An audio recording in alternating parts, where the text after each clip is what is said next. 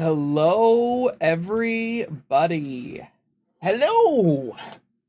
Welcome, everyone, to the final Half-Life 2 stream. Let me undeafen real quick. Hello. Hello. Hello. Rise and shine. We are at the end of Half-Life 2. We are on Half-Life 2, Episode 2 today. I have been looking forward to this. I actually intended to play this earlier in the week, but, ended up getting sidetracked because I had a lot of work going on. Was very, very busy. I got lost on a mountain. Yeah, Bonzi got lost on a mountain, I was working on server blight. Very equal, very, very, very equal things happening to both of us, as you could probably tell. Very similar too, yeah. Very similar situations that we both found ourselves in. But absolutely, he got out of the mountain range, and I finished my work. So now here we are, Saturday stream, Half-Life 2 Episode 2. The end of it. Yeah, the end of the game. We have been for the last 2 weeks. We have been playing Half-Life 2. And sorry, 1 second. Alright, chat, it's just you and me now. It's just you and I. And we are going to have a fun time, because this is my favorite part of Half-Life 2, I think. Methinks. I put a lot of thought into it. I spent like 5 minutes thinking about it. I love Episode 2 so much. There we go. I love Mr. G-Man. I'm the B-Man, actually. I mute for a second. That server blight video was tons of fun, introduced me to a whole new spooky thing that I enjoyed. I'm super happy to hear that. That video was so much fun to make. That server blight video is one of my favorites I made in a while. I'm not a glazer, but I did actually really like that video too. I'm still thinking about it. I'm still thinking about that series. I think the coolest thing about making that video and like releasing it is that like I had a lot to say about server blight. But the comments on the video were pointing out a lot of details that I missed. Like the biggest one was that in the reflection video, I brought up in the video that the server blight was assimilating people's actual reflections in game. But then people pointed out Source doesn't have reflections. And that the actual reflection of the spy that we saw in the reflection video was actually the spy from the previous entry. And like, there was details like that completely went over my head. There was another detail in reflection where like there was a scout player that like managed to survive by following like Aaron's advice. But like we never really see him as like a main character. He just happened to survive and was hiding from the server blight. And as Aaron was typing all this stuff in chat, he was just quietly following that advice in the background.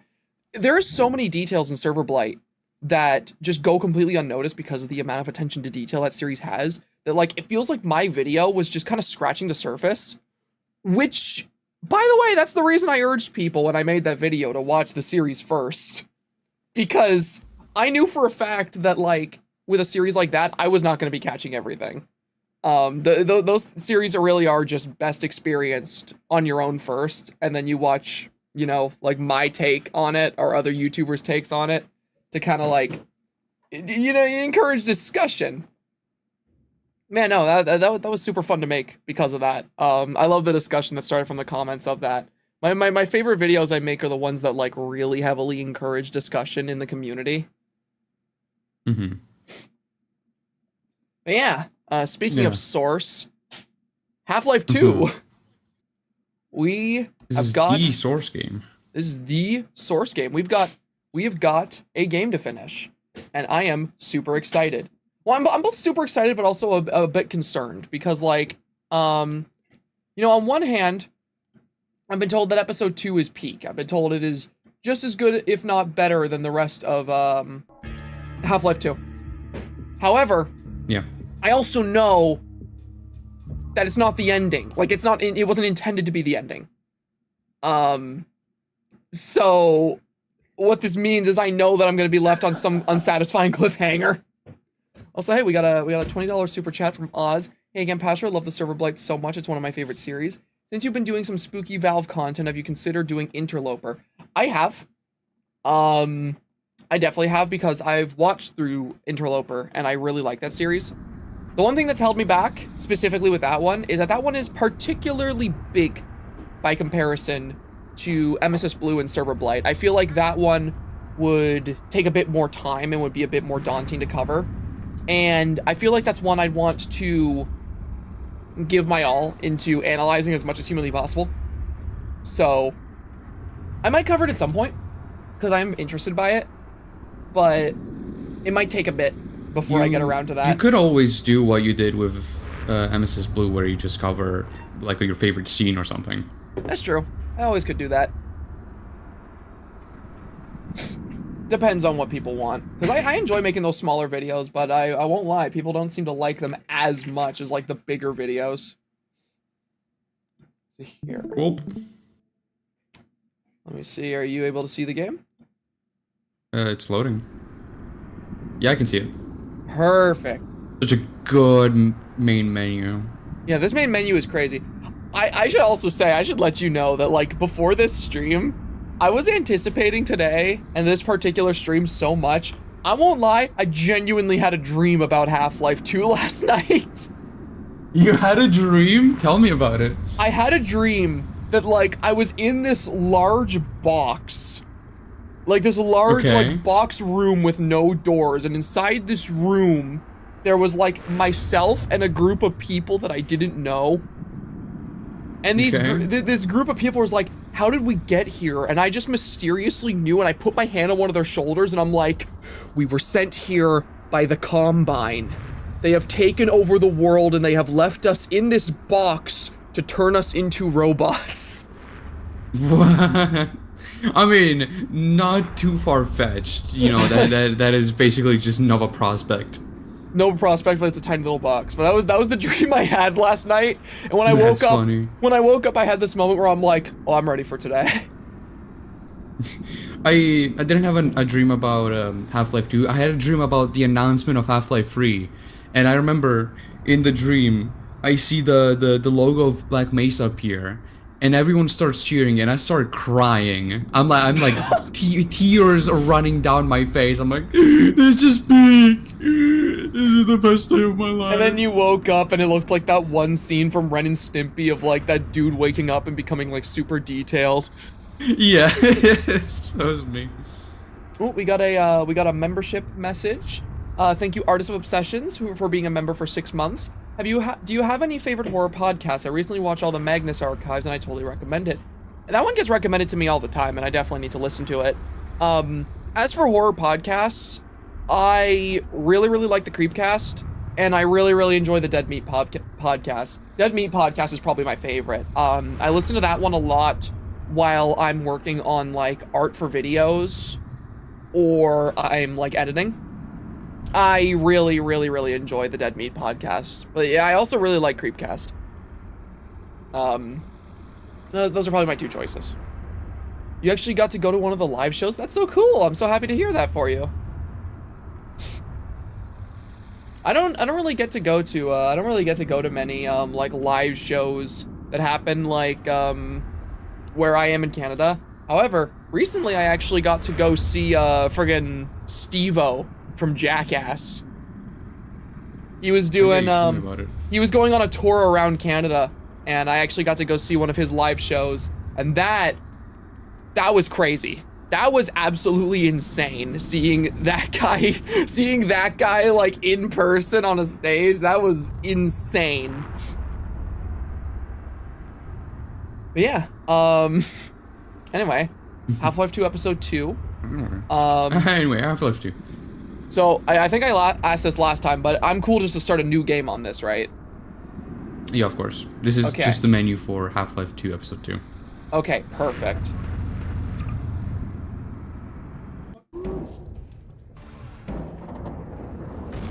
Oh yeah, it gives you a little recap of Episode 1. I was about to say, hold on. Oh my god. Gordon. I love you. I love you too, baby. I'll be praying for you. Go find Dad. I'll miss you. you too.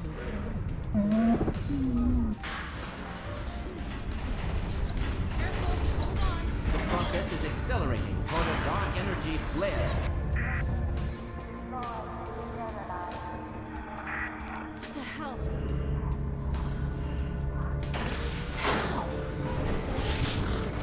She's in serious trouble. Hurry back. The core is exceedingly close to collapse. We need to get this and the transmission packet to my dad. I've got it right here. Now let's get the hell out of here. Although so inclined, now would be an Oh, the flashbacks. for appropriation.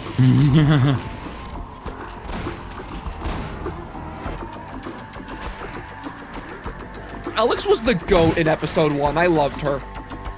She was. She's always the GOAT.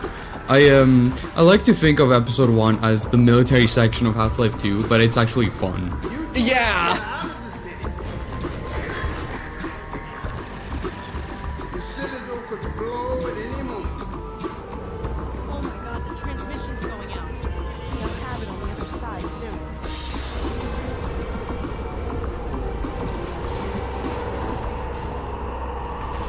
Right, cause yeah, the friggin' explosion was the ending of the last one.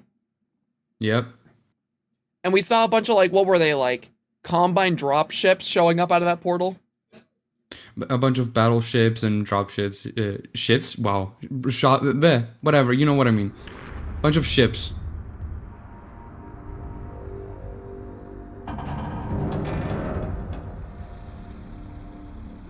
Half-Life 2, Episode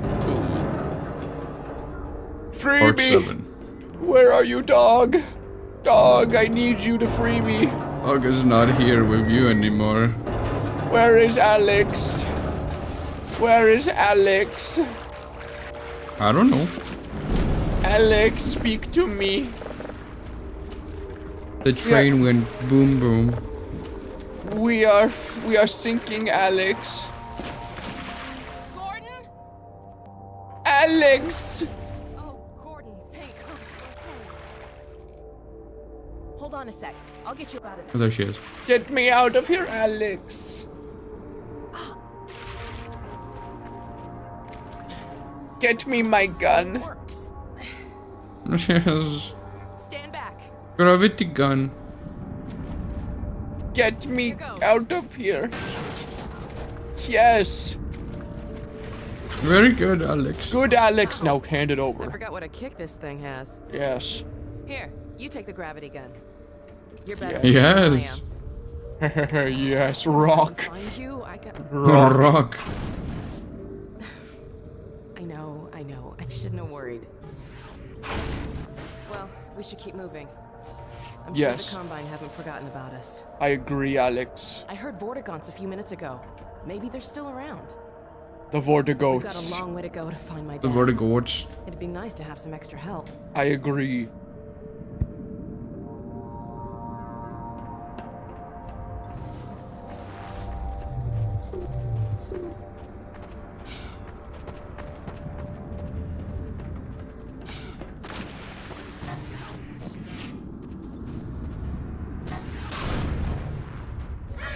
The environments for episode 2, dude. Everything is so pretty. Also, yeah, look at that. Yo. So, the Citadel might have exploded. Citadel. What the hell is happening? What's that?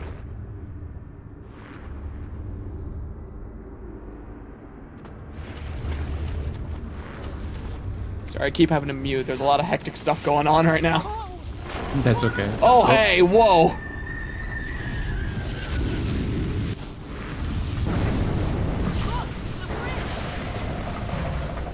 Oh, shit. Uh-oh.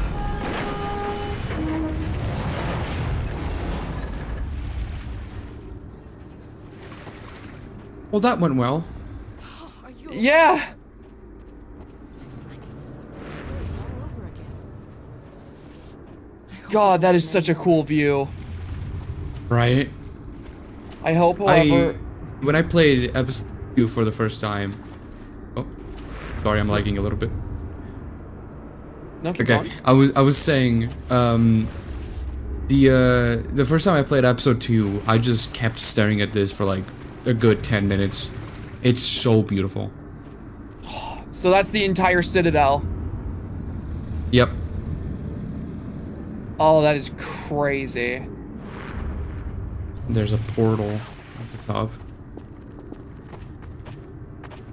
I hadn't noticed this before. I break the rock. Alex, the rock for you now. Oh, she is stuck. There you go.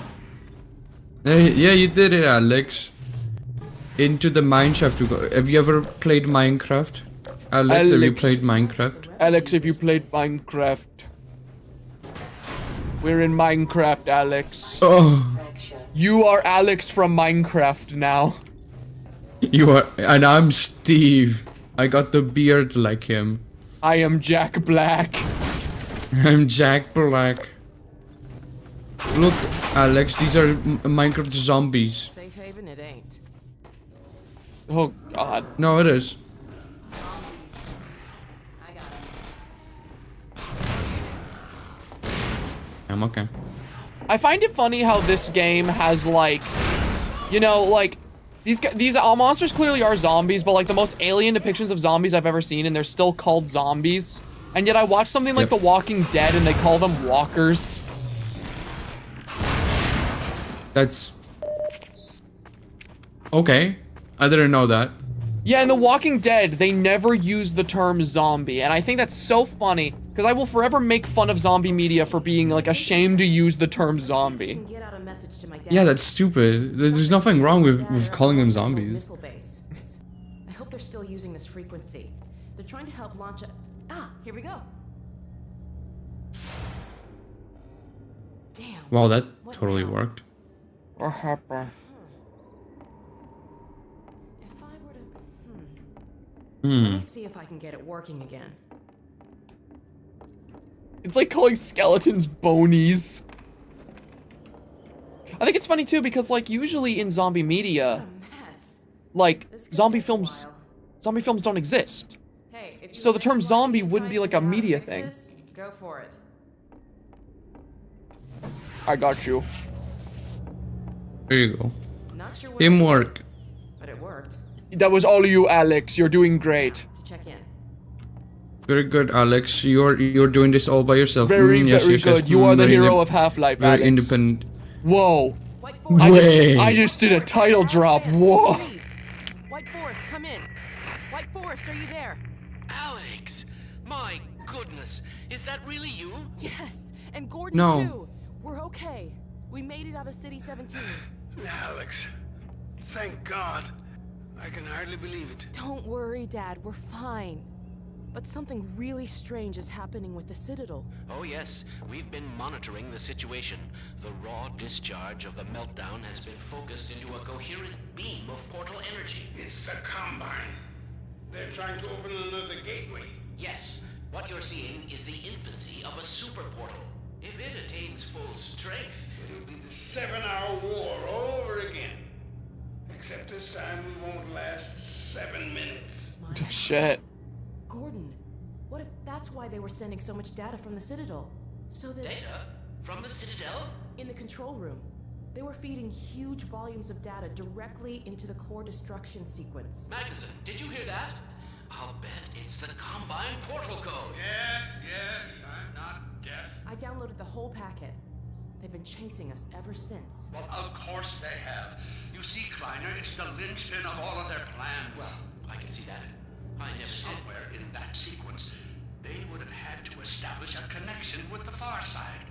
What you have there, young lady, is the specific contact code for the Combine overworld. Good God. Now, if I'm right about this, and I have no reason to doubt myself, you are carrying the very code Dr. Mossman had hoped to recover. Now, how soon can you get here? Well, we'll have to get our bearings, but we can There definitely... is no time to waste. We'll need to step up the launch schedule. And now, as soon as you get here with the signature data, we'll encode the satellite and get the damn thing into orbit. Get here as quickly as you can. Oh my god. Oh my god, Eli. Get away from the mic, bro. You're breaking up. Come in. You're like, please, that's not how a microphone works. Dad! Continue Oh, surface no. sector sweep. Remote compliance. They're still tracking us. Exterminate. We need to Seek keep passive moving. signature imprint. That sounds like Mandate GLaDOS. restrictions. Come on, this way. You know what? Let me check something. That voice sounded a lot like GLaDOS.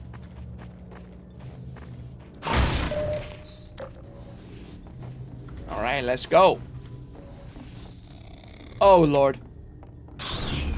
Easy. I got. Ow! Ow! I got this. I got this. It is Ellen McLean. Yeah. Okay. Okay. I just checked. It is her. Yeah. Okay. And it makes sense too because bear in mind, Half-Life 2 Episode 2 came out on the same day as Portal 1, so they were already working with her. Yeah, the Ellen McLean has such like a distinct voice too that like anytime I hear her, I just know it's her.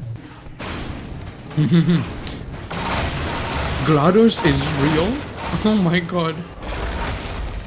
Does that mean that Ellen McLean voices? Does Ellen McLean voice in every single Valve game? Because she voiced in Half-Life, she Maybe. voiced in Portal, she voiced in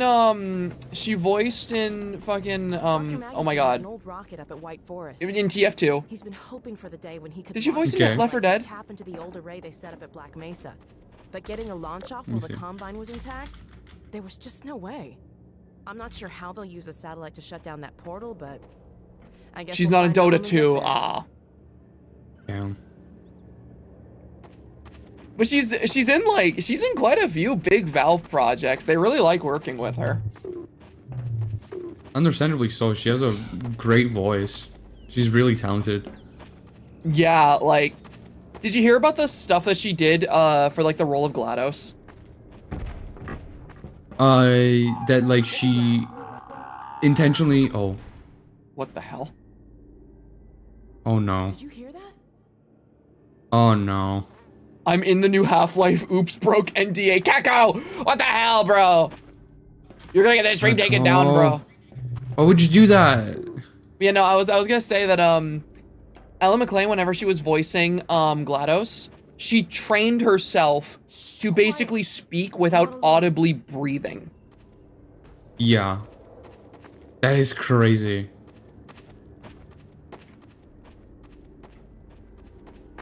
And you can actually tell, yeah, that is crazy. Oh my god. Yeah, no, you never really hear GLaDOS inhale or exhale when speaking. It was how she got the character sounding as robotic as humanly possible. Let's see here.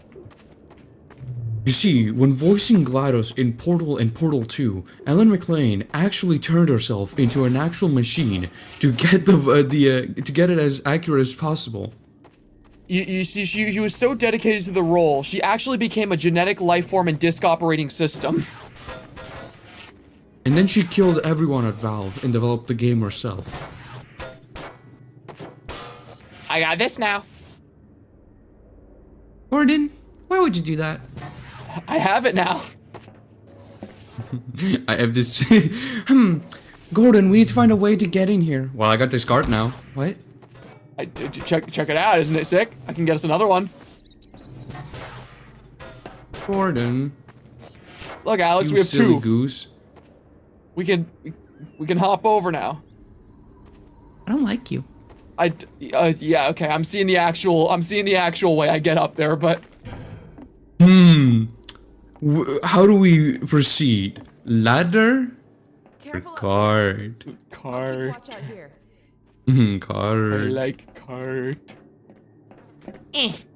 Wow, you Damn it. really want to jump over there, huh? I really, really want to jump over it. You really want to jump over there. Hold on. I can do it. Just watch. Gordon, stop breaking the laws You of physics. cannot. We're gonna get in trouble with the police. That's what he studied in university and shit. Oh my He god, went to Azazel's MIT playing to Undertale. study physics. Uh-oh. I saw that Azazel was streaming that today. Yeah, I don't know if it's her first time playing. That would be funny, though. Well, the title of her stream is I've never played Undertale, so... Something tells me she has never played it before. And this is her first time playing. I can make it. Is I that- don't care if I'm supposed to go in there. I can make it. Okay. I just wanted to make sure. Oh. Well, now you have a very obvious entrance. Okay, I guess there's like an invisible wall there, or they made it just far enough that I can't make the jump. Fuck you, game designers, and forcing me to interact with your video game. God. You should be more like Steel Wool and make the security breach. You should be more like Steel Wool and have your game just not operate, and that's the fun of it. Mm-hmm. Seriously, what the hell are those sounds? Don't worry about it. I really don't like those sounds.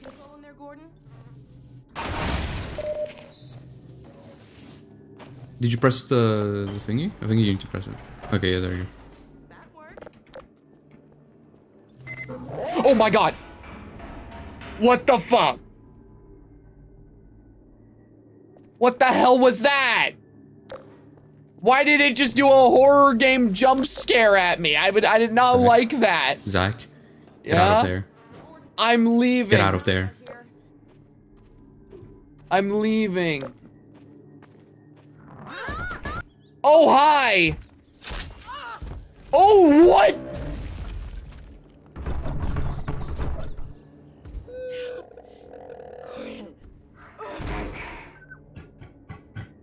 What?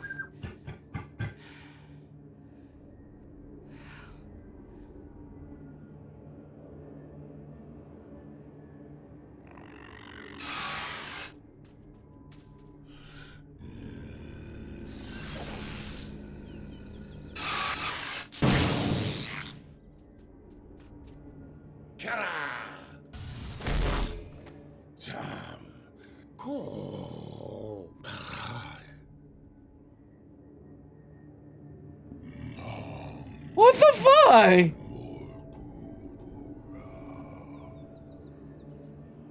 The Alex fans. What harm has come? Save her, bro! Ah, the free man. I am pleased to see at least you are unharmed. But the Alex fans, her condition is grave. Do something, bro!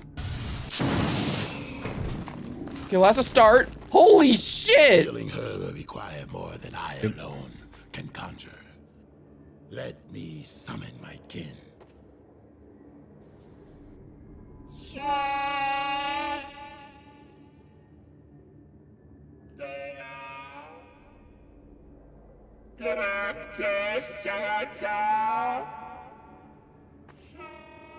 I love the sound design of these guys. What the hell was that thing? My kin will meet us at You want to know? I'm seeing chat call them hunters. We must move her there. Yeah, they're called hunters. I will stabilize her if the free man will provide us with protection. Yes, sir. Anything for you, Vortigaunt. Yes, Tony Todd. We will protect you. Awaits us in the mines. I love that voice Combine in hunters. this episode. Yep, those are Combine hunters. I think their name tells you enough about them.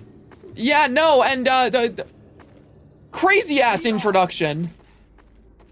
Yeah, they were teased in the trailer for episode 2. And I think even in episode 1 you saw some like blueprints or something about them. And yeah, they are very, very dangerous. Yeah, like holy shit. The crazy thing about those guys, I never saw them in Gary's mod before. And so far I've seen, so far in this game, the only 2 like characters and or like monsters I haven't seen in Gary's mod, so they were entirely new to me, were the friggin', I think they were called the advisors, the like weird dudes on the screen, and now these guys. Yeah.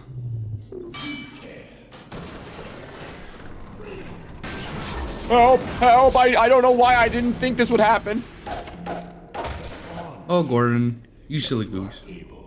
I will take her to my kin by another path. Thank you.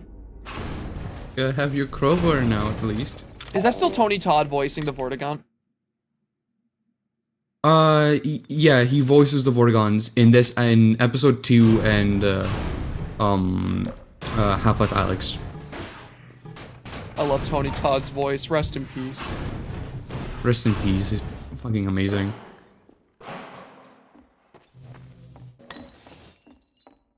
Quick, jump before you hit the ground. That's how that works.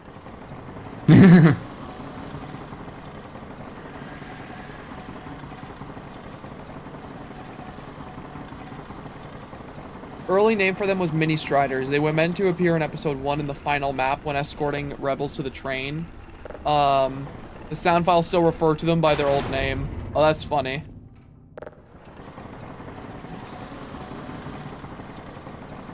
They are so cool. I love the hunters so much. Come on. Come on. Okay. Oh, very nice. Some simple lift wasn't gonna beat me. I have a gun now. You have a gun now. I really love how every episode of Half-Life, it's just like, the early parts are just, let me get you your shit back. Yeah. They have to nerf you.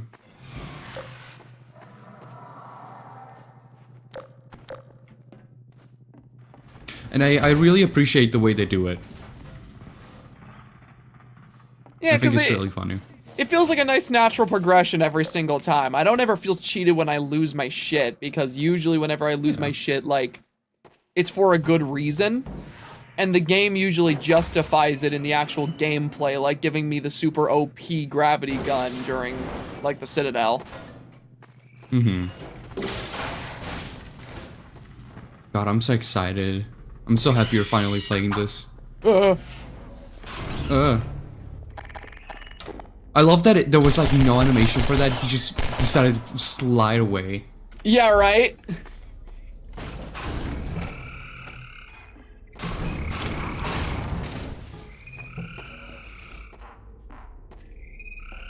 Okay. Oh, yay! The cave! Oh, what the hell? Ew, what That's is a larva. this? That's a little larva. You remember your babies? Are these baby ant lions? Pretty sure, yeah. Baby ant lions. Let me go and make sure. Look at you. Oh, you're feisty. Yeah, so they are called Antlion grub, or simply grub. Baby. It's a larva. They're so cute. You can actually crush them. What? No. Oh, they emit Little light. babies. Mm-hmm. No, I didn't mean to. And they heal you. What the hell? Why does crushing them heal me? I don't It's like their killing juices. them. I mean, have you ever wondered what's inside of those med kits that you use for your suit? Is it... Are they actually making the healing capsules from the baby ant lions? This is a thing that you find out in Half-Life Alyx, because in Half-Life Alyx you play as Alex Vance. She doesn't have the HEV suit, so to heal yourself you still have the med kits from Half-Life 2, but it's explained, and it turns into a mechanic that like you use grubs to heal yourself. Oh. They are what's inside the med kits. Their juices are what heal you. I hate how I have to kill them to open the gates. I like them. I think they're cute. Yeah, you got very attached since sand traps. They're my babies. I can't view them the same. They're not enemies to me. Ow! Okay, maybe that one is. I forgot about these guys. Let me see what are those. Acid antlion worker. Yeah, there you go. Yeah. There's an achievement for squashing every grub in the game. I'll never be able to get all the achievements for Half-Life 2.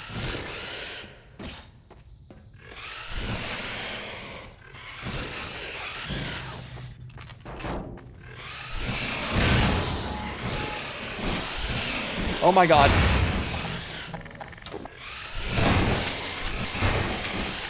Guys, There's so many chill types out. of Guys, Antlions. chill out.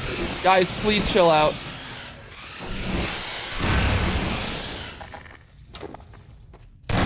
Yeah, so you're not just in a mine shaft. You're in a mine shaft where an entire like colony of antlions was built around. Yeah, this is like their nest now. Yeah. You get to see your babies again, but they're not friendly. No. No, they're not. But it's so like I understand. You know, I'm in their territory. I'm trespassing. You know, it's justifiable. I'm not mad at them.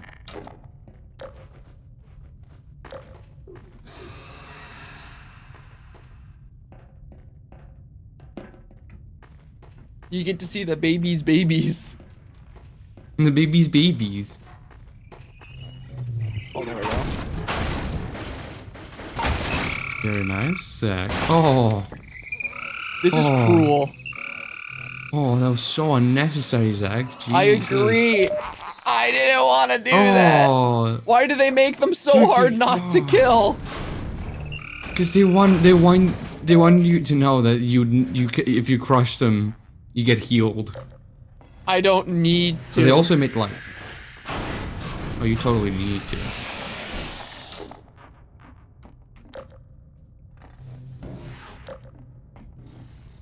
See, those are toxic antlions.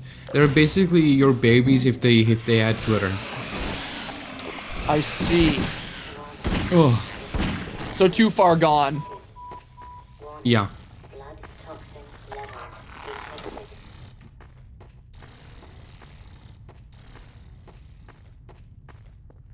I don't mean to destroy the next generation. I'm sorry. I'm sorry. Wow.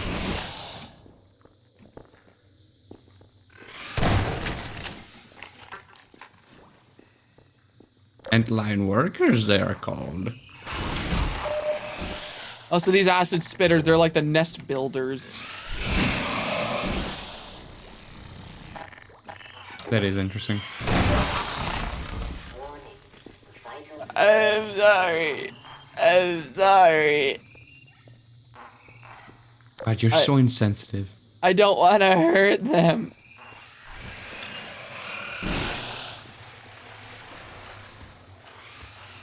I'm sorry about your family.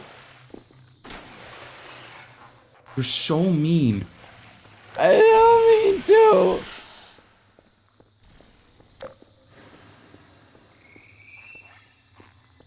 Oh god, okay. Okay. Oh god.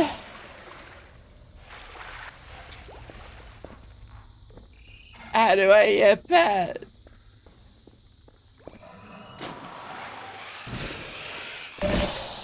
Ow.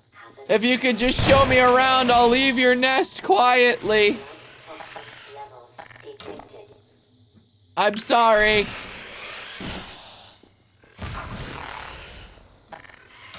I'm so sorry. Ow, God.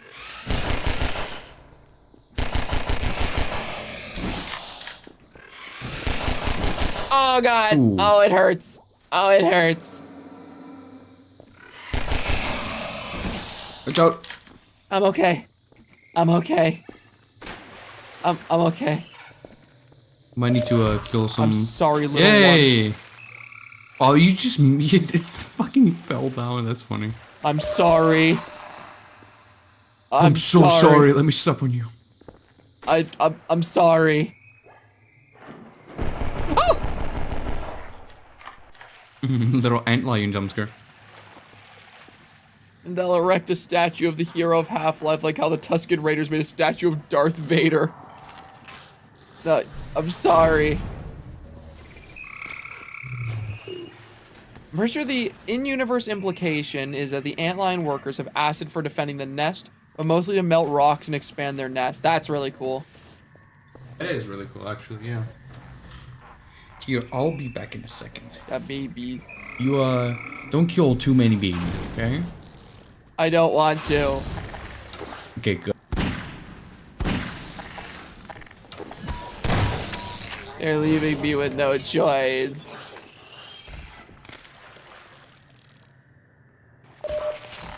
Get out of here, barnacles. Ow! The aliens are gonna put a beware on you.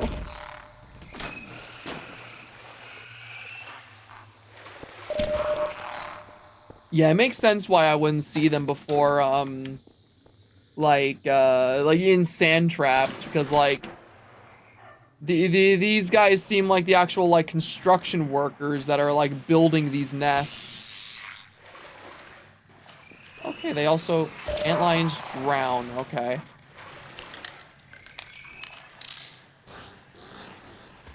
So are the barnacles part of their nest, or are the barnacles just an invasive species that got in here for easy food? I guess we're gonna find out if the barnacles eat their own. Okay, yeah, they're definitely not meant to be here. Barnacles definitely just eat them straight up.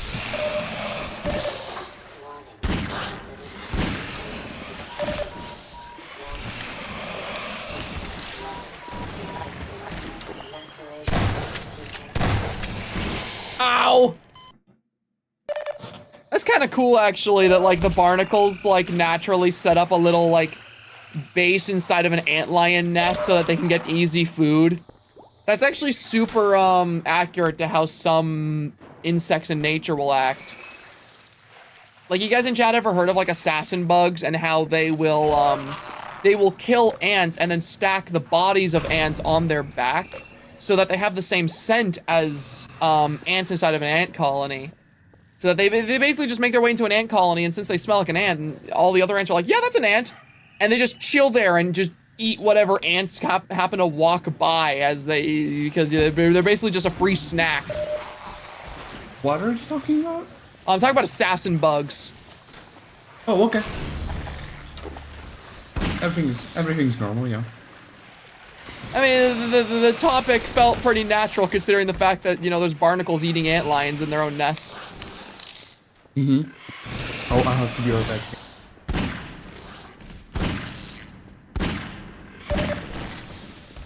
Do you have any more cool bug facts while we're down here? I do love my bug facts. I have an incredible amount of bug-themed autism because I really enjoy like researching. I think it's called entomology, is the study of like insects. I guess one bit of interesting I bet what I guess one bit of interesting insect lore is that you know like jumping spiders, the cute little guys that everyone loves. Those spiders are cannibals.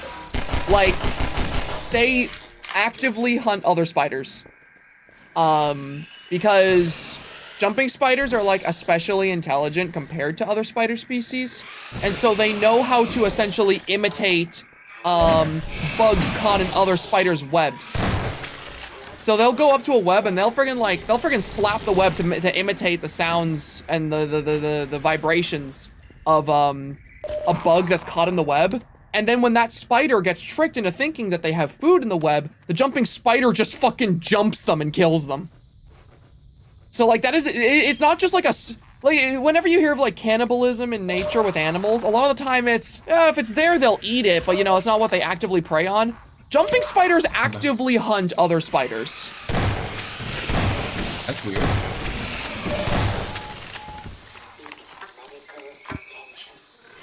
They're very oh shit! Very interesting. Yes.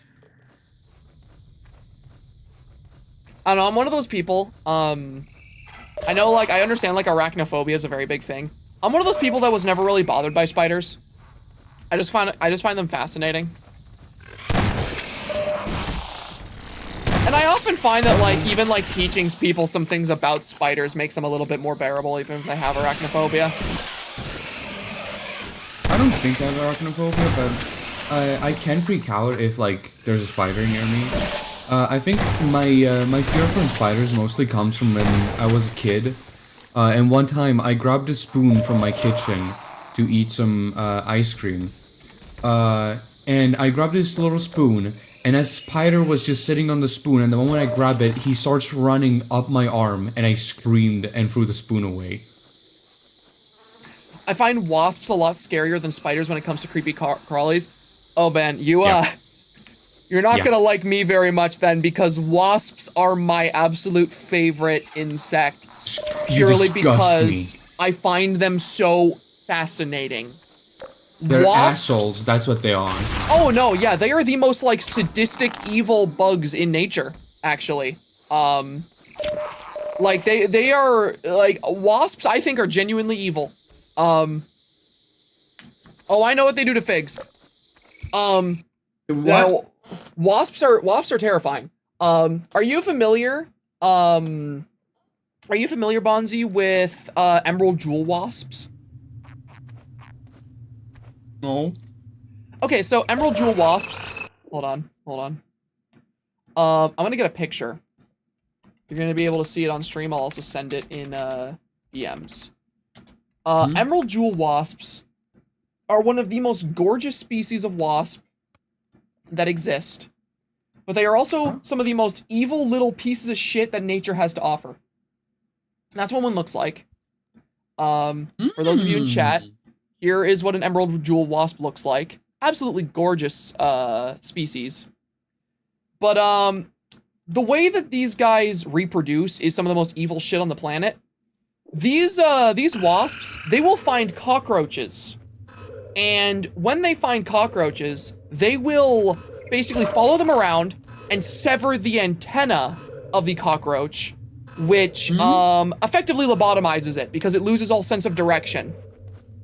Then what they will do is they will guide this cockroach around and basically keep it as a pet, which they will then lay their eggs inside. And then the larva will grow up inside the cockroach and eventually eat their way out and burst out of it like a chest burster. You idiot. That's Gordon Freeman. The Vortigaunt said he was on the way. I forgot to mention, Zach, I'm eating right now. That's rough. Oh. I mean, we're in the bug level. You were gonna be seeing weird, gross bug stuff regardless of the topic of conversation. I don't know what to tell you, man.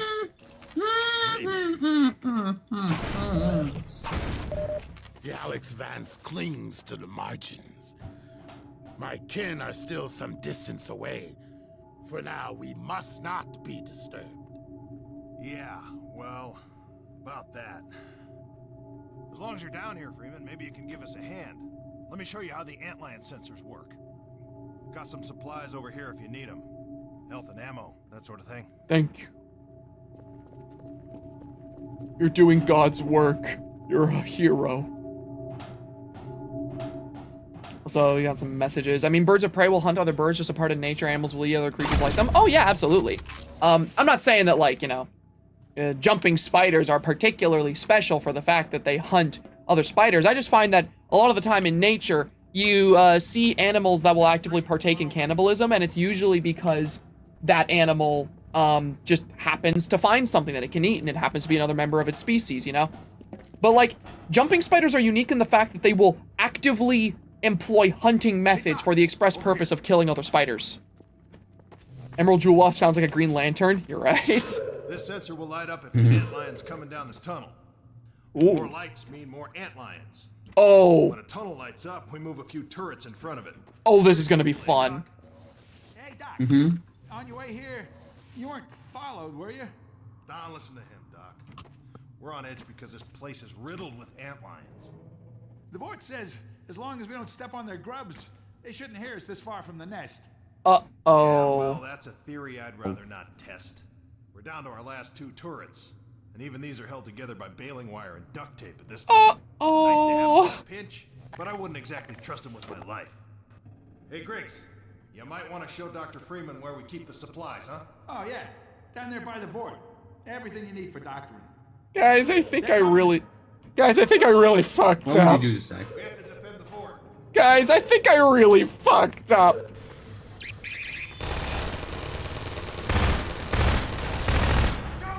Guys, I didn't mean to step on the grubs. Sometimes it was an accident, and sometimes I was just really low on health. It's really my bad. I'm gonna take full responsibility.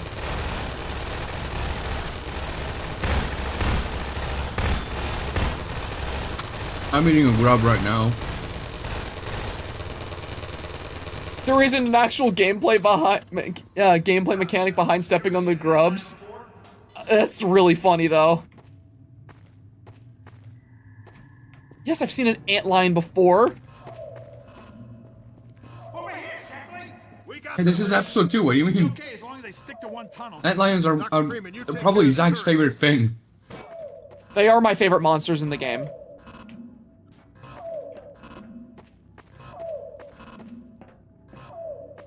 Bro, you don't want to stand right in front of this turret. I'm just gonna warn you.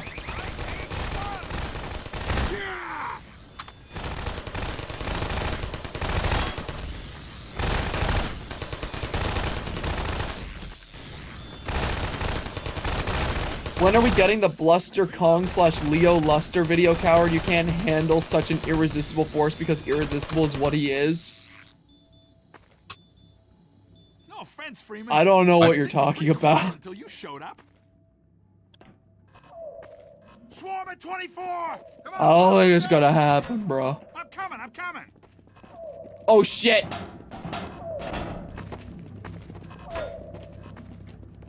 All jokes aside with friggin' videos, I always feel bad when people request video topics from me because I'm very spur of the moment with what I make. I really only make the videos I make whenever I'm like really in the mood for it. Yeah, of course. I mean, Zach, you totally want to make a Half-Life 2 video. Yeah, I did. Yeah. The funny thing is, there's a part of me that actually does want to. Come on, try to keep up. The idea you told me for it is interesting because I feel like it's something nobody really covers. We got 36. You handle 12, Doc. I am very particularly fascinated by just like the Combine as a whole. I'd love to talk about them. They're only like 5 feet tall. Okay, this will be easy. You guys cover that. Half-Life does have a lot to ramble about when it comes to horror. Like, the entirety of Ravenholm is pretty scary. The Combine as a whole feel very, like, horror-esque. The Stalkers are terrifying. Oh, yeah. I wish I was watching the streams to see a reaction to Ravenholm. Ravenholm scared the shit out of me. I was freaking out the entire time I was there.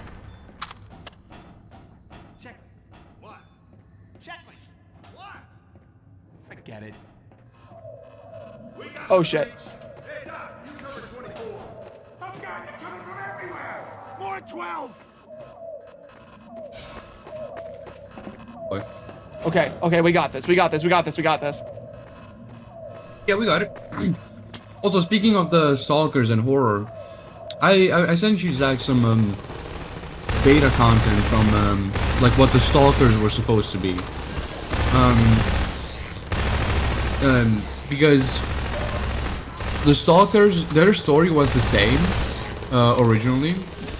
It's the same as the final, but instead of being sent to the Citadel to work on machinery and stuff, the Stalkers would be released into City 17, and they would stalk the player and any member of the Resistance. They would stalk them and like kind of just like look at you and like stalk you from far away, and then just jump on you from behind and try to kill you. And they were supposed to be a very recurring enemy. That would have been so fucking scary. I know, right? And the whole idea with the Stalkers is that their hands and legs were severed to prevent them from escaping when they were being transformed. And on top of that, the Combine removed all of the organs that were unnecessary to keep them alive. And essentially kept them alive through like some weird like fluids and stuff. And you could see like on their original design, like a very tight belt around their spine to keep everything together, and like stitches everywhere because the skin was falling apart. The original like stalker designs really freak me out because like I said this whenever you first show them to me, they look like their bodies are, it looks like their own body has been turned into bondage, and I find that really disturbing. What the hell makes you think that? We got 12. Incoming at 36. Ain't the breach. And 24. Oh God, they're coming from everywhere. I love stalkers.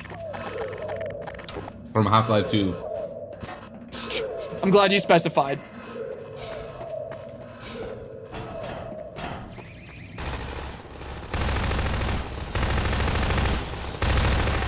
Also, this sequence is really cool. Mm-hmm.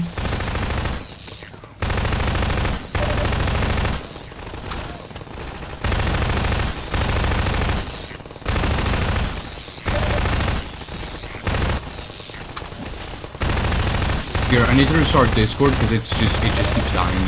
So I'll be back in a second. Okay, no worries. It gets even cooler. Oh, hell yeah. This is already sick. That's supposed to be bigger than we thought. Too late. Can't hold out much longer. We'll take 36. Got to watch all the tunnels, Freeman. We can do it. Oh, shit. Okay, we're fine. I got this. You're fine.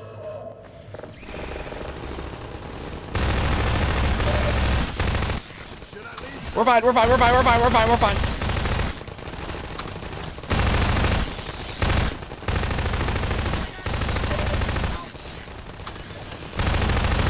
I'm sorry, baby.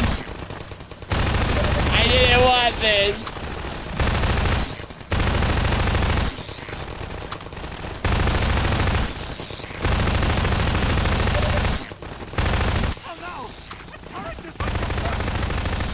Uh-oh. Oh, no. Last turret just broke.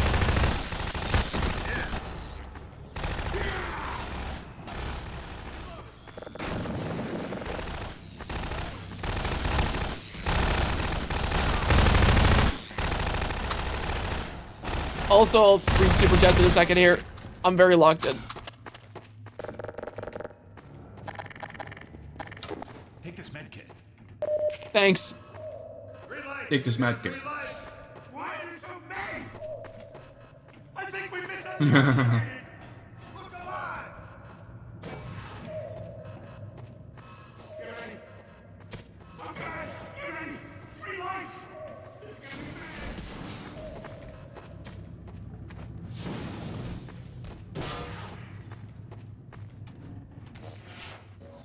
Oh, hey. I'm very glad you guys did not trigger those landmines. The Freeman. Hey. We killed many antlions. Yet many more remain. We must attend to the Alex fans. There is no time. More antlions approach. We shall quiet them. I love these guys so much. I love it. I love the Vortigaunt. Oh, fuck. Oh, fuck. Hey, guys, your help is really appreciated here.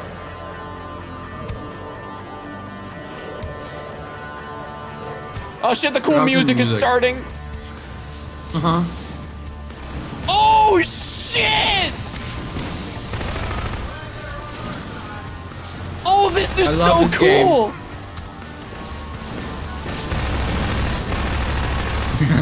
I was not expecting this.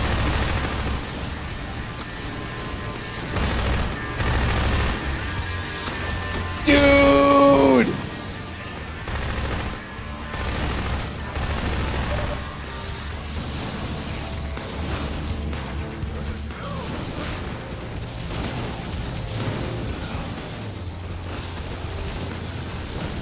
Yeah! Half-Life is so fucking cool, dude. You can never predict where this game's gonna go. Yeah, absolutely. Episode 2 only gets cooler. I'm just saying.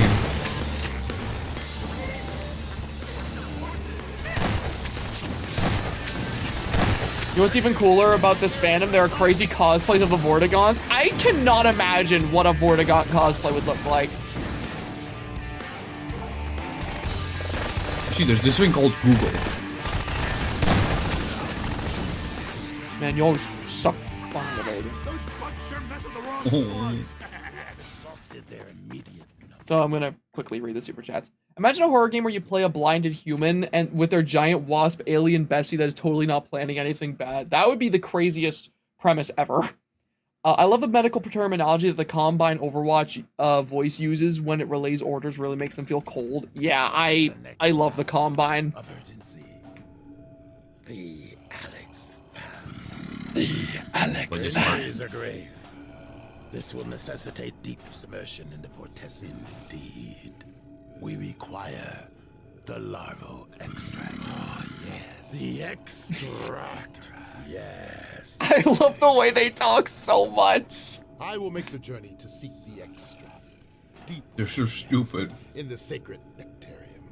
But I cannot hope to bring it back alone. We must remain to keep the Alex fans alive. Please, Freeman, join me. Yes, take the Freeman. There is no final. Yes, take the Freeman. Yes. Oh, Gordon. Yes. I love them so much. They're so funny. The extract, yes. The extract, yes. Yes. The extract. Yes, the extract.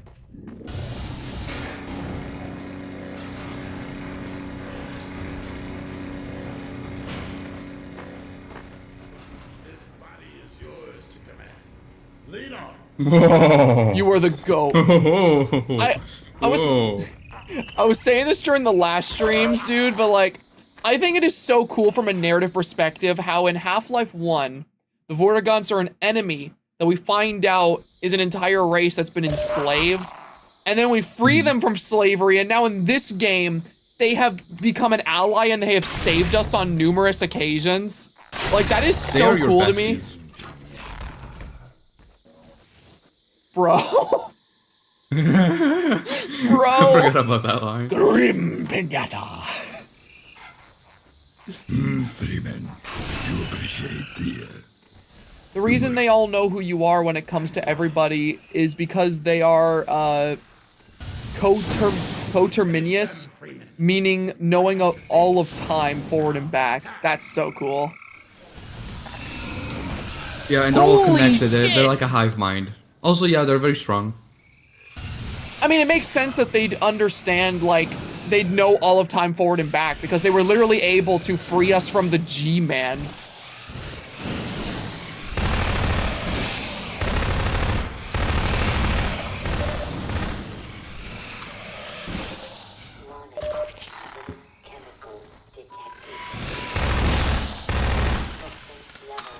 You have something in common with the Vortigaunt culture. Pinatas. Yeah, I really like the idea that the Vortigaunts, he didn't bring up the pinatas because, like, that's something he learned about from us. They actually just have pinatas where he's from. He just goes, Cream pinata. You have those, right? Yeah. But it also serves as a strong deterrent to high robbers like ourselves. Alright, well, there's the lore explanation.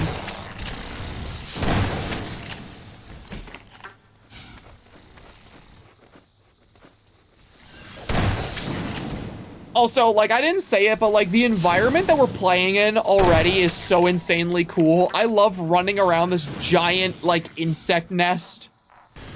Yeah. Again, Half-Life keeps throwing something completely new at you. Oh, shit. Damn. I also love how, like, they go out of their way to, like, fully explore all the enemies we encounter throughout the game. Yeah, they have an explanation for everything. Like, it's a very rich world. Yeah, like most of the enemies don't just feel like tacked on. Like, there's like sections of the game dedicated to each one. Like, the zombies had Ravenholm, and they had a large part of episode 1. The Antlions had like sand traps, and now this. Like, obviously the Combine are the main villains of the game. I feel like the only enemies that haven't like been like given like a full section is the Barnacles, which like, yeah, I guess that makes sense. They're just some enemies that cling to a ceiling. Yeah, they're kind of like an environmental enemy. They appeared a few times during the airboat levels. You know, I forgot that I could stun them. Oh yeah.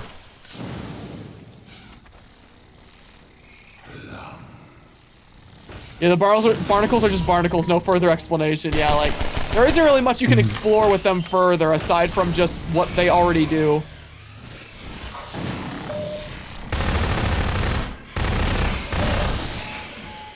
The one enemy I wish we got to see in this game was, the friggin' Hydras from Half-Life 1. Because I know they were planned and were scrapped for this game, but I think it would have been cool to see them.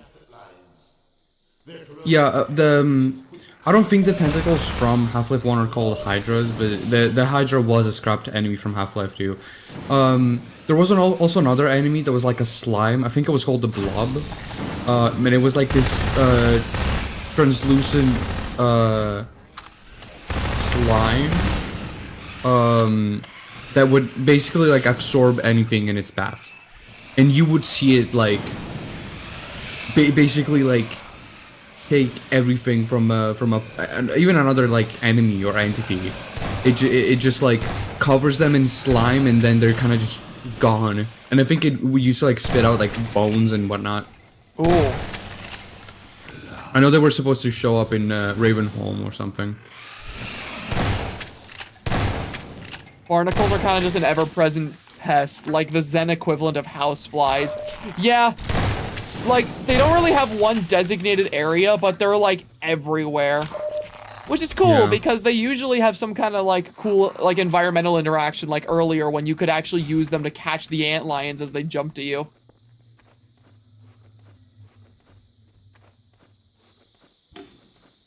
It's really funny to me that the Combine are looking all over Earth for portal technology, meanwhile Aperture is just wasting it underground on tests. Well, yeah, that's the thing, like... Oh, I just backtracked. But, like, yeah, that's the thing. Like, GLaDOS has kept the technology that the Combine need, like, hidden away underground. Like, the entire reason why the world hasn't ended yet is because GLaDOS has the portal technology and they don't know about Aperture Science. You're backtracking again. Am I backtracking again? Because, like, it felt like this is where I was going. No, I'm not backtracking. Okay. No, because you went here and then you were like, I'm backtracking. Then you went back. And then I went back, and then I realized I wasn't backtracking. Okay.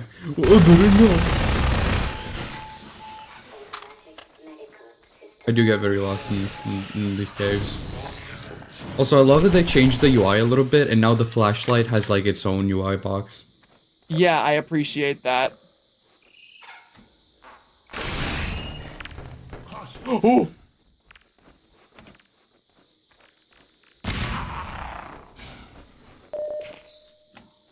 That happened.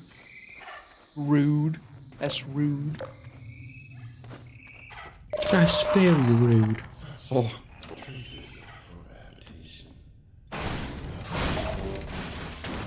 Ah!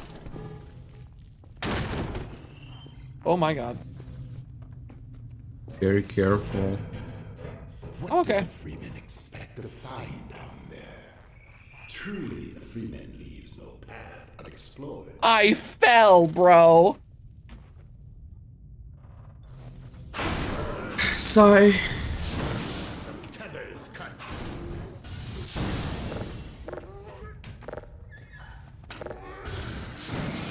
I love that the episodes kind of just like let you hang out with everyone else. Like the main game is like Yeah, you encounter these characters and sometimes you like hang out with them for like little sequences. But then in the episode, it's like episode 1, you spend all of it with Alex. And now episode 2, you're spending with like a Vortigaunt, which is so fun. Yeah, it gives these NPCs more time to be like fully realized. Yeah.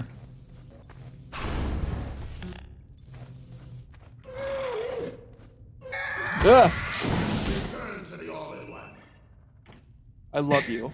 I don't know how they did it. There's something about the fast zombies that is just like always effective. Like you see them, they're in front of you, they jump on you, and for some reason they always get you. Yeah, I know, right? Like holy shit. But how would Vortigaunts wear glasses?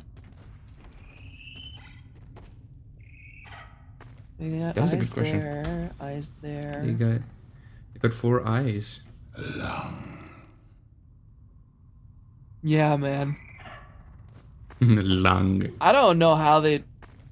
No, it wouldn't be a monocle because they have a bunch of eyes. They've got a bunch of eyes. They It would be a unique pair of glasses. It would have to just be a very, very big monocle. Yeah. Like one that covers all of the eyes. Yeah.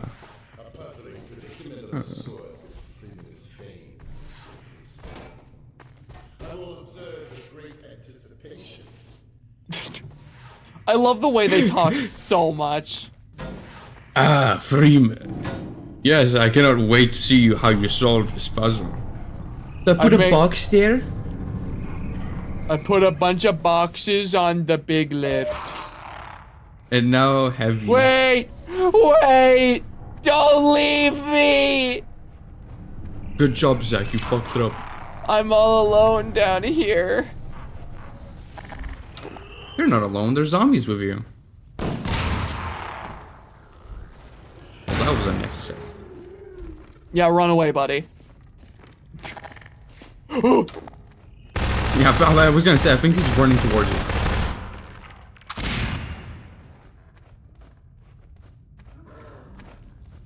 They wear a scuba helmet. That's prescription. Oh. There's so many people streaming right now that I'm watching at once. There's you, Daco, and Phil. Yeah, I noticed that there was a lot of streams going on right now. It's a special Saturday. Yeah. I know, yeah, because Phil's live with Azazel right now doing, friggin' Undertale.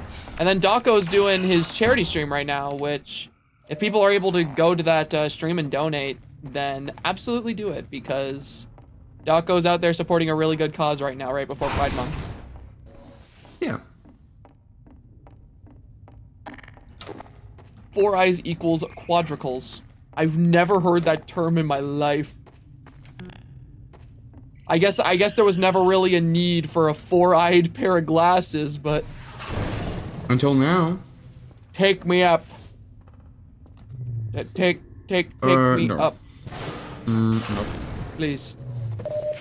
Nope. Please. Please.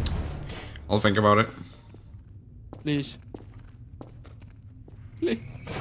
And up we go. I want uppies.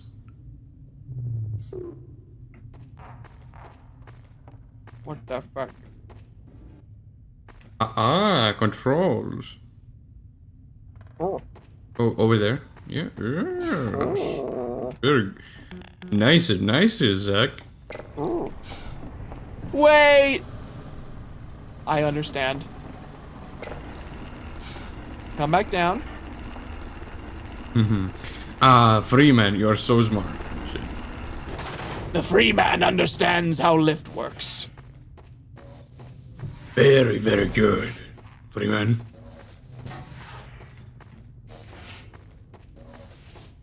Observe your work with great anticipation. Yes, box, very good. Damn it. I was still too slow.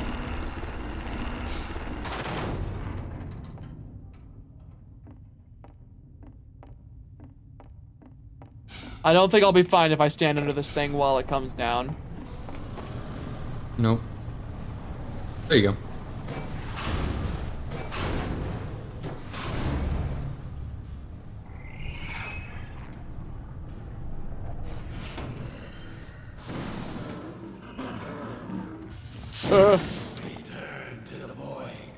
Yay, Vortigaunt. I agree, Vortigaunt. Yeah, return to the void. What he said. Vertigo. It's so interesting to me because Vortigaunts have been dealing with headcrabs a lot longer than you have to. Because they both existed in Zen before Half-Life 1. True. The Freeman is an invaluable companion. You mean it? You mean it? Oh, you make me blush. Oh, you make me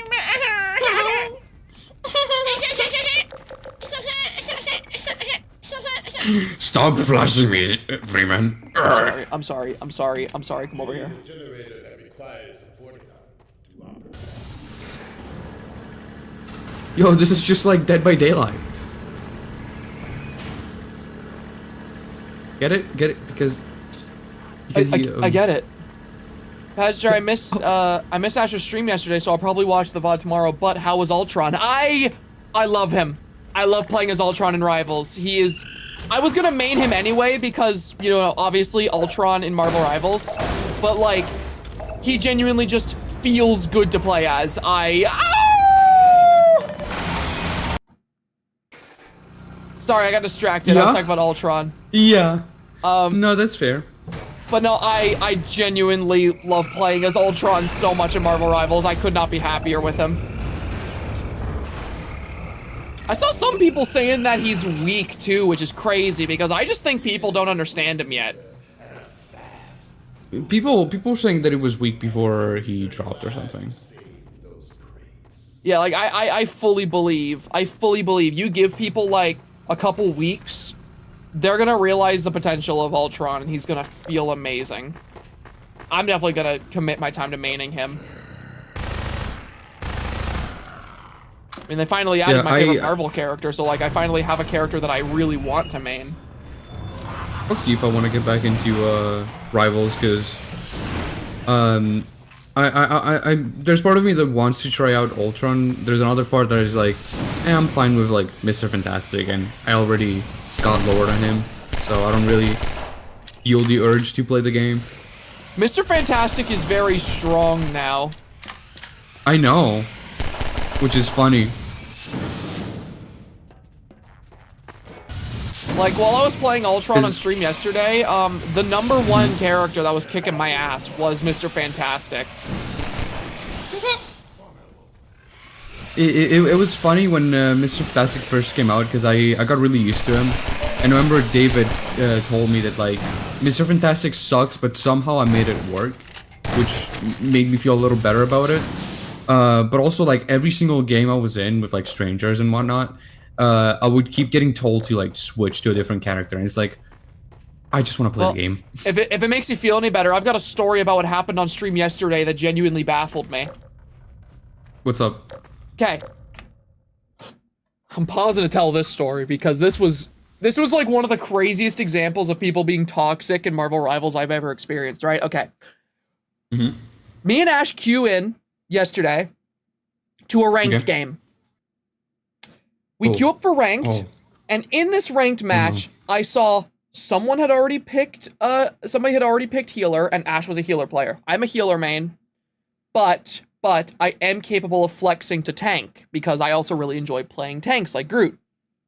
So I swapped to tank to flex because, you know, I'm not about to go and pick Ultron when we've already got a couple supports and the team needs a tank. You know, I'm actually there to help out. And we play the match, and I'm playing as Groot.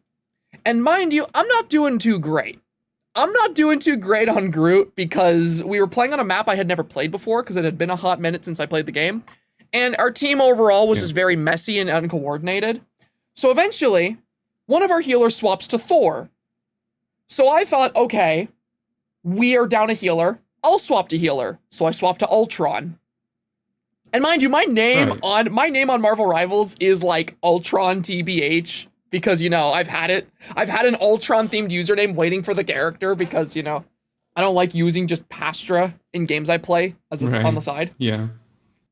I swap to Ultron, and the guy on our team goes into the chat and he starts going, man, I fucking hate these one tricks ruining the fucking game. Why the hell would you even queue up? Why would you even play this game if you only want to play as one character, man? Man, what the hell's wrong with you? You're really ruining the game. And I'm like, my brother in Christ, two things. First of all, the character came out today. Second of all, I spent half of the match we're playing as a tank. Like, I had this guy, player. This guy was telling people in the match to report me for one tricking when I spent half the game playing as tank. But apparently because my username had Ultron in it, I was a one trick who needed to be reported because I was ruining the game.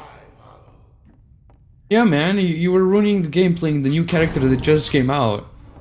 And that's like a prime example of the shit I deal with every single time I play that game. That's why I was saying on like the previous Half-Life streams that I don't play Marvel Rivals much because it affects my mental. People in that game are so shitty. Like, I'm not even gonna sugarcoat it. Playing competitive in that game is so incredibly miserable because everyone is just so shitty all the time. They act like you ruined their ranked match and you've ruined their lives. Yeah. I just don't really enjoy the verbal abuse simulator that competitive games become. That is why I don't like playing competitive games at all. It's just like I'm playing a game to have fun, dude. I'm just trying to have fun by myself. I don't even know you, so I don't care too much. Like, I understand like you want me to play a different character to help the team, which by the way doesn't always help. Oh my god, That is weird, man. That is weird. I love him. Yeah, like, I understand, like, you want me to play a different character, but I'm just trying to enjoy myself. And if I don't do exactly what you want me to do, then you start, like, fucking getting super upset, like I ruined your life. Like, I'm sorry. Why are you playing then? Like, I don't know. It just... It's so stupid. Yeah, If the Freeman is in agreement, let us find our way to that vibratory haven. Absolutely. Yeah, no, like, I get it if you're playing, like, comp mode, and, like, you know, you need a healer or you need a tank, and some guy is insistent on playing Spider-Man and being the fucking, like, 5th DPS. I get that. Yeah. Because that is annoying. Yeah, that is annoying. That's annoying. But, like, what I don't get is, like, the moment something goes wrong, feeling this insistent need to not only blame other people, because I'm gonna be real, if you're hard stuck in a rank in a game like Marvel Rivals, it's not because of your teammates. If you are hard stuck in a rank, you can only blame others for so long before you have to just own up to the fact that you have a skill issue. Because I was that way when I started playing. I was in a pretty bad mindset when I started playing Marvel Rivals. I was a friggin' like Invisible Woman main who every single match was like, oh man, I'm only losing because my teammates are shit. And then I watch back my gameplay and it's like, oh no, my positioning is garbage. I'm not prioritizing the right people to heal. I'm not pulling my weight as effectively as I could be. I just think people in the, like, competitive settings are so quick to blame others for their own shortcomings because they don't want to accept that they have a skill issue and the rank they're in is probably the rank they deserve. And, yeah. I just don't like the mental those games cause. I don't like the way I feel when I play competitive games like Marvel Rivals for extended periods. I don't like feeling shitty. I don't like being stressed while playing a video game. I play games to have fun. That is the reason they exist. And even playing with friends sometimes, it sounds like I'm getting yelled at, and I just don't like that, because, like, I understand it's ranked, I understand, like, we're like, it's competitive gaming, and it's all of that stuff and whatnot, that's normal. I don't like it. I don't like competitive games at all. I don't like feeling like I'm getting yelled at while playing a game, of all things. I'm playing a game to, like, take a break from everything else and just relax, you know, and have fun. That's why I like Fortnite so much. That game's yeah. like, that game, even whenever I play, like, ranked Fortnite, which, like, you know, can be pretty rough at times depending on the mode you're playing ranked in, Fortnite always feels like such a low stakes game that I have fun with it no matter what. That's a game I'll never get tilted playing. One thing I love is playing Fortnite with Damien, because Damien Lee will take Fortnite not necessarily a lot more serious than me, but like he definitely plays it a lot more, and he has strategies and like always tries to give tips. And whenever I'm doing something stupid, he's always like, Bonzi, why are you doing that? I think it's I'm funny. like, I don't know, it's just fun. I don't Damien, know. when we're playing Fortnite with Damien, he gets really locked in. And sometimes we'll be like playing a match where he'll like lose his shit, but it's like, it's always apparent that he's playing it up as a bit. He's not actually mad. And I think that makes him so much fun to play with. That is exactly why I love it, because we always just turn it into a bit. I think one of my favorite clips I have saved is just whenever you ran at a group of 3 with the Sub-Zero gauntlets back in the previous season, and I just have Damien in the clip going, Bonzi, explain your rationale to me! And the clip just ends with you going, it was cool. That's what I was thinking. I mean, man, it's just cool, man.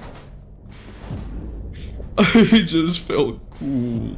So you have summoned the lift. I have summoned the lift. So we have summoned the lift. Now you just have to wait for it. It's hard to take Fortnite super seriously because of the sheer amount of crossovers in it that makes it feel like the ultimate showdown of Ultimate Destiny. I know, right? I love it so much. I love friggin' loading up into a match with my squad of Darth Vader, Son Goku, Hatsune Miku, and Peter Griffin. It's the most fun thing ever. It's so stupid.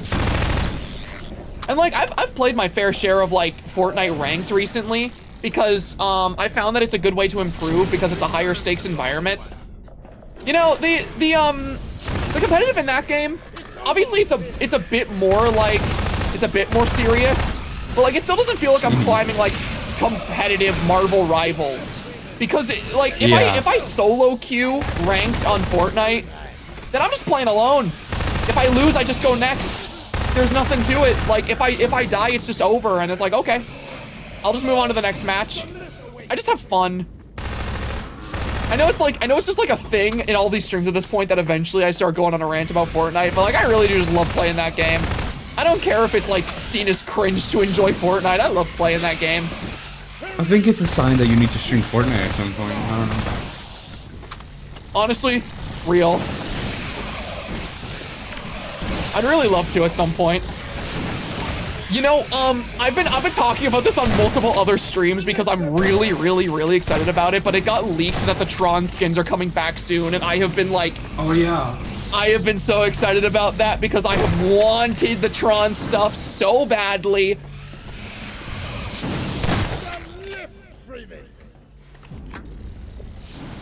For the most part, I think the internet has moved past the Fortnite bad Minecraft good phase. I hated that phase of the internet.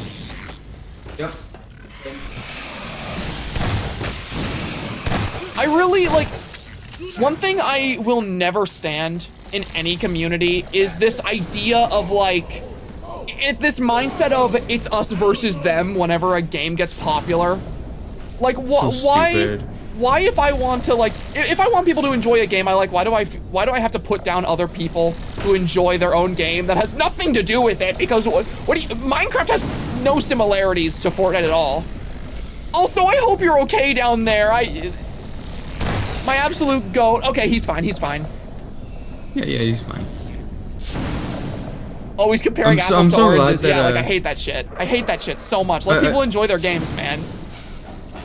A little off topic, but I think it's really funny that talking about this stuff helped us like push through this section of the game. Yeah, right? I always play my, like, it's weird. I either play my best or I play my worst when I get distracted while talking about another thing I'm interested in. I think you've been doing good. Heedless of our escape. Well, this is all. But we must not forget the gravity of our errand to heal. I understand, Vortigaunt. Alex is very important. It must be so nice getting skins you want. I'm so glad you're getting the skins you've personally wanted for an amount of time. It must be, you must be having the time of your life. Look, man, Average Crusader, I'm sorry, man. I know how bad you want Optimus Primal. I'm sure he'll come back someday, dude. I believe in you. Hey, I mean, think about it like this. Imagine being a fan of God of War. Or being a fan of Arcane. Oh. Yeah, sorry. I kind of hit you with a stray there, Bonzi, but. Whoa. Dude, a Victor skin though would go crazy. That would go nuts. You know what else I'm So sorry. excited, Oh, dude. I was really worried that when I brought up God of War that you'd also be a fan of God of War. I'm sorry. I'm sorry. Who's oh well, now the Antlion Guardian is here. Because of you. Larval clusters. They are commonly posted near the young. Uh-oh. Look, man. Look what you did.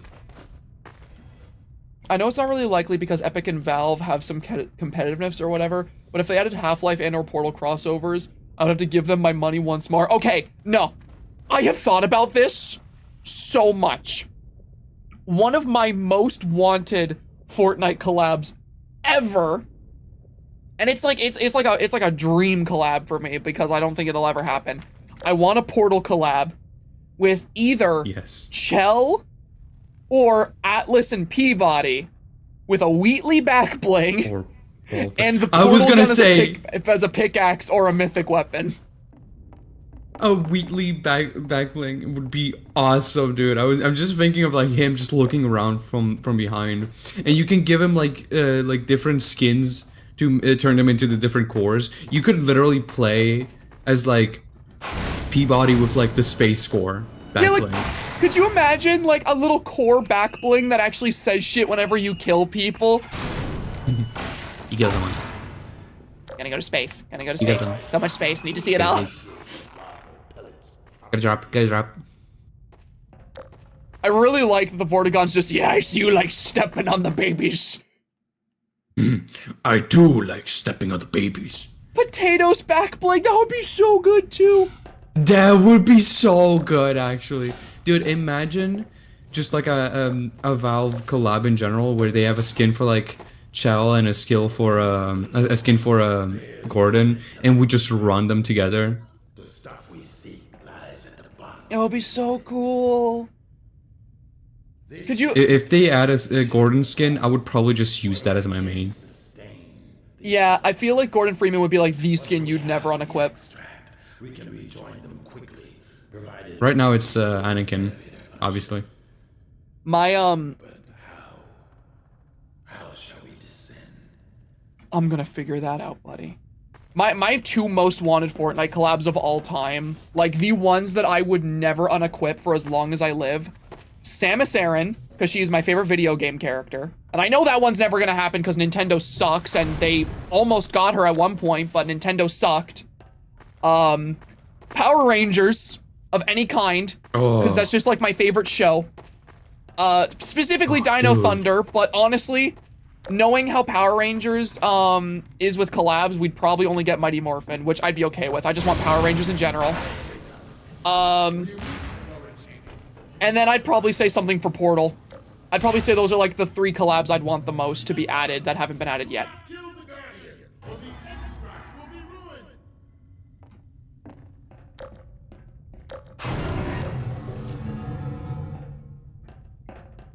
ruined. It's surprising we haven't gotten any Power Ranger stuff yet, TBH.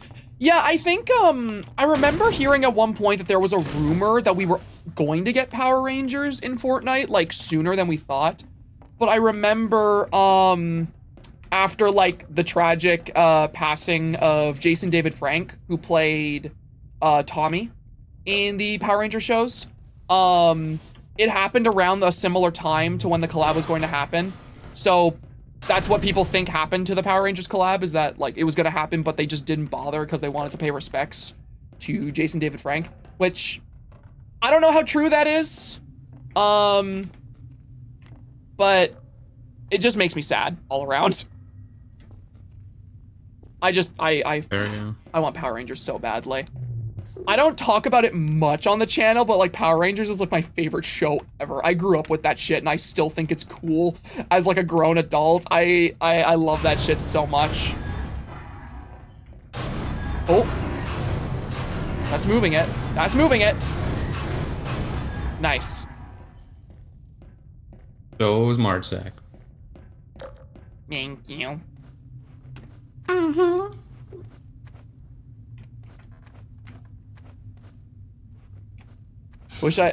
I wish I had a Pastra 3D model. Now I want to animate Pastra with a Space Core back blink. That would be crazy. I loved it as a kid too. Hell yeah. I think the funniest thing is always like talking to other people who like grew up with Power Rangers. Cause like you can always tell what generation they're from based on which Power Ranger show they bring up. Cause like 90% of the people from like our generation grew up with specifically Samurai. Cause that was the show that was airing whenever we were kids. I was just gonna bring up Samurai. Yep. Samurai I had was the phone toy. Samurai was our generation's Power Rangers. That was what was airing on television whenever we were kids. So that was the one a lot of people my age and our age grew up with. I had the red Power Ranger phone toy, and you could open it and press the buttons and it would do noises. And I remember closing it and doing the cool like symbol in the air and being like, I'm gonna turn into a Power Ranger now. And then I didn't. I cried. Oh, no. I remember I didn't actually cry. I know. I remember whenever I was a kid, the Power Ranger show that I grew up with wasn't actually Samurai, despite it being what was airing on TV. I might have told this story before on stream. I probably definitely told it to you. But like, whenever I was a kid, it was around the time that my family had first gotten Netflix. And when we first got Netflix, I found out that a bunch of Power Ranger shows were on that platform. And I really wanted to watch it because my dad grew up with like Mighty Morphin and it was his favorite show. So I always wanted to watch a Power Ranger show with him. And I got to pick which show I wanted to watch. And I specifically chose Dino Thunder because I was one of those kids that had the dinosaur autism.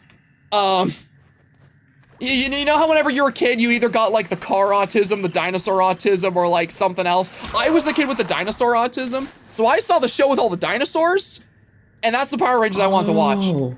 So as a kid, I remember like I binge watched the entirety of Power Rangers Dino Thunder, and it is my favorite show to this day. I'm looking at this. I think I recognize the suits that they have. I might have had this on, like, I might have had like a CD. I might have had this on CD.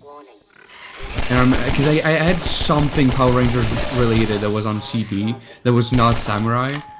And it was like something older. And I remember, I'm looking up like I looked up Dino Thunder.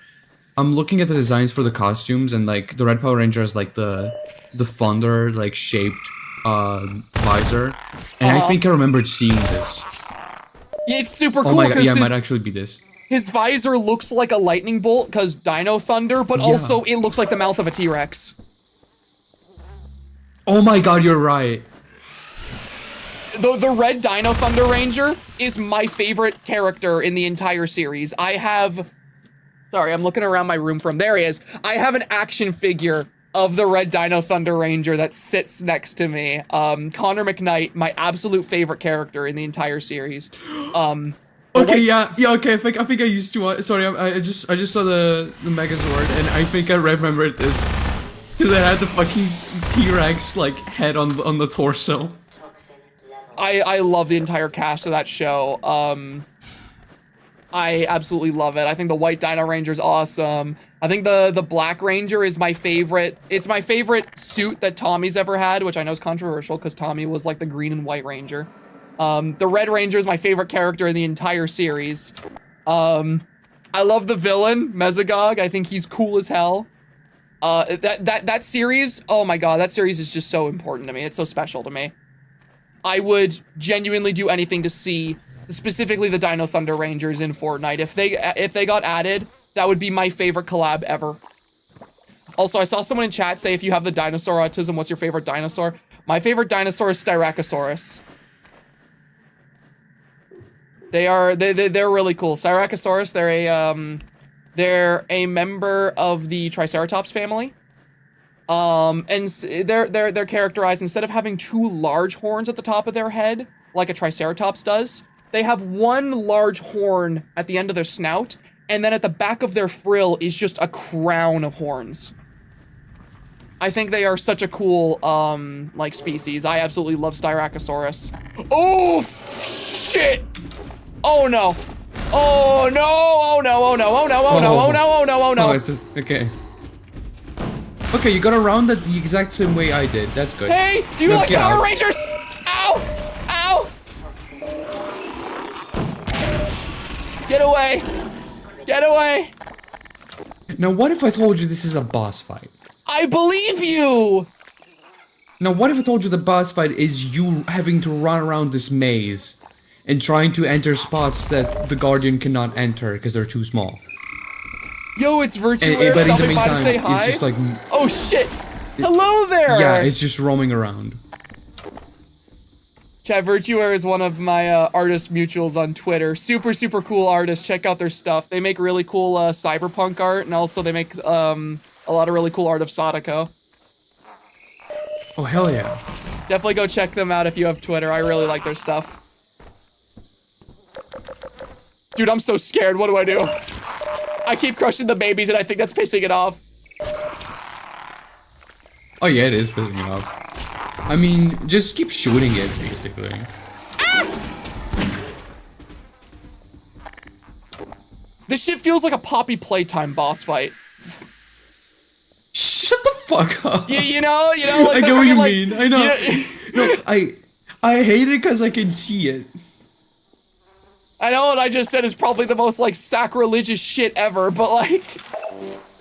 I mean, considering how much inspiration from Portal to Poppy Playtime takes, I would not be surprised.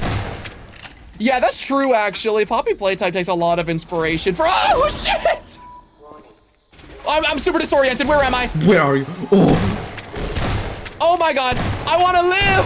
I want to live! Well, I'll be right back. Okay. Okay. We're alive. We're cool.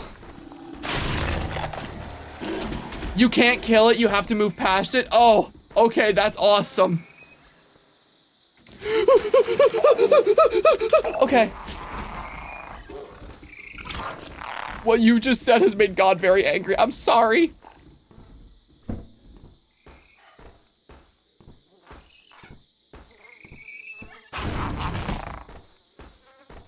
Sorry, little bug boy. Okay, okay, I need to plan my escape route. Oh my god, oh my god, oh my god, oh my god, oh my god. Get away! Chat, this sequence is very scary.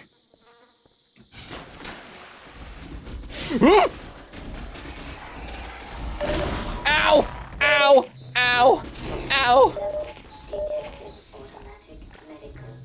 God is dead and you killed him. I didn't mean to. I was just saying shit as it came to my mind.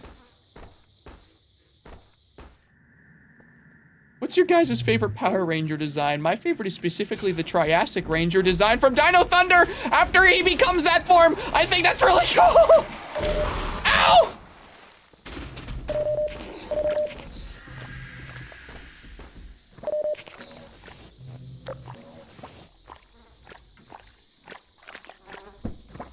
Okay. I love walking around in the goopy blood and guts of people who fell before me. Do you talk about Power Rangers when you get nervous? Talking about things I generally like helps a little bit when I'm stressed, you know? Provides a healthy distraction. Did you grow up with Bionicle by any chance? No, I didn't, but Bionicle was always one of those things growing up that I thought looked really cool, but I never really got to experience it or, like, own any of them. Okay, I definitely need to go around you. I think I owned a Bionicle when I was little. When I was younger, I used to watch the Bionicle show for a little bit, but I don't remember. Yeah. Sorry, keep going.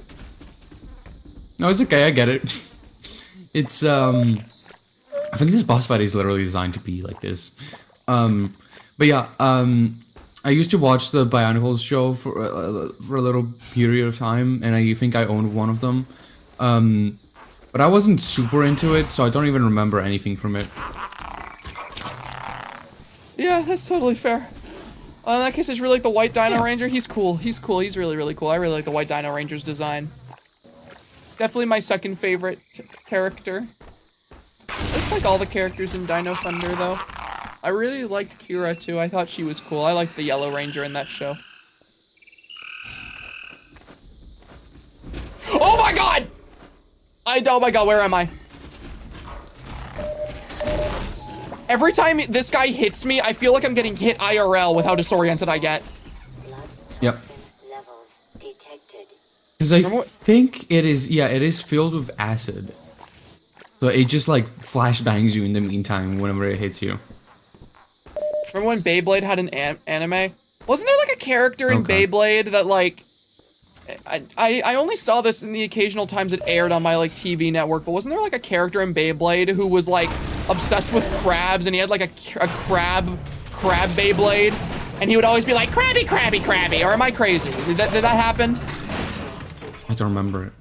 I distinctly remember this one dude who was like an absolute nut, and every single time he was using his top, he'd be like, crabby, crabby, crabby, and he'd actually crawl around like he was a crab. He was disgusting. That did happen? I mean, okay, I'm not crazy. Okay. I used to watch Beyblade, but I was more of a Bakugan fan. I see. That is yeah, true. Did you watch okay. Bakugan? I watched a little bit of Bakugan. I used to own a couple of them too. My goat! I remember having the Red Dragon one. The main was owned by the main character, and I felt so cool and awesome for it. I don't remember. Like, it made me feel like, so awesome. I don't remember the specific one I owned. I just remember I owned like a black one. I owned like one of those little black Bakugans, and I think it turned into like a dragon, but I don't remember now. If it was a black dragon, I'm pretty sure it was like the main villain. Okay. Black dragon. Yeah. Okay. Black Drago, I think it was called. It is literally the main villain, I'm pretty sure. Oh, okay. Bionicle and Transformers were my autisms as a kid. Both of them had such an awesome appeal to me. Bionicle with its insane lore, and Transformers with its toy designs and the fun shows I grew up with. That's awesome. I think it's funny. I got into Transformers very late. I got into Transformers like 2 years ago. Oh boy. But like, I got attached to it in the same way like a lot of people grew up with, because I remembered specifically Transformers was one of those franchises that I always wanted to get into as a kid, but I just never really had the opportunity. Because I remember, like, whenever I was a kid, Transformers Animated was airing. And that was around the time that I had grown, like, watched stuff like Teen Titans. So I always really liked that show whenever it aired. But I never got to see enough of it to, like, really, like, you know, get attached. So whenever I watched through Transformers Animated, like, you know, 2 years ago for the first time, even though it was a show I was basically watching for the very first time, it felt nostalgic, because it was a show I always wanted to watch growing up. And I loved a lot of the versions of the characters in that show specifically. Like, I have since watched Transformers Prime, Beast Wars, Animated, and a bit of G1. And Animated has some of my favorite versions of the characters. I've never seen Animated. I used to watch Prime. That was like the main Transformers show that I used to watch. Prime is my favorite one. I think Prime was like an interesting show because like I watched that entire show, and after finishing it, my genuine takeaway was this show was amazing. Like I watched Transformers Prime, and the entire time I loved every minute of it. I didn't think the show was perfect. Sometimes characters that I quite liked and had potential for character development would be unceremoniously killed off. But like aside from that, I loved Transformers Prime. I thought it was the best Transformers show. So you can imagine my surprise whenever I started interacting with Transformers fans on Twitter, and for whatever reason, people really hate that show. Well, maybe I shouldn't say like people hate it. There's definitely like a lot of Transformers fans that really like it. Like, don't get me wrong, but I've seen a lot of people that talk about that show like it sucks, and I don't understand it because I really love it, and I think it's a really solid show. It is still my favorite piece of Transformers media.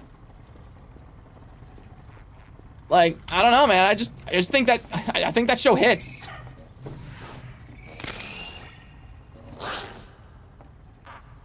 Okay. Did that drop a gear? It did drop a gear. Perfect. This is what I need. To me, Transformers Animated is like the legacy toy line before it even existed. It was so many obscure cameos and lesser known characters and spotlights a lot of unique bots. Yeah, right? They do? Yeah, like for some reason, I don't know why, but I just saw like, there's like maybe it's a very vocal minority, but I just saw a very like vocal group of people on Twitter that like talked about Transformers Prime like it wasn't, like it just wasn't a good show. And I'm like, why are we gaslighting ourselves? That show is amazing. Have you or has anyone in chat ever seen Slug Terra? I watched that show! Zach, you are my favorite person. I used to love Slug Terra. I used to go on like the wiki for that show, and I used to research the different slugs. And I used to love oh my god, there was like an electric slug. My favorite slug in the show was specifically the corrupted evil version of the electric slug. I remember there was an episode or multiple episodes, I don't remember exactly, where they had to go in like the like evil part of the world or whatever the fuck it was, and they like corrupted their own slugs to like disguise them or whatever. So we had an evil corrupted version of the main slug. Yeah! And it was so cool. Dude, I remember whenever I was a kid, in like elementary school, me and my friends used to like, we used to pretend we were characters from Slug Terra, and I used to pretend I was like the main villain, like the evil doctor dude, because I liked the evil slugs so much that I just wanted to use those. It's so cool. I did not think that we'd have this shared experience of watching Slug Terra of all things. It's been so many years since I heard that name, dude. You know, talking about all these old shows reminded me of just like, oh yeah, Slug Terra. Because it was like one of those shows where it's like, oh, you collect these thingies. But I think it's funny that we have so many shared experiences. I think my favorite one still is like the introduction to horror. Because for you it was a video about a Jeff the Killer Minecraft mod, and for me it was a video about a Slenderman Minecraft mod. Yeah! Oh my god. Anyone watch League of Super Evil? Okay, no, I'll do you one. I'll pull out an even more obscure one. League of Super Evil, I did watch that one. Did you watch Stormhawks? Because I believe that was created by the same people as League of Super Evil. And Stormhawks, that was airing whenever I was a kid. And like, nobody I talked to watched that show. Because I'm pretty sure that was like specifically a Canadian thing. But like, that was the shit growing up, was Stormhawks. I liked that show a lot. I don't know how well it aged, but if anyone knows the name of that show, you're a real one. Yes, you watched Stormhawks, let's go! I used to love that shit.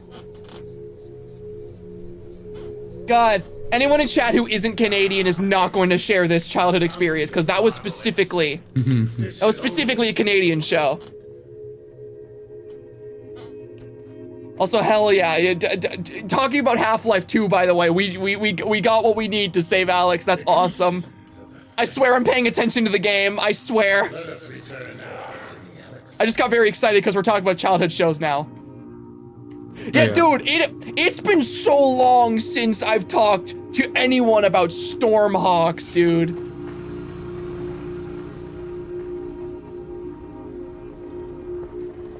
God, growing up with like Canadian television is such a mixed bag, because on one hand you have like really good like sleeper shows like Total Drama and Stormhawks, but then you also get Johnny Test, and I hated that show even as a kid.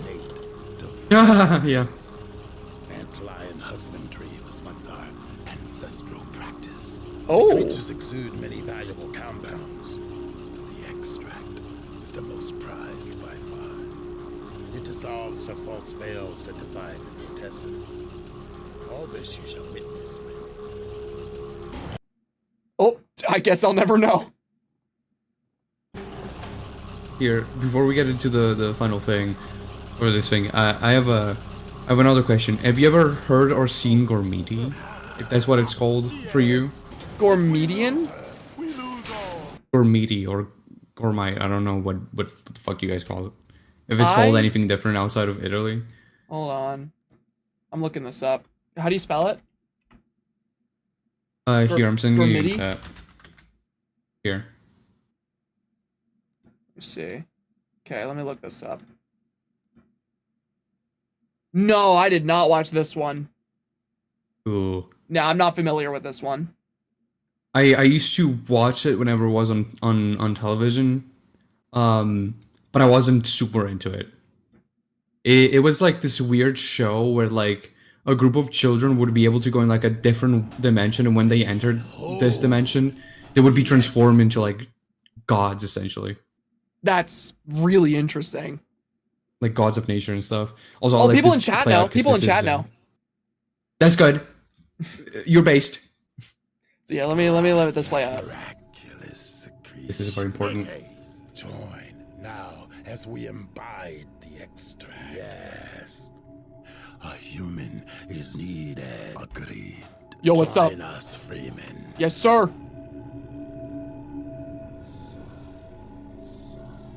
We weave the Freeman's life with hers. Yes, there is a quickening. Hopes for this bond between you. Whoa.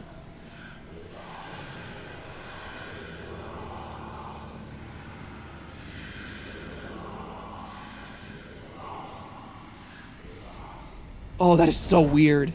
Dr. Freeman. No!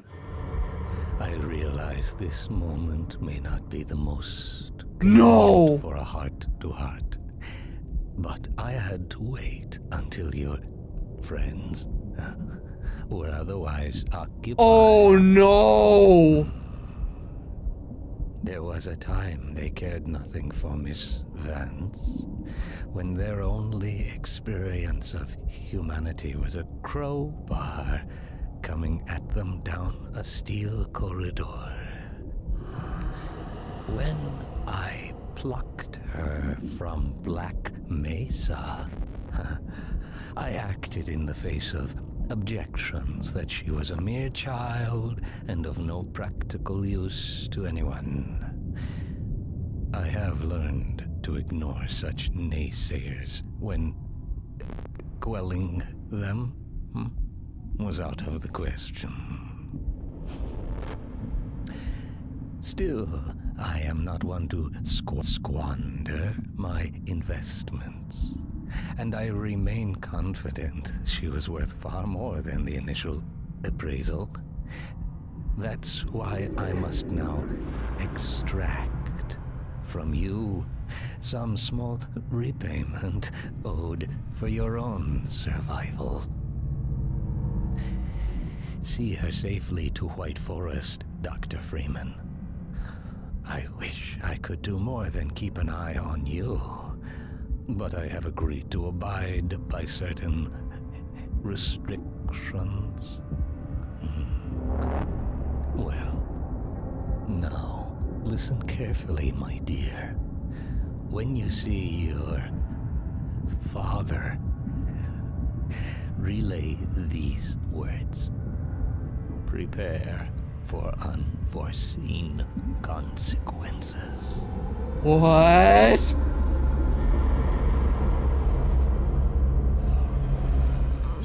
The fuck? We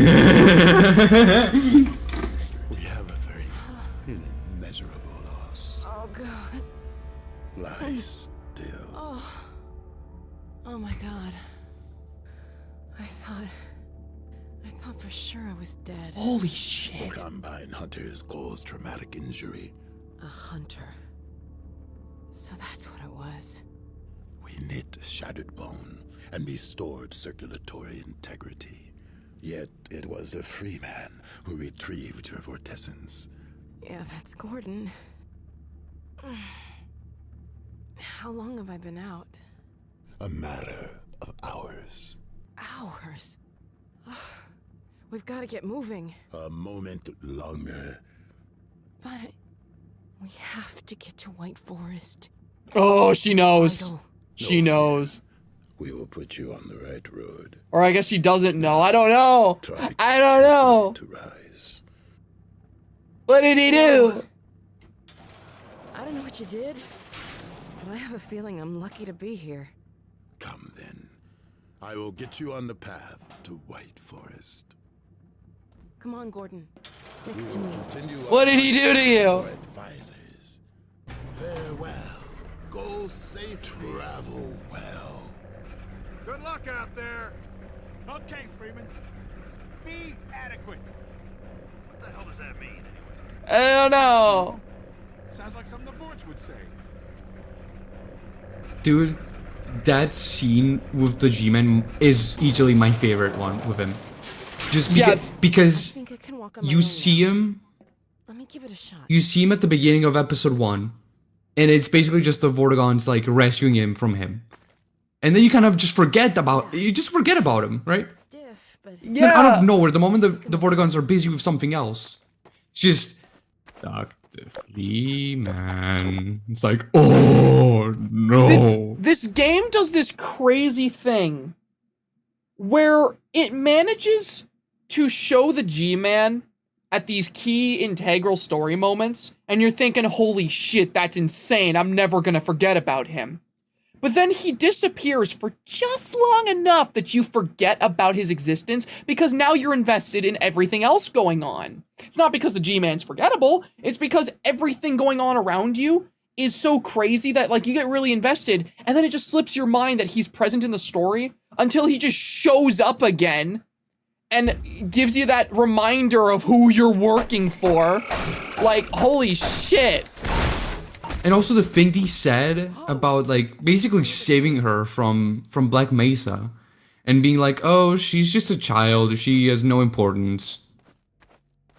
Wanna know something really interesting about what he said to tell Eli? First of all, pause your game real quick. Unforeseen Consequences is the title of the third chapter in Half-Life 1. It is the chapter right after the Black Mesa incident. When you wake up in the test chamber after the explosion, the title fades in, and the title is called Unforeseen Consequences. Oh, that's so interesting. You'll see. Holy dude, the G-Man is easily my favorite character in this game. Like, no character fascinates me quite like him. Also, yeah, Combine. The Combine's on the move. Yes, and they carry Shu-Ulathoi, a visor still in incubation pods. They gather and unite the scattered Combine forces. So that's what we saw in the Citadel. They're sure in a hurry. They move north with great purpose. North? White Forest. We have to get there ahead of them. I don't like how much you want to get there now. They will understand our urgent need. What are we waiting for? Well, we need to get there. She wants to get there now a lot because it's been a few hours and we were already in a rush to get there because we need to give them the data that we retrieved from the Citadel. I know, and they're like, I you need to get know. here as soon as possible. I know Yeah, it makes sense, but like also, dude, I don't like it now because the G-Man's scheming. He's a scheming little bastard with his evil plans. Also, this environment is gorgeous. I'm not used to seeing such a beautiful nature trail in this game. Oh yeah, no, the environments like this one are partially the reason why I love episode 2 so much. It's the prettiest part of the game, I think. Are we ignoring the rocket in the cutscene? Look, man, I'm going through a lot of emotions right now. I noticed a lot of things all at once.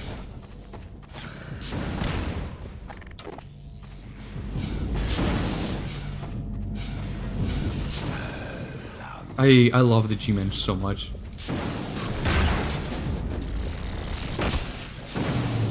He is easily my favorite character from Half-Life, and every time he's on screen, he's cooking. He's so cool. I do not see this entrance. Because like they especially put him in like such like an important moment, because it's like, hey, Alex is dying. We need to like rescue her as soon as possible, right? And we're like in this very moment, we're like, okay, let's see, let's hope this actually works. Let's see if we can actually save her. And all of a sudden, the G-Man just kind of pulls you out of it and is like, hey, I'm here. I feel like anytime we arrive at like a crazy emotional climax, the G-Man just rolls up to ruin it. Mm-hmm. And that sounds like a bad thing, but it's the coolest thing ever. It is.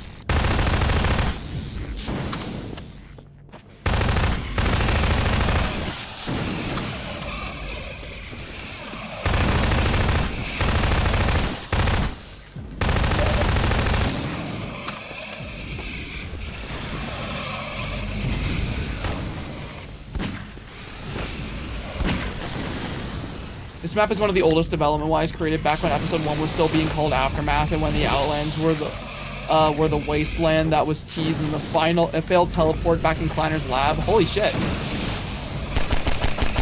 Oh, interesting. I guess that makes sense, actually, yeah. It's a really good map.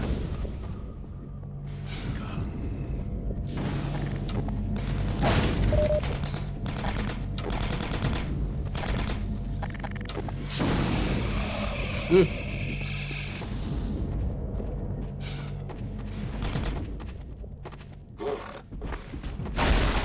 Oh shit. Mm-hmm. Now can I kill it? Maybe.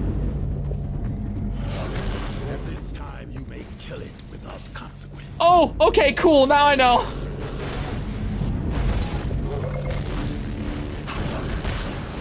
Oh shit. Oh. Yes, go nuts. Okay, cool. Awesome. I got this. Oh my god.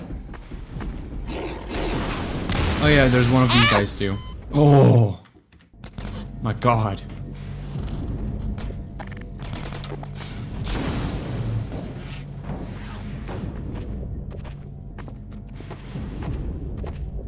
Okay. Okay. Oh wait, I was going the wrong way. I need to spawn the monster.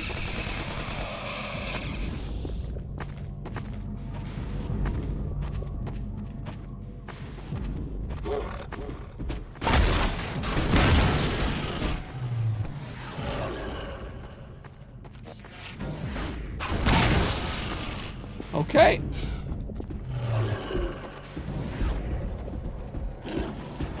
Get away. Get away. Ah! I got 9 bullets and I'm not afraid to use them. Mm-hmm. Yeah, I gathered.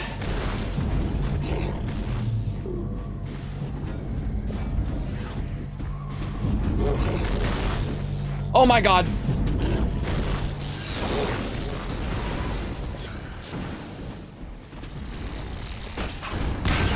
Ah! Get away! Help me!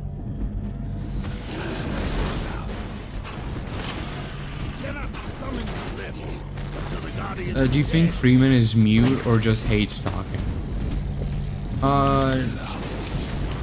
Pretty sure he just hates talking. I'd love to see what a meeting between, like, Gordon Freeman and Chell would look like, considering both of those characters are mute. They just look at each other. They just look at each other and just know. Mm-hmm. They just nod and they're like, Which, like, it's so cool to me that Valve was able to create 2 protagonists that don't say a word in either of their games and yet have so much character to them. Oh yeah. They have so much character because of like the world around them and their actions and what the player does. And also just like clearly what we see the characters like do and the way they're referred to in lore. Like I think one of my favorite bits of like Valve lore is the Portal comic that exists between Portals 1 and 2 that explains how Chell ended up you know, alive at the beginning of Portal 2. And it's Ratman putting her into the cryosleep. And whenever he's asked by his little companion cube that he hallucinates talking to him why he chose Chell, at first he says it wasn't for any particular reason, it was just chance. But at the end of the comic, we see her actual like lab report, and it said in her lab report that Chell was a notable test subject because she is the only one who would literally never give up no matter what they threw at her. That is interesting. And that was the reason why Ratman chose her to be the one to take down GLaDOS. That is actually so cool. I find that so incredibly cool. Sorry I couldn't be more help. I'm still a little weak. It's okay, Alex. Thank you, Vortigaunt. I got my two besties right in front of me. What I think, Valve does really well with these games and the main characters is you don't feel like you're playing as them. It feels like you are them. Does that make sense? Yeah, no, I get it. I get it. It's like they're very like they're mute. You don't see their faces or anything like that. The player, the protagonist is the player, you know? You're not playing as the protagonist. I think you are the protagonist. I think what kind of like sells your point is how these characters are known in universe for the actions that they do while you are playing as them. Like, your decisions as the player are the things the characters become known for. So you feel like the reason the character is famous is because of your actions. Yeah. So like you feel a special attachment to them. With Chell, it's like, yeah, she's known for being this friggin' like character that never gives up and somehow managed to kill GLaDOS using only the portal gun. And that's because you as the player accomplished that feat. Gordon Freeman, you play through that entire game and it's this insanely daunting task, and yet somehow you play through Half-Life and Half-Life 2 with just the weapons that you're given. And that becomes what Gordon Freeman is like famous for and known for in universe. So it gives you like this special connection because like you get glazed for these things by all these NPCs. And it's like, yeah, I did those things, me. Yeah. And all the like little stories and legends that people have are like, it's like, oh, I heard that Gordon Freeman ran through all of Black Mesa with only a crowbar. Isn't that crazy? And you hear that stuff and it's like, yeah, I totally did that. And it's also like, that's genuinely something you could have done in the original Half-Life. Yeah.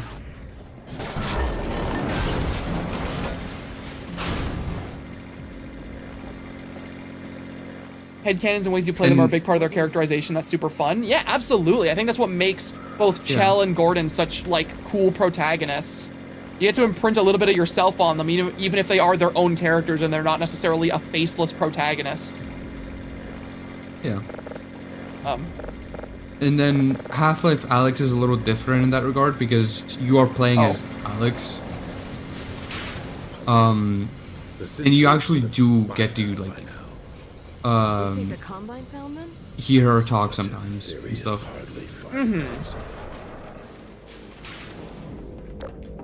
I think part of what makes those characters so cool too is like, I think Chell and Gordon have like the thing in common where like, these guys are not trained military professionals. Like, Gordon is just a dude from friggin' IT, and Chell is just another dime a dozen test subject that was thrown into like these tests by GLaDOS. So the feats that they accomplish are genuinely impressive. It's the same reason I like Ethan Winters so much as a Resident Evil protagonist. I totally agree with that. I love games. I love video games. Whenever I Or video replay games like Black this. Mesa, I always like to play out this slow contrast where Gordon starts as this panicked scientist, much like the rest of the science team, but becomes a badass over time. That's cool. I really like getting into character while doing a playthrough. That's awesome. I remember I used to do that with Minecraft of all things. Especially years ago when I got the first Minecraft novel. Because yeah, if you don't know, there are Minecraft novels. Oh yeah, I know. Yeah, and the first novel was called Minecraft The Island, and I'm pretty sure the book is literally about Steve waking up in the world of Minecraft for the first time.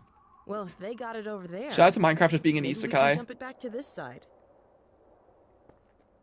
We recommend the free. Your mission now, but Hey, I'm feeling a lot better. That condition will not last long if you plunge into the toxins below. We would do well to lend our protection from above, while Freeman skirts the hazards in the pit. This mounted gun may prove useful.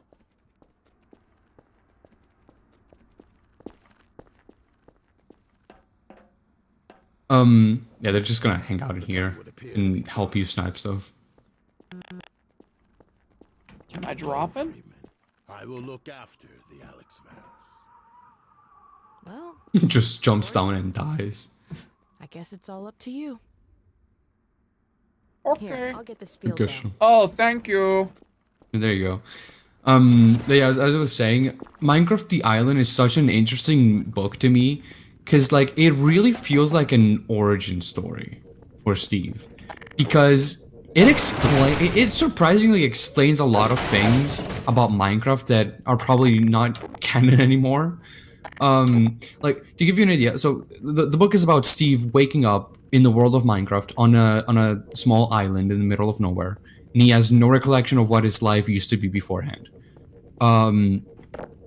And there's just like a bunch of like little details that are explained, like the inventory bar that you see like at the bottom that you can scroll through with your mouse, right? The book describes it as a belt. Oh, It's like a belt that Steve is like wearing, that he can place like things in. Or like, have you ever wondered why oak trees in Minecraft drop apples?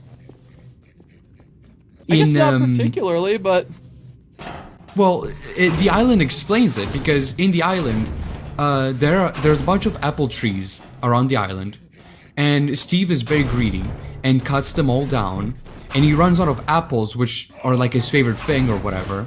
So when he runs out of apples, he feels so he feels so guilty for finishing all of the apples and not getting saplings that he doesn't want to think about it anymore. So anytime he sees an oak tree or an apple tree anymore at this point, he's like, I don't want to be reminded of the apples that I wasted. I'm gonna just call them oak trees now.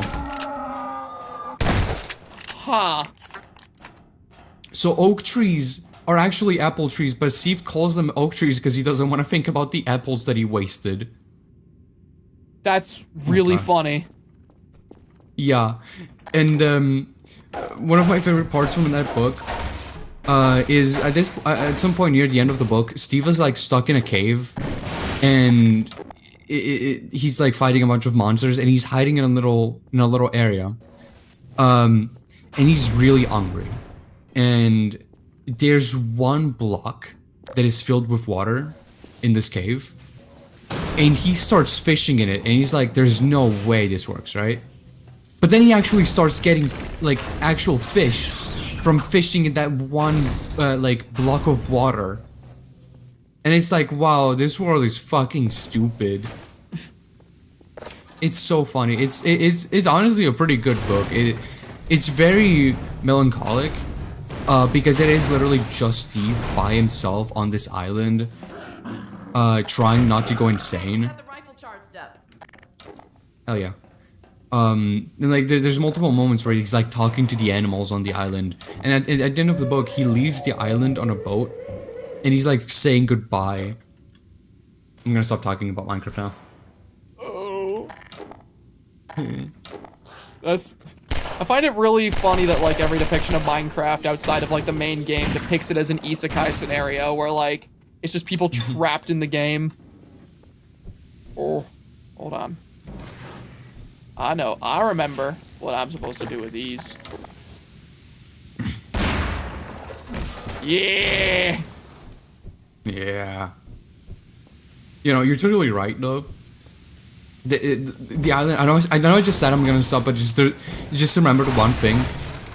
In the island, for some reason, it's very tragic in a way, because Steve is like freaking out at the beginning of the book because he doesn't remember anything from his life. He doesn't remember if he had a family, doesn't remember if he had a friends, a job, a house, or anything, and he's like trying really hard. And I think he like has like blurred memories of what used to be his life, but he struggles so much and he just doesn't remember who he used to be. That's so interesting. Okay.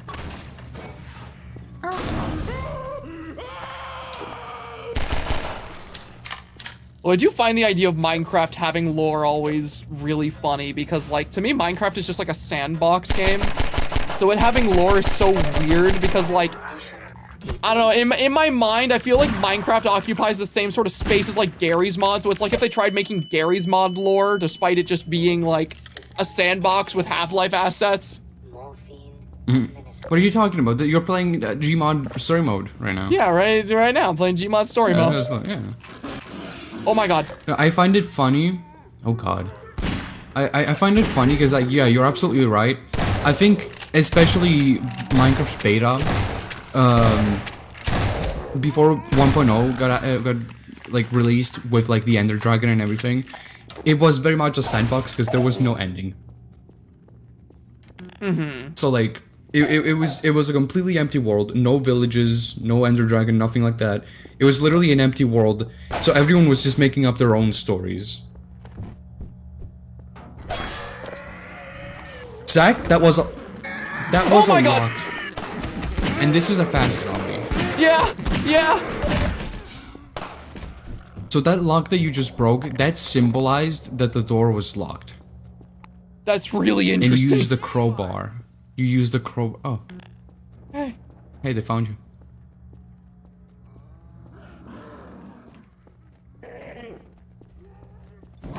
Watch out.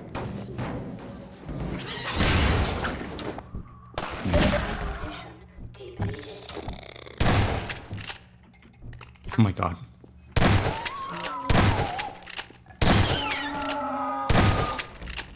I really hate the sounds that the poison zombies make in particular. Oh yeah. Also here there was another trap like in Ravenholm that you could have like activated to burn all the zombies. Oh, I see.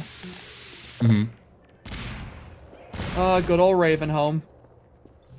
Good old Ravenholm.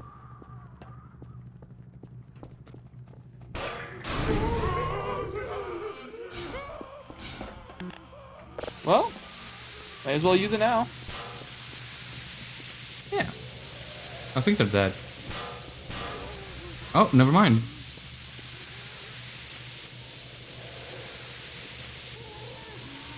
Ah, man.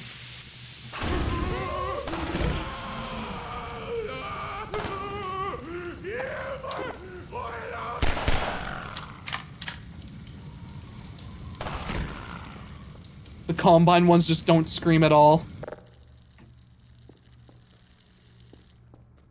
They don't care. I always thought GM Construct was located somewhere near where Root Canal takes place. Interesting. Oh shit. Oh my god. Ah! Blah!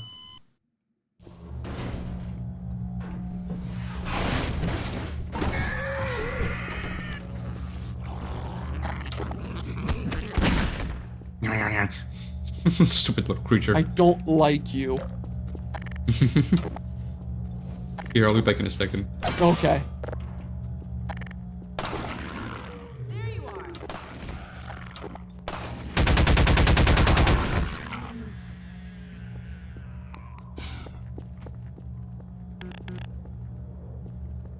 Okay.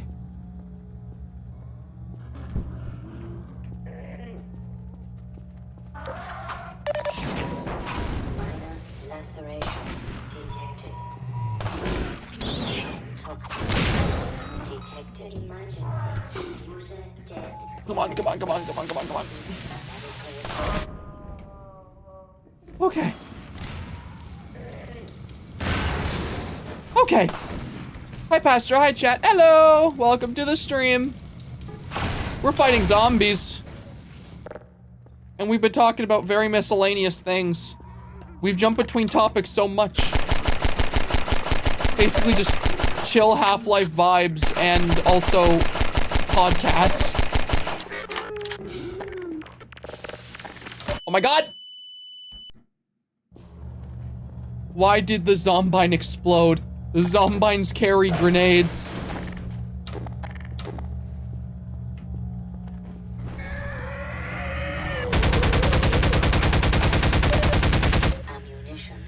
Oh. We went from discussing childhood shows to how Vortigaunts wear glasses. Yeah, it's a pasture stream for ya.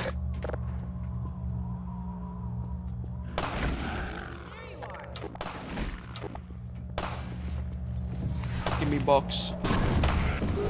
No. No. No. None of that. Did everyone ever play Skylanders as a kid? Skylanders used to be my shit as a kid, okay? No, I remember so much about Skylanders specifically. I used to, the Skylanders game that I used to play a bunch as a kid was specifically Skylanders Giants. That one was my favorite growing up. And I used to collect a bunch of the Skylanders figures. My favorites that I owned were, friggin' like, Pumpkin Eyebrawl. Although I was very sad whenever I found out that Pumpkin Eyebrawl doesn't actually make him look like he has a pumpkin on his head in game. It was just a figure that had a pumpkin head. But my absolute favorite Skylander I owned as a kid was Ninjini. Specifically Scarlet Ninjini. I had a Scarlet Ninjini, and that thing was my prized possession. I loved that Skylander so much. Tree-Rex, my goat. You know what? Honestly, yeah, like, Tree-Rex, he's a bit of a basic choice, but you know what? He's basic for a reason. He's cool. He's just really, really cool. Let's see here. The fact that they willfully put them out to kill you implies that either that they're trying to kill themselves to end the pain, or that they're programming to kill you overrides the head crab's control. Either one is really cool. But yeah, no, I used to love specifically Ninjini and Skylanders. I used to play as that character whenever I got the chance. Pastor, I've been meaning to ask, it's probably an obvious answer, but is your art style inspired by Tim Burton's Nightmare Before Christmas? Yes. Nightmare Before Christmas is my favorite animated movie, and has been since I was a kid. And a lot of aspects of Clyde's design are directly based on characters from that movie. For example, something that you might notice with the way I draw Clyde's mouth, the teeth on Clyde's face and the like shape of his smile was actually based off of Barrel's mask from that movie. Because Barrel was my favorite character in Nightmare Before Christmas. So there's a fun fact for you. Yeah, I used to watch that movie all the time as a kid. I can see it. Yeah, Clyde's face was inspired by Barrel. I can see it. Oh my god, that's awesome. No, I can absolutely see it. And I love that movie so much. It is the one movie that me and my mother like used to watch all the time. We used to like watch it every Christmas, I think. Because it was always on Netflix, and then at some point we kind of just stopped because we got a little tired of watching it every year. I never got sick of it. Any movies that had like a Halloween vibe to them, they were my absolute favorite thing growing up. And that's actually why like Halloween is like the branding of this channel in the first place, is just because like growing up I used to just love anything Halloween related so much, because like specifically Halloween was like it is the happiest time of year for me. There's just something about the vibe of like October and being in fall and having like the pumpkins everywhere that brings me a great deal of comfort. So whenever I wanted to start up a YouTube channel that would be like centered around horror, I really wanted that to just be the focus of the actual branding and artistic side of it, because I wanted my channel to feel cozy. And, you know, it's kind of funny to say that coming from a horror channel, but like, you know, I wanted to have that like comfy vibe where like my videos feel like you're sitting down talking to a friend about something. And, you know, Halloween and that time of year brings me a great deal of comfort, so I figured that it was the best bet to go for. That is so fair. And now we're where we are now. Have you ever seen 9? I love 9. That movie is so cool.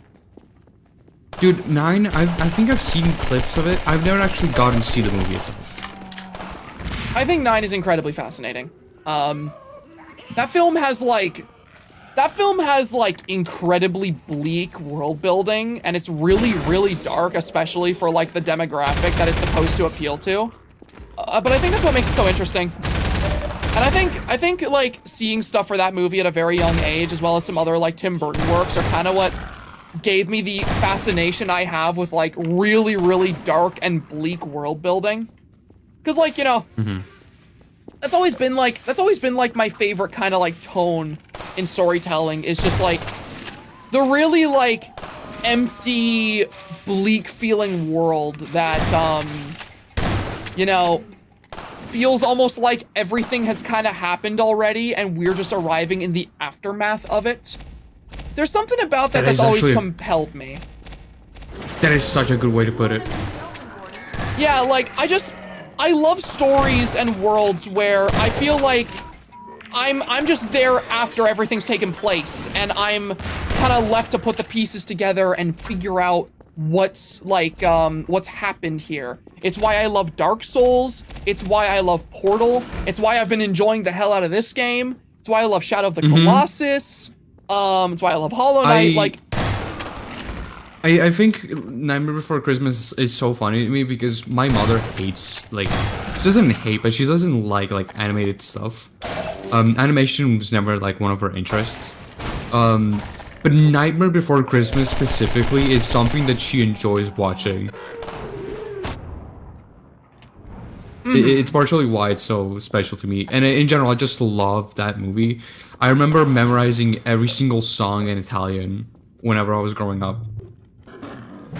That's really cool. Which made like watching the original dub so much weird to me the first time.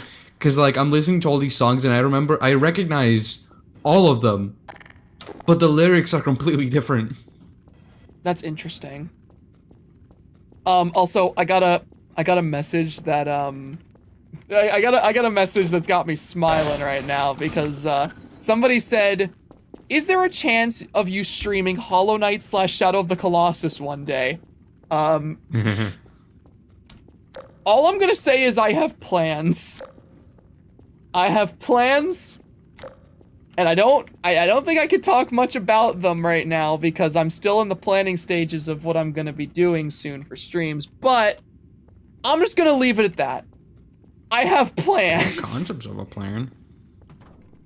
And I think those plans are gonna make you happy. Well, not Dystopia, I highly recommend playing Halo. Oh, do not worry. I used to play Halo a lot. One of my dad's favorite game series is Halo, and because of that, as a kid, I used to watch him play those games all the time, and I used to really love Halo for that. I remember at some point, I used to own an Xbox 360, and for like a while, I just stopped using it because I didn't have any games on it that I cared to play aside from Minecraft. But at some point, my brother was like, "Yo, can I take it?" And I'm like, "Yeah, sure." And he just put it in his room, and I walk in at some point, and he's just playing Halo. I'm like, "Wait, this looks fun." He's like, "Yep." Although, the funny thing about Halo is that while I do like Halo as a game series, like I love Halo 3 specifically, the Halo thing that I grew up with and that I really loved was Red vs. Blue. Red vs. Blue is one of my favorite series on YouTube, and every now and then I revisit it because something about the humor in that show just hits for me after all these years, and I find all the characters in that show so charming. I absolutely love Red versus Blue so much. I showed that to Like, you know David what this recently is- too, and he was loving it. You know what all of this is making me think? Making me think that we need to play more Gmod together. We do need to play more Gmod. I love playing Gmod, man. I love playing Gmod. We still need to play the fucking FNAF map. Yes, we do. We need to properly play the FNAF map. I remember I made that giant mod pack that had like mods that everyone really wanted, so that like we all got little tastes of all of our interests. Yeah. But then we remember- kind of just stopped. Like we were playing like that. What was the name of that? It was like it wasn't a murder mystery game. It was like somebody is the killer and like everyone else needs to like survive and hide. We were playing Trouble in Terrorist Town. I think so, yeah. We were playing that, and we were also playing Murder Mystery. Oh, there you go, yeah. And Prop Hunt. Oh, Prop Hunt was so much fun.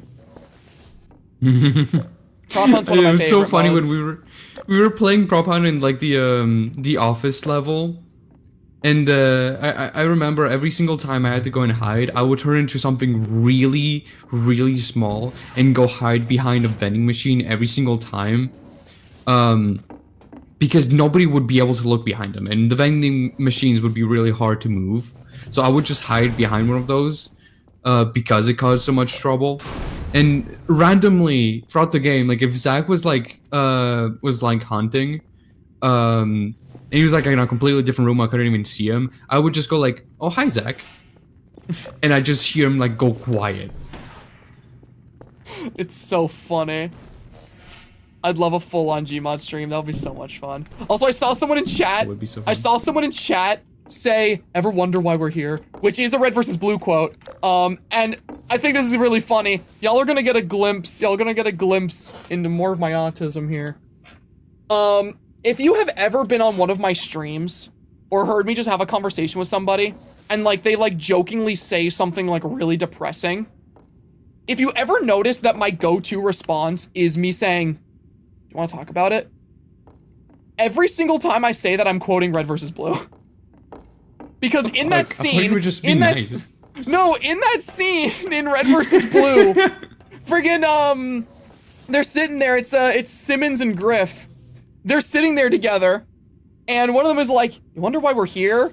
And then Simmons goes on this like a long rant, like, "Yeah, you know, I always wonder if there's a God watching, and you know, like I don't know what we're doing it all for, man." He goes, "No, I was asking why we're in the middle of this canyon, why we're standing here fighting those blue guys." He goes, "Oh, yeah," and he just goes, "You want to talk about it?" And that became such a vocal stim for me that it is genuinely my default response whenever anyone says anything even remotely like sad sounding for a bit. I'm always just immediately, "Hey, do you want to talk about it?" And David picked up on it now because I showed David the show. So now he always goes, "No." Yeah, I do hear it actually. Yeah. I gotta show you Red versus Blue at some point. You should. Yeah, it's literally the first joke in the entire series. That is funny, actually. We also need to watch that video about Mort. Yes, I do still need to show you the video about why Mort is the most heinous, diabolical character in all of fiction.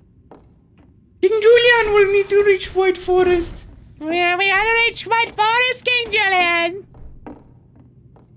Yes, Mort. Yes, we will reach White Forest. Yeah. Red versus Blue is so much fun because, like, it starts out as just some goofy comedy series, and it keeps, like, the goofy comedy tone, but, like, it starts to get, like, some actual serious lore later on. And, like, you can tell, like, the moment they swap over from, like, Halo gameplay to, like, proper, like, animated, like, sequences that, like, they really lock in. I have no idea where you're going. I'm climbing, King Julian. What? You don't need to climb. I'm climbing. Turn. Look right. Okay, you might need to climb. I need to climb. Box. Wait, if you not have to like, there's like a machine thing. Is there like nothing in front of you that you can like activate or something? Oh, I probably can use that, but, you know, I've already committed to stacking these boxes like it's Hello Oh, yeah. Neighbor, so you know I'm gonna try this. I don't like it when you talk. Don't need it. That works. Don't need the forklift. Okay. I'm the master of making things a little bit more difficult than they need to be. You are the hero of Half-Life. I am the hero of Half-Life. A red versus blue quote I like using is people that'll people that'll burn their toast so bad that you won't be able to scrape off the black parts as a threat. It's so good. Another one of my favorite parts is when they first introduced Tex, and they're like describing her, and oh my god, I'm blanking on his name. Church. Church is describing her and he goes, "Yeah, she's the scariest person there ever was. She once beat a dude to death with his own skull." And then the other guy's like, "What the hell? How does that even work?" And he goes, "You know, it's funny you say that. Those were his last words." As it cuts to him and he goes, "Oh, how the hell does this even work?"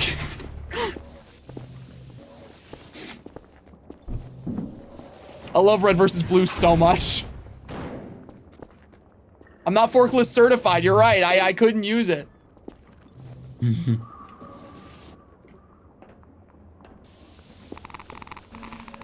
Have you ever watched Salad Fingers? Oh yes, I watched the entire series. Sin was showing it to me at some point in VC. I wasn't vibing with it for a bit, and then it like started like getting a little more crazy, and I'm like, whoa, there's lore here? There's actual lore? What the fuck? Yeah, Salad Fingers is interesting because when you first watch it, you think it's just some weird like flash animation meant to like just shock you and that's it. It's just shock factor. And then you watch more of it and you realize that there is something going on with Salad Fingers as a character. And he's in some weird dystopian world, and like it just gets weirder and weirder because like you get this semblance of like the person he used to be before he became what he is now. It's a really interesting series. I love it. It's so interesting because like I started watching it at first. I'm like, I don't like this. It's just like, it's like, oh, look at how weird and disgusting this is. Ooh, this is so boring. And then like I continue watching because it's all we're watching in VC. And then you start to get like parts about like mentions of the war, right? And I think especially what struck me was the episode about his brother coming to visit. And he straight up like gets the corpse of his brother or whatever it is, like just his corpse. And it's like, what the fuck is going on? I think what's interesting about that is like there's heavy implication that that's not even the corpse of his brother. He just thinks it is. Yeah, which is arguably even worse. But yeah, no, I never got to actually finish it. But what I did watch was so interesting. Did you, I forget the order of them. Did you see the episode about the picnic? I think I did. He has a picnic with a little girl. Yes. I think that particular episode is so incredibly fascinating because like, it's like, it shows this weird thing he has going on where like, he's so used to being around people that can't speak and making voices for them as if he's in his own little fantasy world, that the moment he hears this little girl talk back to him with her own voice, he has like this intense mental breakdown that causes him to just completely shut himself in. Like he just can't mentally handle the sound of another person's voice, and I find that really interesting. It makes me like weirdly uncomfortable. It's really cool. I love that series. It's really series. interesting. Also, I think it's funny, someone in chat said asking Pasture if he's watched Salad Fingers is the equivalent of asking plants if they grow. Okay. You know, another fun fact since Salad Fingers got brought up, did you know Salad Fingers was the inspiration for how I draw eyes in a lot of my art pieces? You know, I looking at Salad Fingers while watching the show, I'm like, I swear I've seen like, I swear I've seen this design before. I swear I've seen like these eyes. You know? Yeah. Then you mentioned that, and I'm like, oh.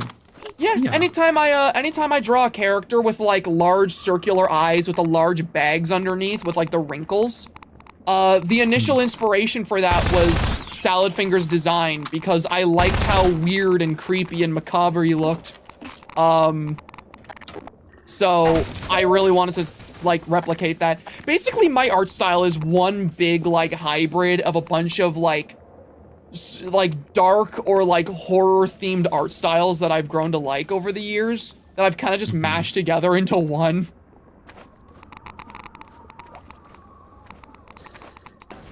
But now I want to watch Salad Fingers. I really, really like that series. That's actually a series I might want to cover at some point. I never considered that. Well, you know, we can watch it this week. Because I've never actually finished it. I don't remember what was the last thing that I watched. Either the Brother episode or the picnic one, whichever was like the latest. The interesting thing about that series too, we just didn't continue it. The interesting thing about that series too is that the artist behind it, David Firth, he keeps making entries for it because, you know, like it's still ongoing.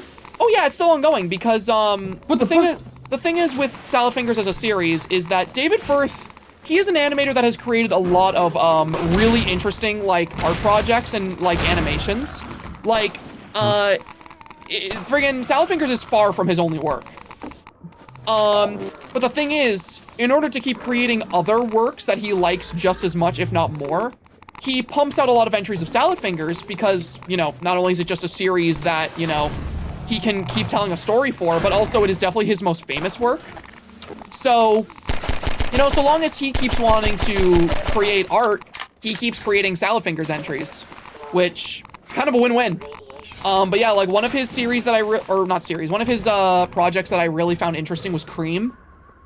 It's this animated short that is about like basically this miracle drug that gets created called Cream, and it actually works.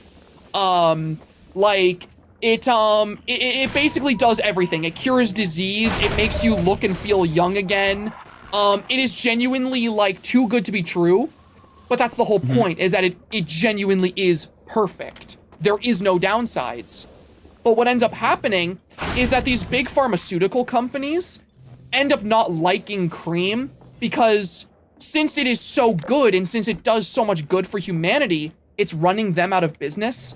And so they basically start this conspiracy to convince the world that Cream is actually this horrible thing that gives you like diseases, and this actual miracle drug that could have saved the world ends up being completely blacklisted and destroyed by everyone because the world just starts viewing it as this bad thing. And then everything goes back to the way it was before. So like, it's basically this story about, it's supposed to be like the story about the idea of like pharmaceutical companies and medicine and how even if we found this like miracle drug, like we found like the cure to cancer, there might just be some like evil company out there that might just ruin it for everyone and convince them that it doesn't work. It's a really, really good animated short. I highly recommend watching it. It is super interesting. I might watch it, yeah. David Firth is a very, very interesting artist. I love the stuff he makes. Oh boy. Oh.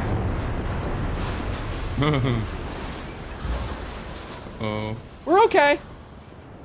Yeah, we're okay. We're fine.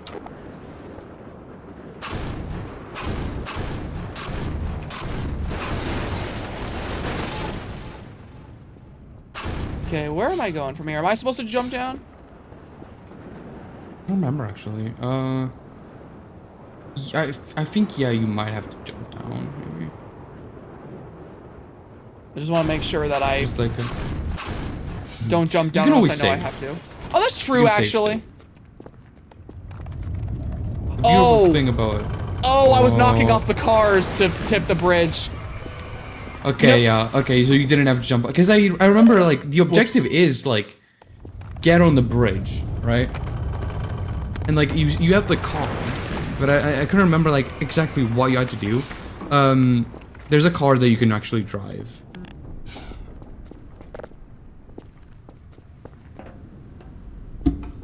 It is up there. You walked past it like earlier. Oh, is it that one up there? Yep. Okay, so I gotta push these cars up to the front now. No, not necessarily. You basically just turned this into a ramp. Well, I know, but like, now I can't get up there because I tilted the bridge. Well, how did you get up there in the first place? Oh, duh.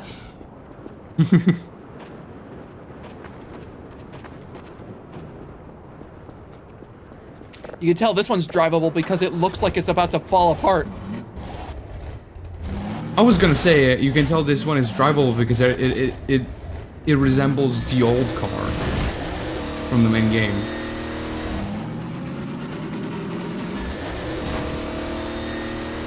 There we go. Minor fracture detected. Yeah, I'm fine.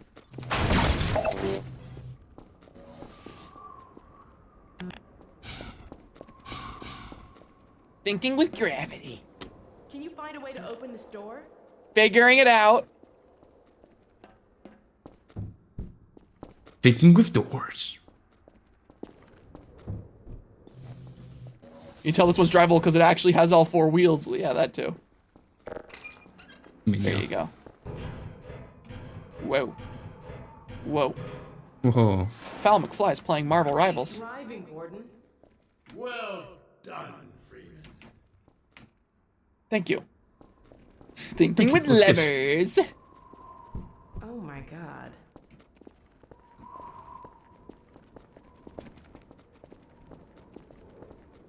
Look at this car. Yeah. We scored. Did we? Shotgun. Did we really?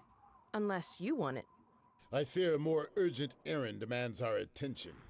There are advisors yet unhatched. We'll keep on the lookout. This road will take you near White Forest, but be wary that others may use it as well. I hope we actually get to see the advisors tell you how during this grateful I am. this episode. Our bonds are of nature and require no gratitude.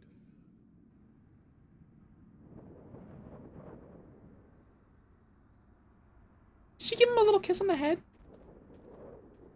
Did she give him a little kiss on the head? Can I get a little kiss? Can I get a little kiss? Now we're driving with Alex. Let's go. Yes. Oh. We got the loading car screen of and the doom. girl. Oh yeah. This is like Transformers by Michael Bay. So true. Would And you welcome smooch to a what's Wordabro? essentially the Yes. sequel to Highway 17. I love how this part of the game looks. This it's is so so beautiful. cool. Known it wouldn't be as easy as just driving down the road. Excuse me one moment, Alex. Oh. Excuse me, my dear. Excuse me, my dear. Head crabs. Very smart, Zachary.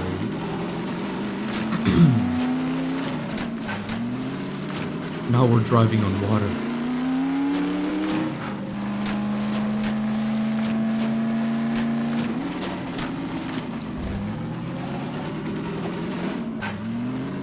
A radio tower. If it's working, we need to send a warning to White Forest. It's like Slender the Arrival. No idea the Combine's heading their way. Oh my god. God, the giant destroyed citadel is such a good set piece. Oh yeah. Excuse me, my dear. Thank you. Dude, going on that mountain yesterday, and just walking through the forest, it really reminded me of how like every time I went into a forest, I used to pretend that I was like in a Slender game. In my head, I'd like recreate the like footstep sound from the 8 pages. Oh, that's funny. And especially if it was like at night, I'd just walk around the forest with a flashlight. in one of these buildings. During this mission, you have to collect 8 pages and survive the Slender Man to win. The only thing scarier than the Combine. Oh god, this part. Oh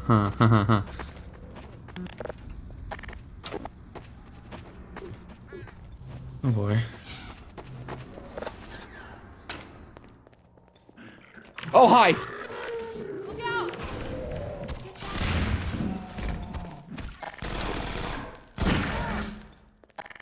Easy. Easy.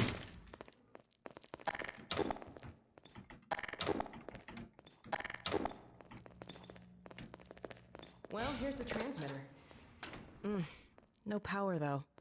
Let's see if we can get some electricity going. Yes.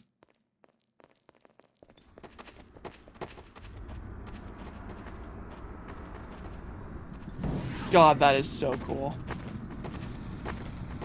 Very bad, but very cool. Oh my god. The portal's getting bigger.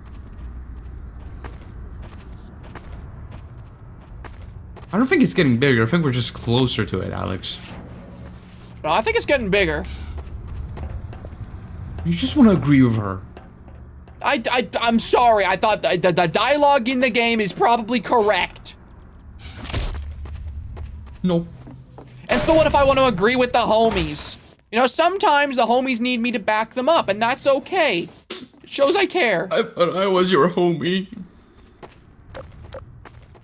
Listen, man. Alex and I got a bond. What the fuck? I'm sorry. I'm sorry. You know, Zach, I thought those makeout sessions meant something to you. They did. But what Alex and I got is stronger. This is stupid. I agree.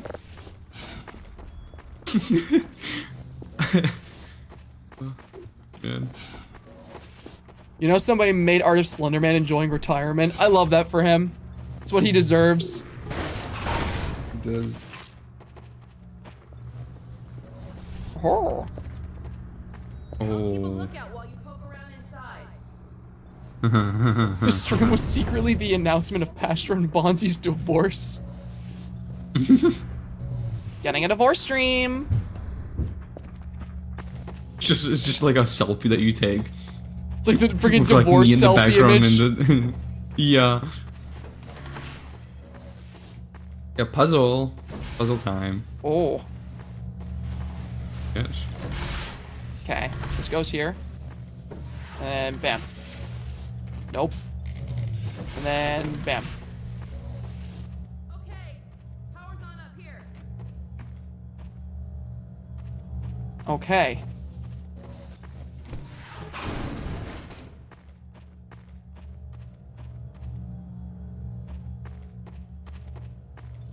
Do I have another one?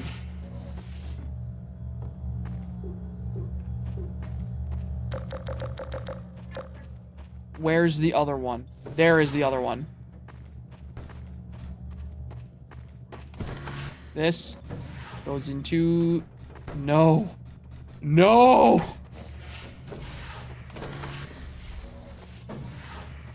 It's not fair!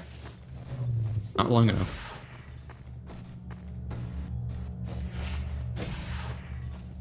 But this one might be. Calm, Alex. Calm. Such a stupid puzzle. I'm figuring it out. I'm thinking with cables. I thought with cables, Alex. I've done it. Oh, shit! Gordon, hide. Yep. Hunters. Yep. They're out there.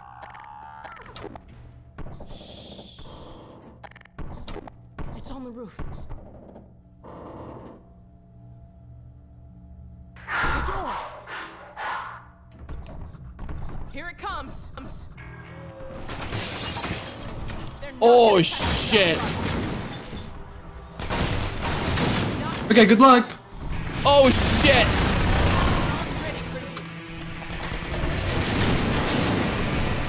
Oh, shit.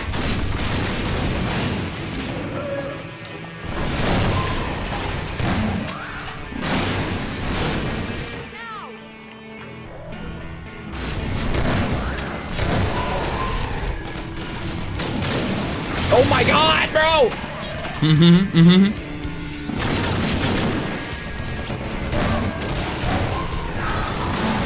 Holy shit!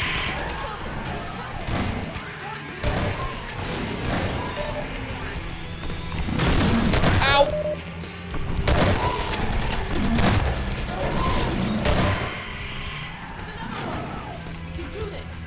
There's another one? Where? There it is, okay.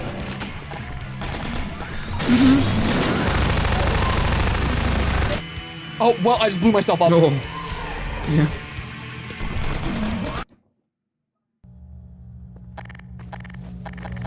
Okay. Yeah, I love this section. It's just like, yeah, remember the hunters? Okay, have fun fighting them. Because like your first like the only other thing you've seen from the hunters is them nearly killing Alex. Gordon, hide. Hunters. They're out there. Shh. It's on the roof. The door. Here it comes. They make such crazy sounds. Yeah, I was gonna comment on the sounds. They're so good.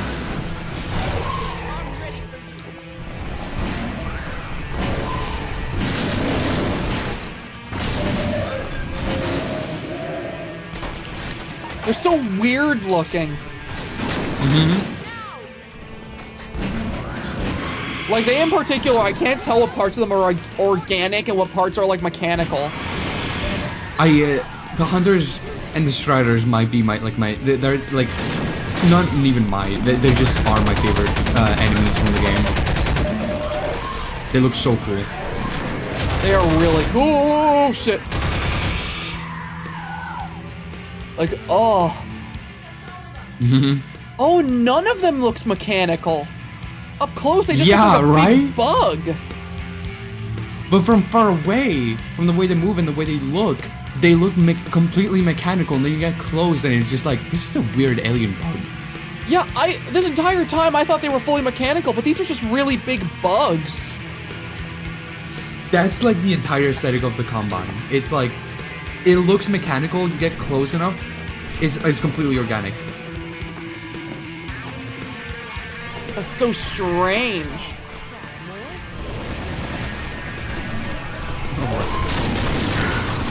Oh my gravity. Oh my god. Oh.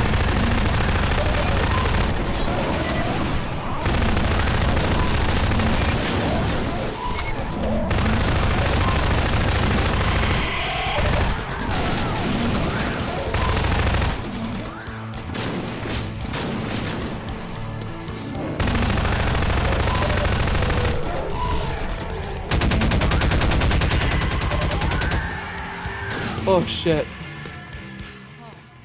Those bulbs aren't their eyes, by the way. It's what they shoot their flechettes from. Flechettes? I don't know how you say that. Where's its eyes then? What if it's the like? Oh, never mind. They're just all on one side.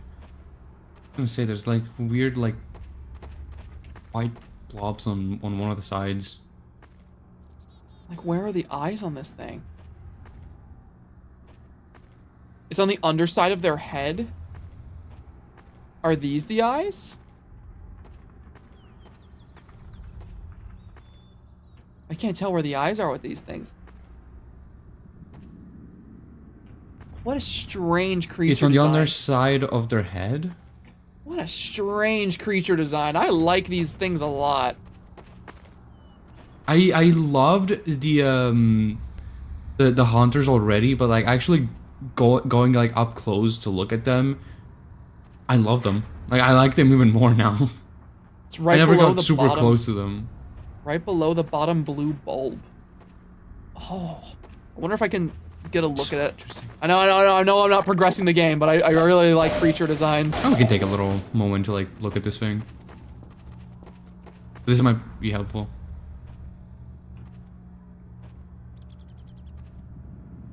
That's so weird, man.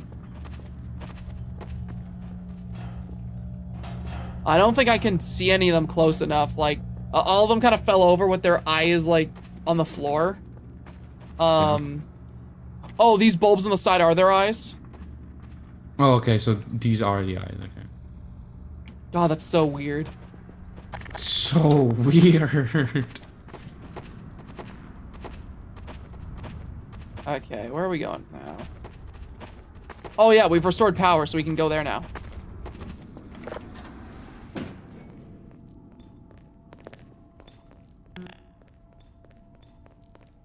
Here it is. Okay.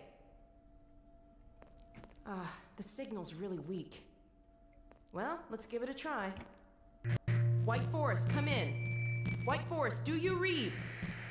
White Forest, do you read? This is White Forest. Identify yourself. This is Alex? Alex Vance? Where are you? I expected you hours ago. Well, we had a bit of a setback. Don't you understand the gravity of the situation? The survival of Earth depends on the data you carry. Yes, I know. But the Combine, they're heading your way. What? What's that? What? You're heading our way? Well, I should hope so. No, not us. What was that? Combine.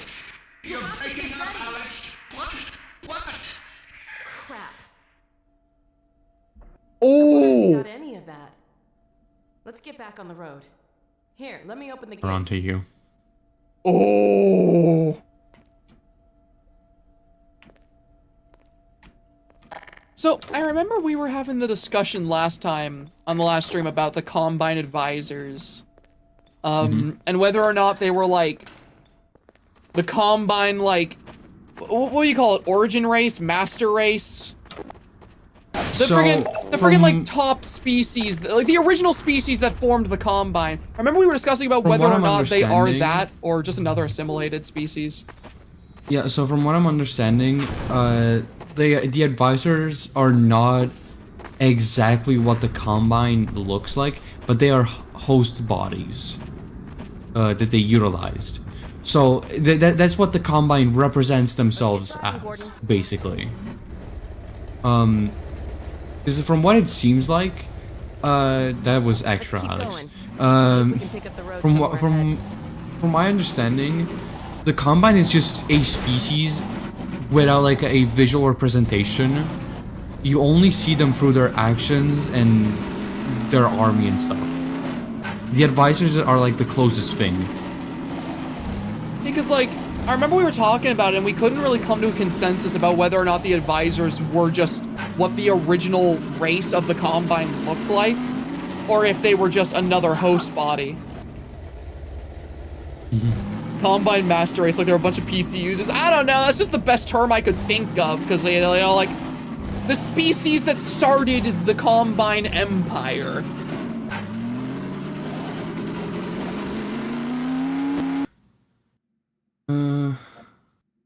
Okay, yeah, I'm just looking up on the wiki page. The advisors are a race of alien beings responsible for overseeing the Combine occupation of Earth.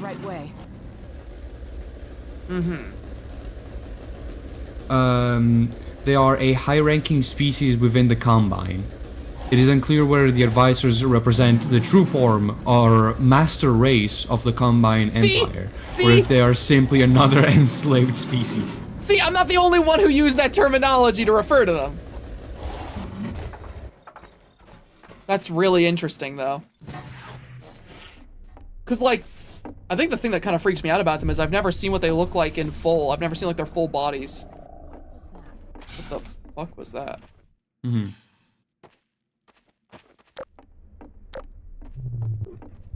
Like, they're very mysterious to me. What the hell is that? Looks like we weren't the first to find this place. There's an advisor around here someplace. Oh! Oh! Crazy how I said that.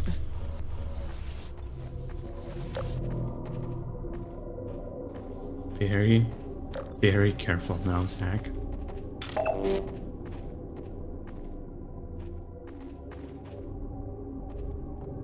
I think we found our advisor. The board said we should kill them before they hatch. Ah, life support. What do you say, Gordon? Shall we pull the plug? Sorry about this. Oh, what the hell? Maybe I can get this open. There we go. Over to you, Gordon. Before they hatch.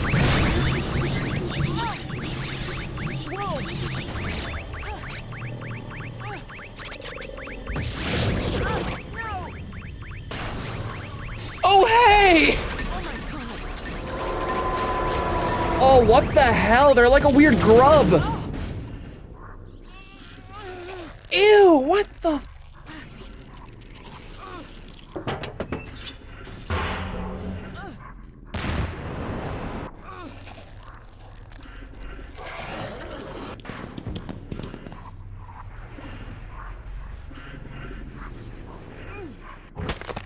Oh!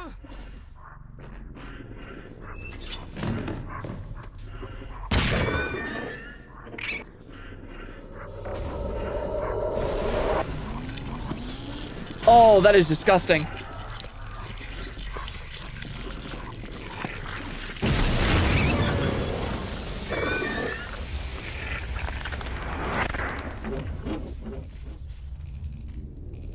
Oh, shit! Okay, well... What the hell? Oh my god. Gordon. Thank God you're all right. They're like a weird, like, larva. He was hurt. Did you see it? Mm-hmm. I can only imagine what it would have done if... Uh-oh. Autonomous units subsumed. Sounds like it called its friends. With all tenets of Adversarial Assistance Act. Soldiers! Threat level adjustment. Probe. Expunge. They use those tentacles to suck out the knowledge from things. Oh, that is so strange. Uh-huh.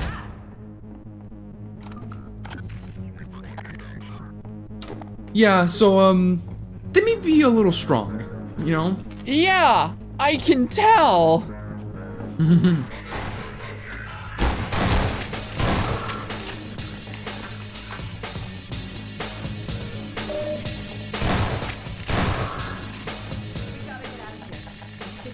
I got my beloved crossbow back.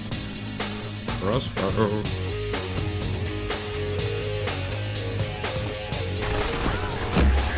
Oh, shit.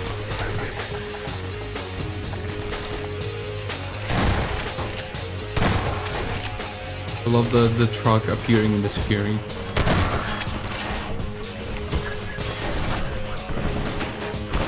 Oh, shit, Hunter!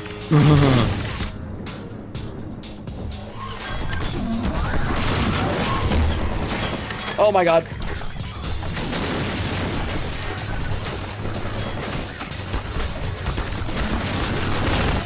Oh shit.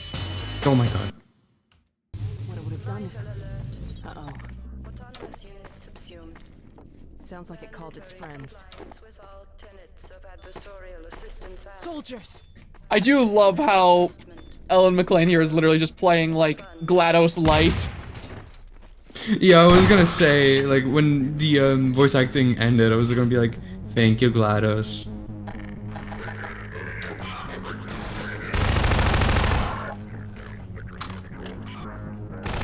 Be expected to see hunters alongside Combine patrols from now on. Oh, great. Let's get to the car.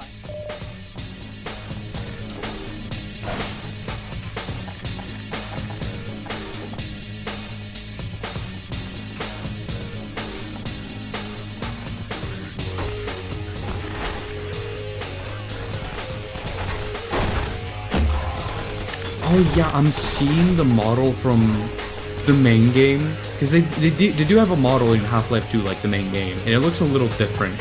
I'm sending it in VC chat. Oh.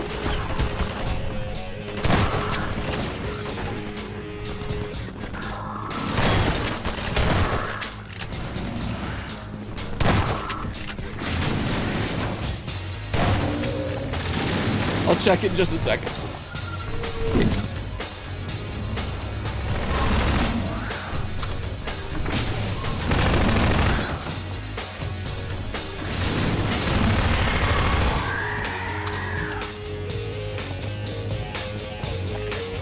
God, I I love the love the soundtrack of section this of the game. Yeah. Oh yeah.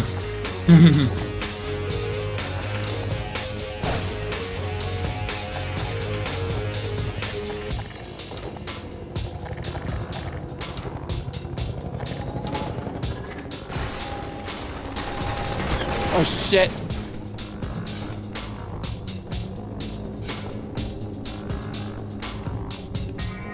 Have you gone upstairs? I don't think so.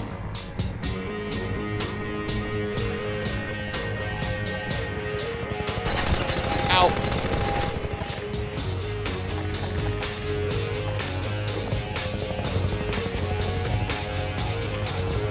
Hey. Yeah. Oh, hey, this is materialized. Yeah, this is like fully materialized now. Able to use this?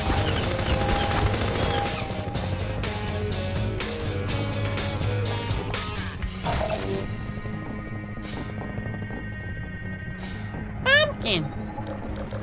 Pumpkin. Oh, shit.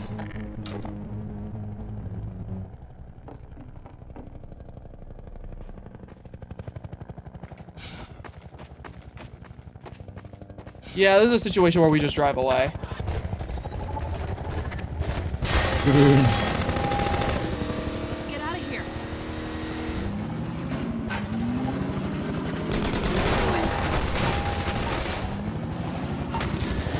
On the road again. Oh shit.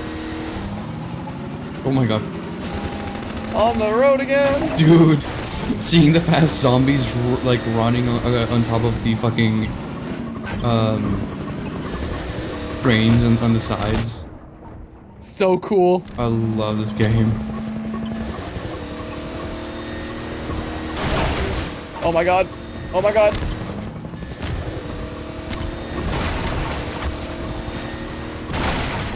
Okay. Episode 2 does not disappoint. It's It so is cool. So cool.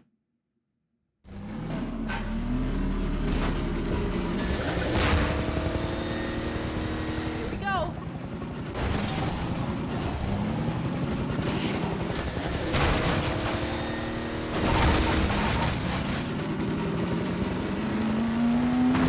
Oh my god.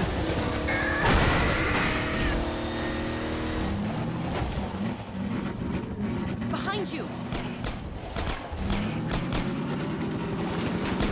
Good idea, good idea, good idea, good idea. I'm gonna leave.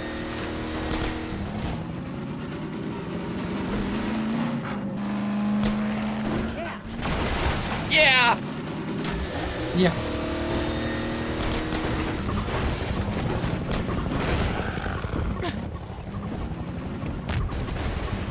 Just gonna let that explode. Ah!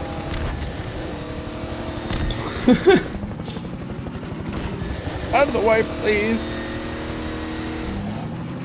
I'm a free man on a mission. Yes, you are. Ah! Gordon. Oh, crap. Gordon. We may have to ditch the car. Yes. This way. Okay. Since you brought that chopper in on your tail, you want to maybe help us take it down? Oh, with pleasure. Yes, sir. Give me a rocket launcher now. Ah! Take it down! You don't need a rocket launcher. Oh wow, Oh, he's not he dead.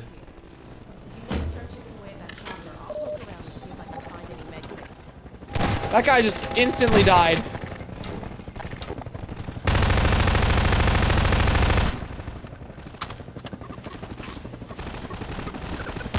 Oh shit. So Zach, Yeah? you don't have a rocket launcher in this section. Okay? Yeah. How would you take down the ship? The helicopter otherwise? I figured it out.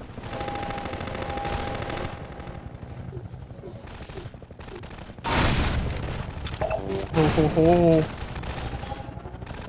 Give me my You know bombs. what time it is? Give me my You know bombs. what time it is? I found a It's gravity time. Give me my bombs. Good helicopter. Return to sender. I love this part. I love that voice line. Return to sender.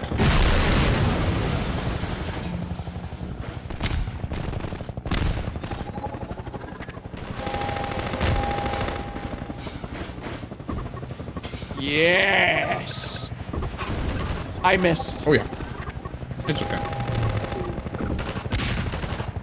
Come on. Yeah! Oh, that's so awesome. I love this part. I think it's so fun that they have you like taking down a helicopter using the gravity gun. Go. Yes.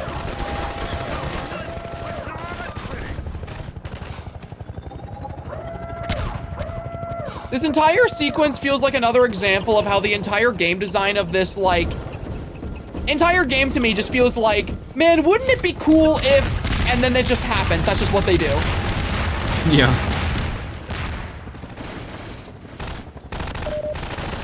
And that's just the entire design principle of Half-Life 2 is, man, it would be really cool if we could do this thing.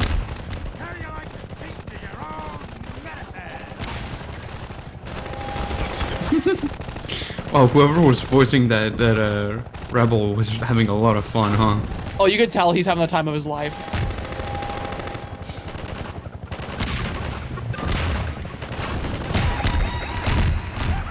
Hell yeah.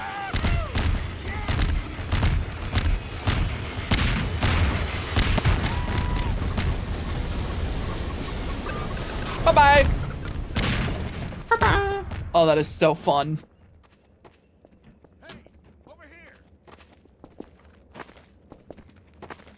I give the Combine a lot of credit, though.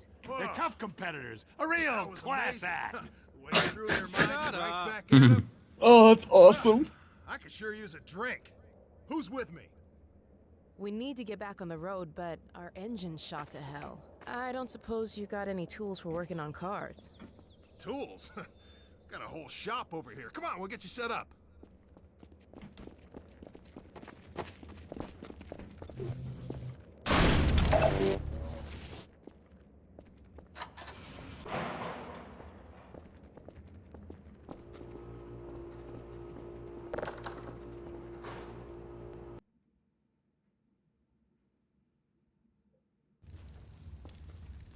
You could tell if the male Combine VAs are just one or two guys, or you can't tell, yeah.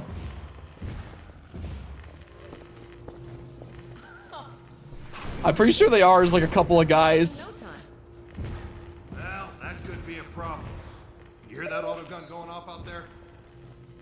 Normally run supplies out of the White Forest base, but a few days ago the Combine cut off access.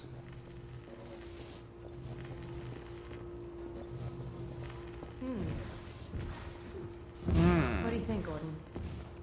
Maybe while I'm getting the car fixed up, we can see about clearing up that roadblock. Yes, ma'am. Fresh zombies coming out of City 17. Yes, ma'am. It's just a matter of time till the troops start pushing this way.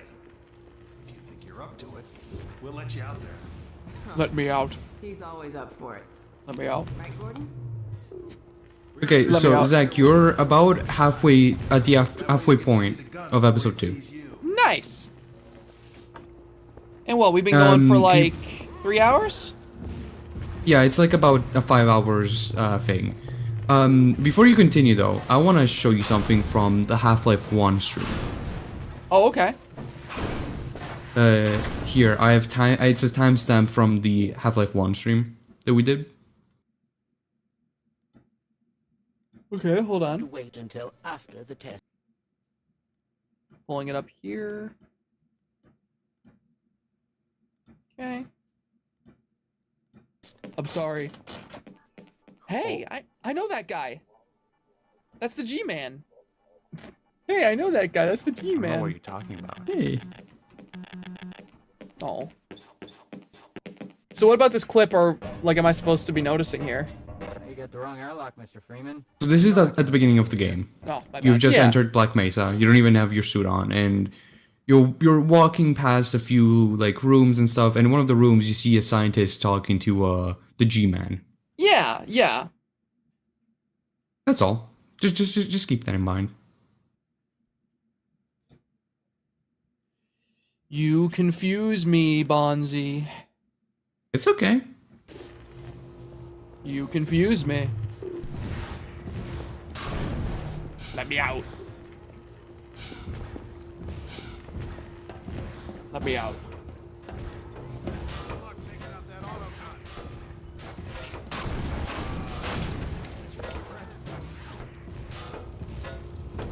Come in. The door is open. Come in. No.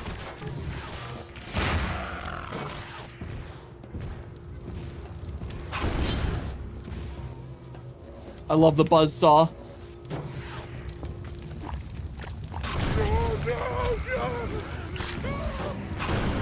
It's so fun. I love using the gravity gun. Little head crabs. Little head crabs. Would you consider playing through the sub-stories of Half-Life 1, Blue Shift, and Opposing Force? I mean, on my own time, potentially. I'm gonna keep the streams, though, to just Half-Life 1 and Half-Life 2, like the main games. Yeah.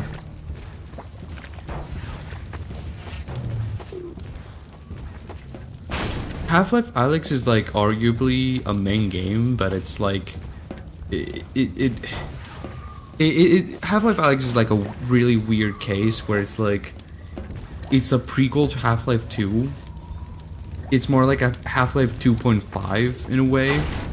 The most important thing about that game is the ending and the way that it affects the story. So I feel like Half-Life Alyx is also a game that you can just play in your own time. Uh-huh. Like, like the way that I can see it is that like it's a game you can play at your own time, and like at best, for those who are interested in seeing your reaction to the ending, you can like record your reaction to the ending and like post it on your second channel, if you really want to. That'd be fun, yeah.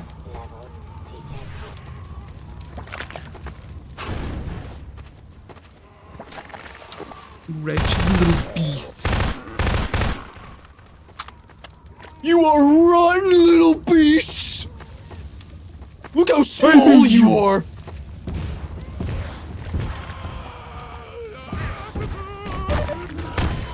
Owie.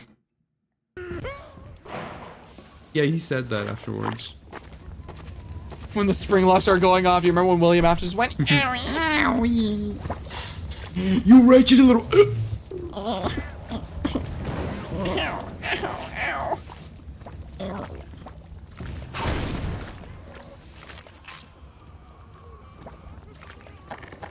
Oh my god.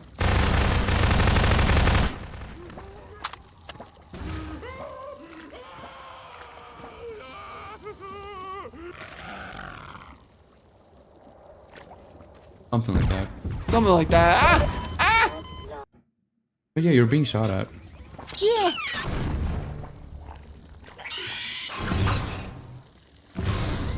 Very, very careful, Zach.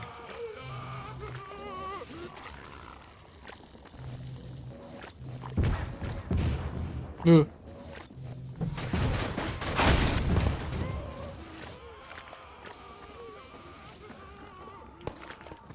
Okay. Okay. Okay. Oh shit.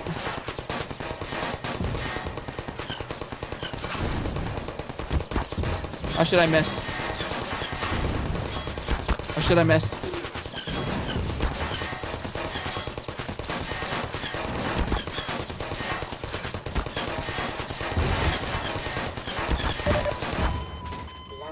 Oh, damn. Thoughts on Cry of Fear? Never played it. I've never played it. Ah!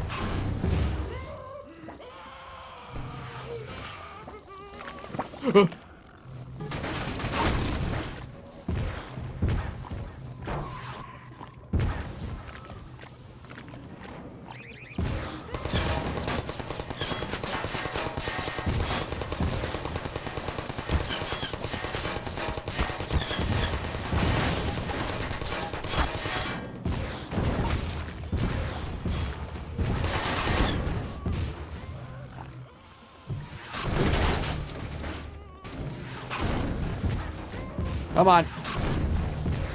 Come on. Come on. I guess it can't really hurt me there anyway. Yes, it can.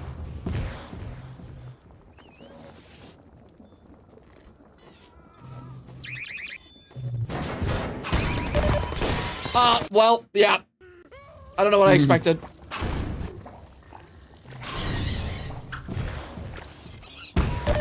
Oh my god.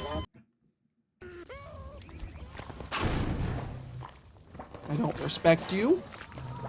Die. There we go.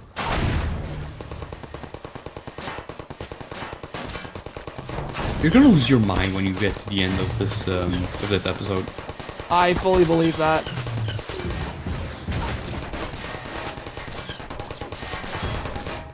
I think it's funny. I feel like every Half-Life game has a sort of like military section, if that makes sense. Yeah. Where it's just like, okay, let's put like the exploration and puzzle stuff aside, and let's just have a full-on sequence where you're just like sneaking around and fighting a bunch of enemies. And I feel like this is that part for episode 2. Uh-huh.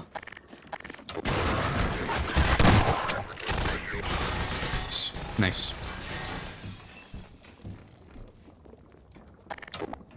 Okay. Ah!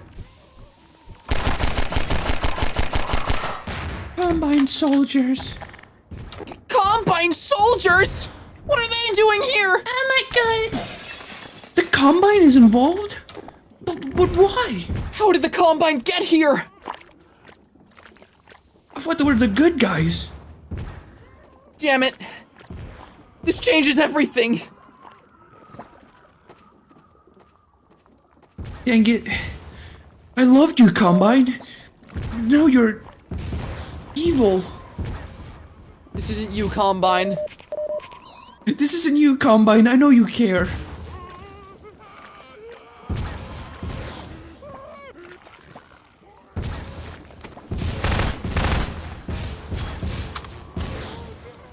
Okay.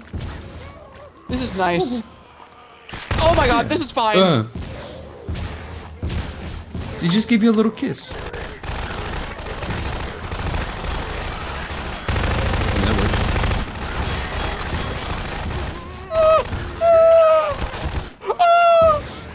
I'm not here. Just ignore me.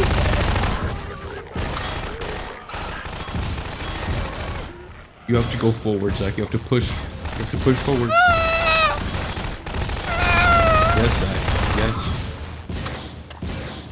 I'm questioning if I really am the hero. Yes, you are. Dude, you took down the Citadel. You're fine. I'm so scared. I'm scared right now. I pissed myself.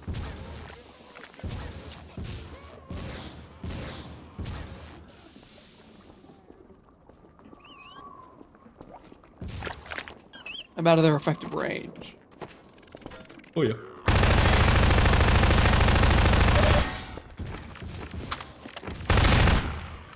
Was that Zombie trying to get in through the door? Yes. Hey guys, let me in. I'm still normal. Guys, I'm still me. One of you. I'm still me, guys. I'm It's cool. still me. Hoo-hoo.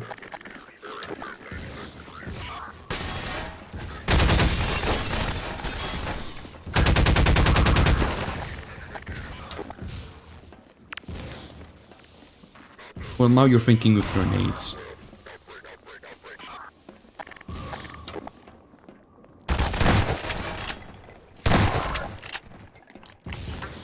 Oh yeah. Fine, let the head crabs on your head. It'll be fun, I promise.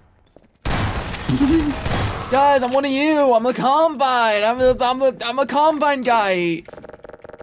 I may look different, but I'm still me. It's still me, guys. The head crab doesn't talk for me. He's a friend. Call him Jerry. He's just a funny hat.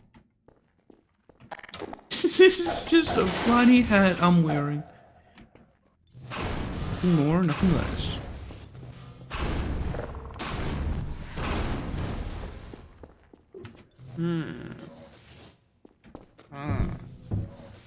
Oh.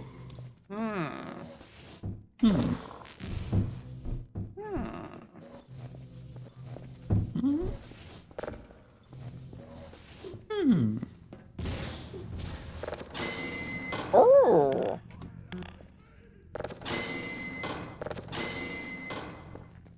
Oh.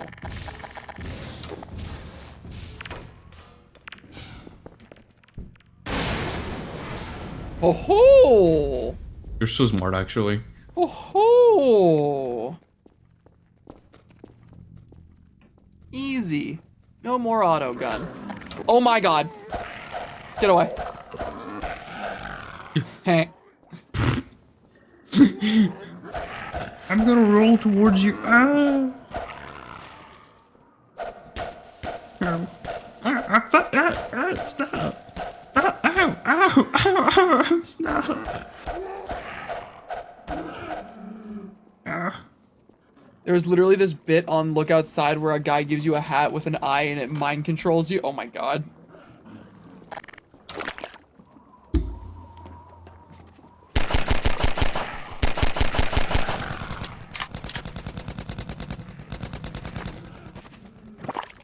Easy mode. Hey, Gordon, car's ready. Come on back and we'll get going. Let's go. Yay. Oh my god, you scared me. You're almost there, Zach. Come on, Gordon.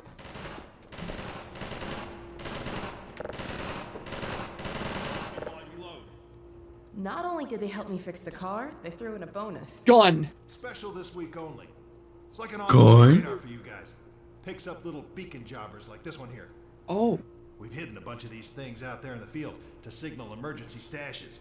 So keep an eye out. When you see your dashboard light up, you're gonna want to stop and investigate. I'll fill you in on the road, Gordon. I see Drex in chat saying Gmod 2. Hi, babe. Hi. Hi, Drax. Gmod. This is Gmod free, actually. This is Gary's Mod 3. What's that? Something on the radar. Ooh, the lambda symbol. According to the radar, it looks like there's a supply cache here. Oh.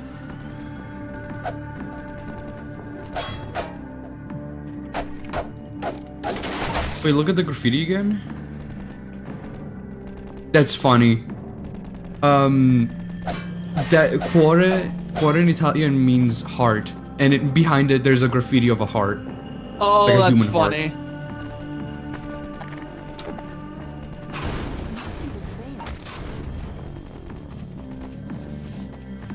Oh. Let me in. Let me in. Let me in. I want it. What if we try blowing this stuff up? Yeah. Yeah. Give me that. Whose mod? Is Gary. The one and only. We're playing his mod. Gary's mod. Yeah, we're playing Gary's mod. That's what we're playing right now. Spoiler alert, Gary appears at the end of the game. He's like, "Hey, I'm Gary. Thank you for playing my mod." Hey, I'm Gary. Thank you for playing my mod. I really love it. I love you guys. Please play more Gary mod. Play more Gary mod. We are adding a new game mode. It is called Team Fortress 2. Wait. That's fire. Right? Hi guys, it's me, Gary mod. It's me, Gary mod. It's me, Gary mod, from Gary's mod. Thank you guys for playing Gary's mod. It's me, Gary mod.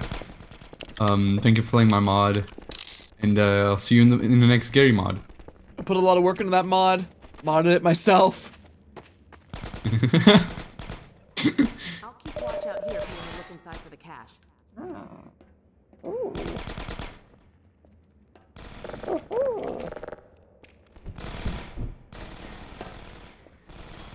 You know, when people want to say me, when people want to say good morning to me, but they don't want to spend too much time typing it out, they just say GM. Good morning, Gary Mod. Good morning, Gary Mod.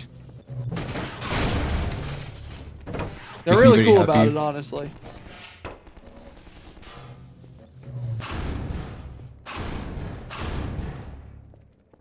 Mimi Gary. Oh, Gary I remember Mod. this part. I spent an unnecessarily long amount of time trying to figure this out. Can I just give you the solution? Yeah. Pull it down. You need to drop a grenade at the bottom and stand on top of the platform, and it will just launch you up. What? Because you can see like the remainings of an explosion there, implying that like somebody threw a bomb down there. I needed a friend in call to let me figure that out. That is absolutely ridiculous. Yeah. I have a rocket launcher now. Now Now I'm thinking we rock it. Now I'm thinking. Look what I found, Alex. Rocket launcher. That'll come in. Right. Alex, look at what I found. It starts shooting her. Friggin' blows us both up. Oh, that went too far. Oh.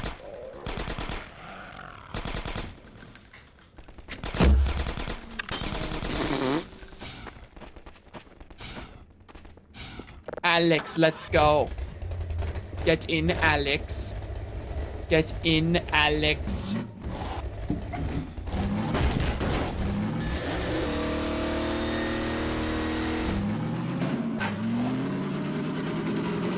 The sniper. Gary Mod. They call me Out the of Gary sniper Mod. where I'm from. They call me Gary Mod. I'm pretty good at it.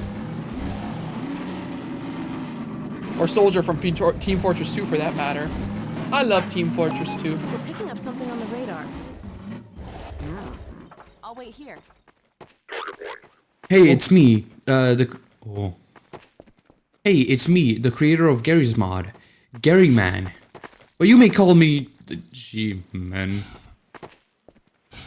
What? Fucking G-Man reveals himself. I made You're Gary's probably wondering, Mr. Freeman, what the G in G-Man stands for. Well, Mr. Freeman, I am now comfortable telling you I am Gary.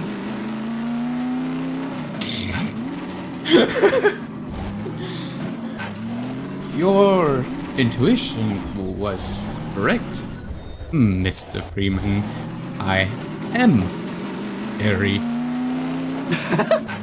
I like the idea that Gordon knew. So you are. Knew it. I just like to imagine the G-Man saying in like a really serious tone, I am Gary. You've probably played my mod, Mr. Freeman. It was Once very I famous. Control of the world, Mr. Freeman. I will make it my mod. You may call it Gary's mod. Because it belongs to This could be me. combine handiwork. I Gary. think you gathered as much, Mr. Freeman. The man behind G-Mod is the G-Man. Think about it, doesn't it make sense? G-Mod. I thought it was pretty smart when I came up with it. I really like the idea that, like, he's really proud of it and he needs Gordon Freeman to give him validation. Welcome to my truck, Mr. Freeman. I call it Gary's trap. I know this one isn't quite as clever. But we run with the brand, of course. Oh! That was stupid, Mr. Freeman. Leave me alone.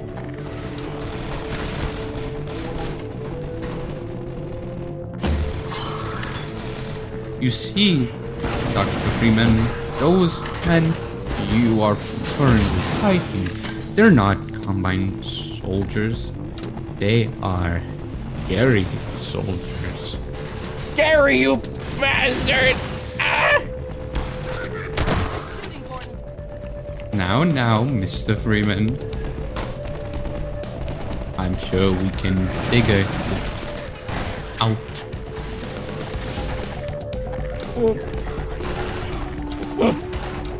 Like and subscribe if you like my mod.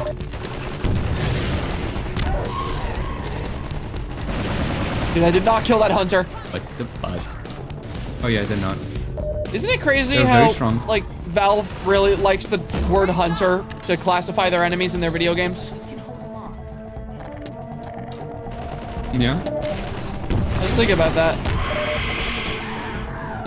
What other examples of hunter do you have? In friggin' Left 4 Dead 2, one of the main zombies that goes after you are called hunters. Huh. And they're some of the scariest ones. That is quite meaty. Mr. Freeman, very funny.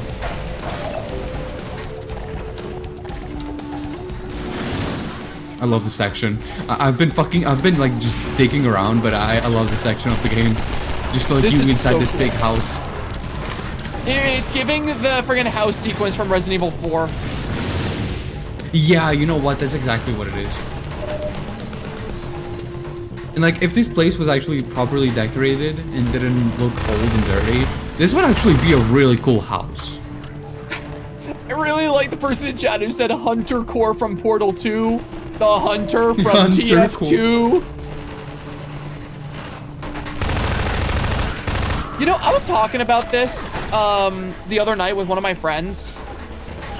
Could you ever, like, can you, in your mind, conceptualize what a 10th class for TF2 would even be? Like, if they were to make a 10th class for TF2 tomorrow, what could they possibly make that hasn't already been done by one of the 9 that already exists? Reloading. Supplier? I mean, that's basically the engineer. The engineer has that. His dispensers are basically that role, so there'd be no point. The Madcap? It's an interesting idea. Talking about us. It'd be Gary. The Gary. No, I have it. Hear me out, Zach. Oh, Alex got killed. A Hear me out, trapper. Zach. No. Hear me out. Priest. Priest. The priest. Talking about us. Meeting the priest. Interesting. Also, okay, the thing is, like, the trapper idea, isn't that basically the engineer? Because the engineer already has, like, sentry turrets that can function as traps if you, like, round corners. Yeah, I was gonna say. Wouldn't the trapper role just be fulfilled by the engineer? Yeah, you want them to all be distinct.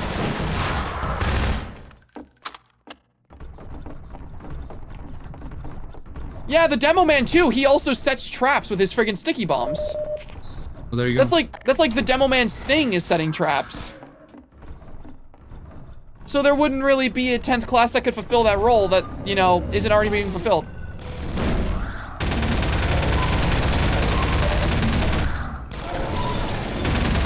Okay, so the priest, hear me out, the priest can use magic spells.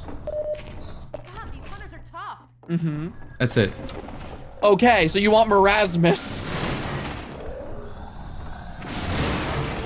The priest uses the power of God. Oh!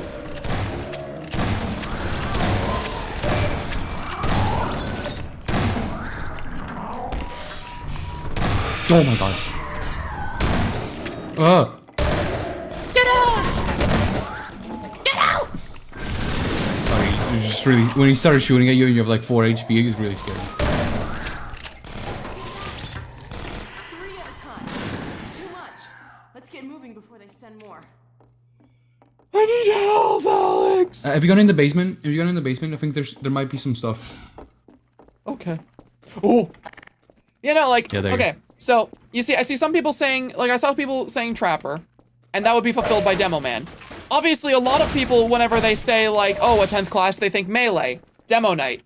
You know, like, the idea of a supplier, engineer, the idea of, like, I don't know, I'm trying to think of other examples. Like, I feel like the majority of ideas for new classes that people could come up with for TF2 are already fulfilled by the classes that exist. I think it's so hard to, like, think of something else that can be fulfilled by a new class that isn't already, like, in the game because of how just how well designed all 9 classes are.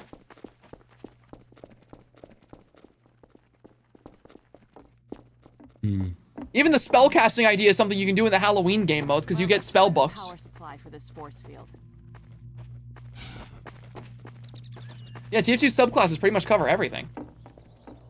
You wouldn't need any other healer because the medic pretty much covers every base. He's got AoE healing. He's got the friggin' Crusader's crossbow for burst healing. He's got the medigun for, like, the sustained healing. So anything you need from a healing class, the medic covers.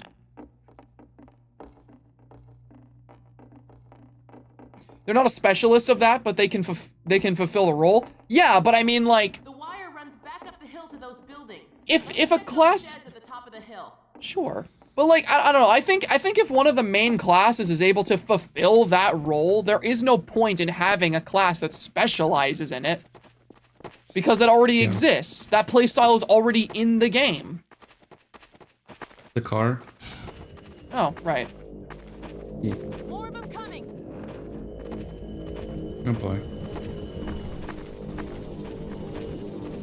Wait, but how am I supposed to bring the car over? The car's trapped. Oh, you're right. Have you seen the mobster vid for a hypothetical 10th class? I have not. Oh yeah, the mobster is it's like I think it's a mod, like a straight up a mod that just got a trailer recently. It's pretty cool. I didn't fully see the full, like I didn't see the full thing, but I saw snippets of it and was like, oh, this is nice. What does the mobster do? Like, what does the concept actually, like, have playstyle-wise? Give to the mobster.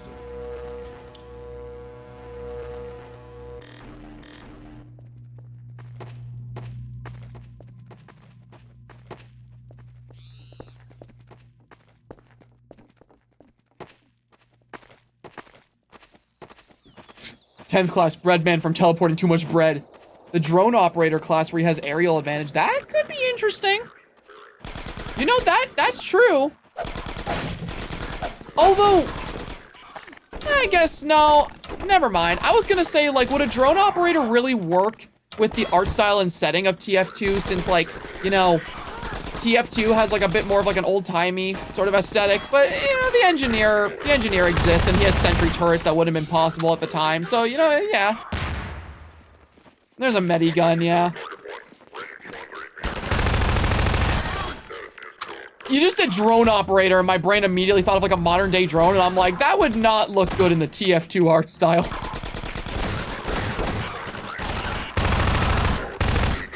A bird with Gatling guns, that would be so funny. Shit!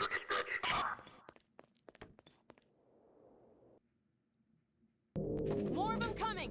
I'm not used to her dying.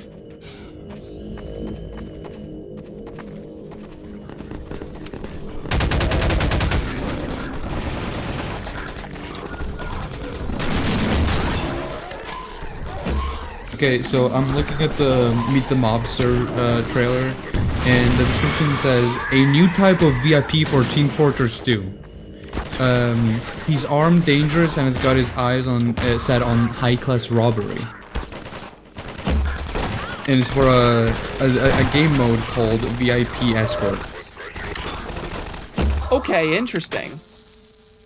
It says VIP Escort is an attack/defend game mode for Team Fortress 2, where you get to become a special character that can capture enemy control points.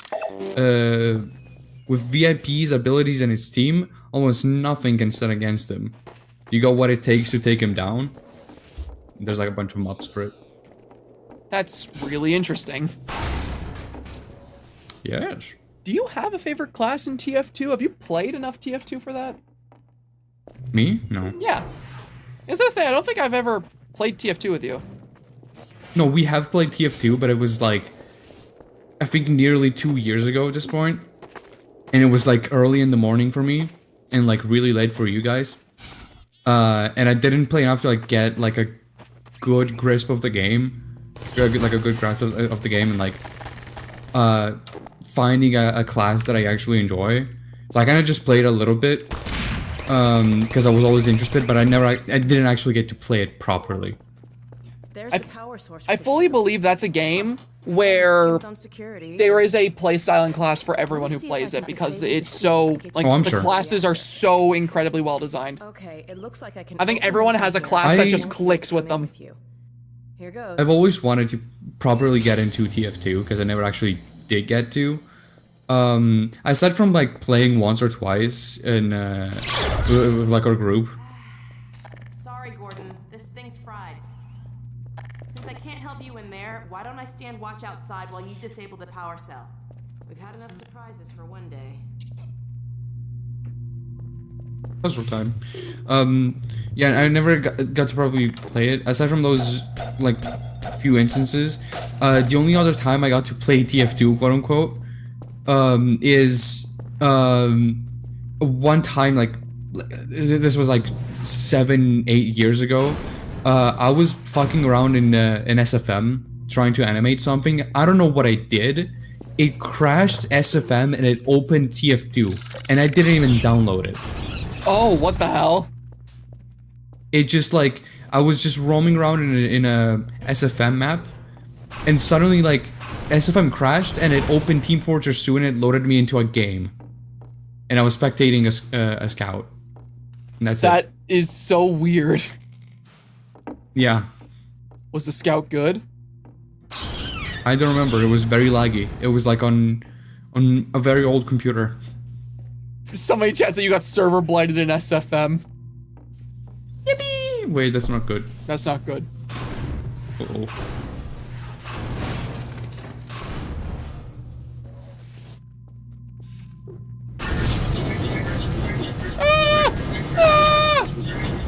I'm scared. Wait, there's a button. Oh, apparently SFM has an embedded version of TF2 in it. That should have done it. Let's go. That's weird. Let's hope there's no more combine between here and White Forest. There's gonna be more combine between here and White Forest. Oh boy. Oh, this area is so pretty. Fonz, you live in the Interloper universe where all source things are connected. Yeah, are you familiar with Interloper? You mentioned it to me multiple times. I never actually got to watch it.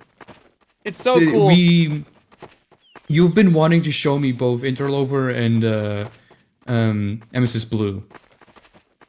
Interloper is so particularly interesting because, like, the basic premise that it goes by is the idea. Oh, I'm running the wrong way.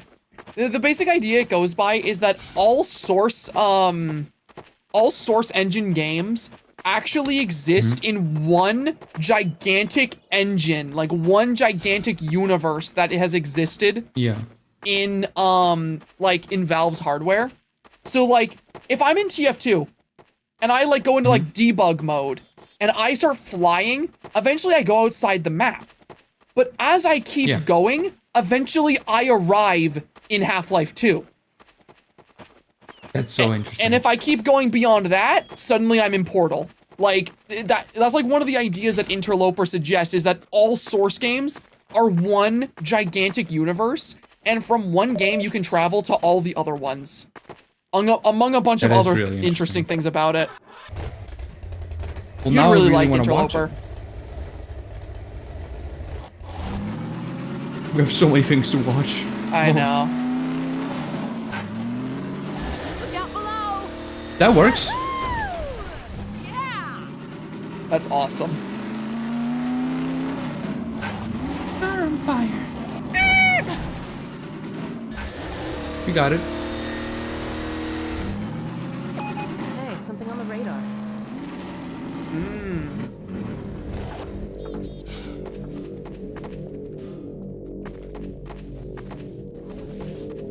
Oh-ho.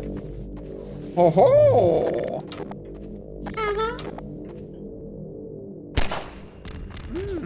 Oh. I'm sure that's nothing.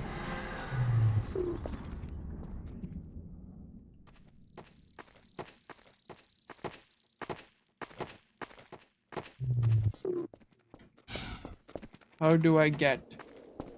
I'm gonna be honest, I never actually got this crate. Because as soon as I heard the combine sounds in the distance, I'm like, oh, I'm out of here. I am no coward. I want my loot. I'm not a coward.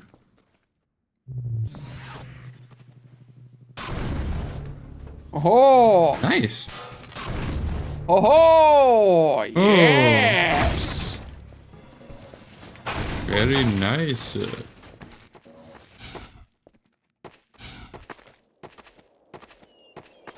There's some stuff around those concepts which are pretty big spoilers. Yeah, there's so much to Interloper.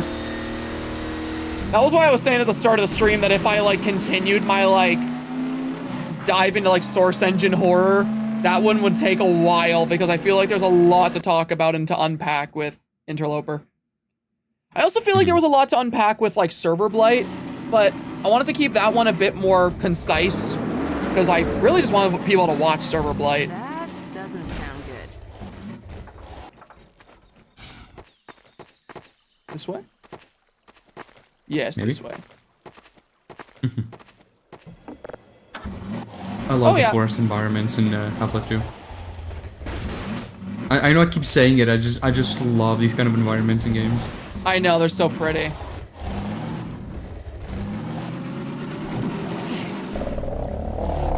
Over there. I see an antenna. Huh, I think that's White Forest. Oh boy. Well, we're close enough to make it the rest of the way on foot if we have to.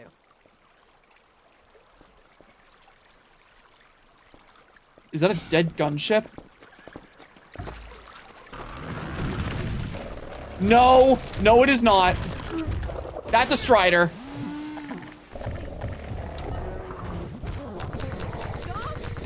Dog! Dog! My boy! Holy shit! Kill him, dog!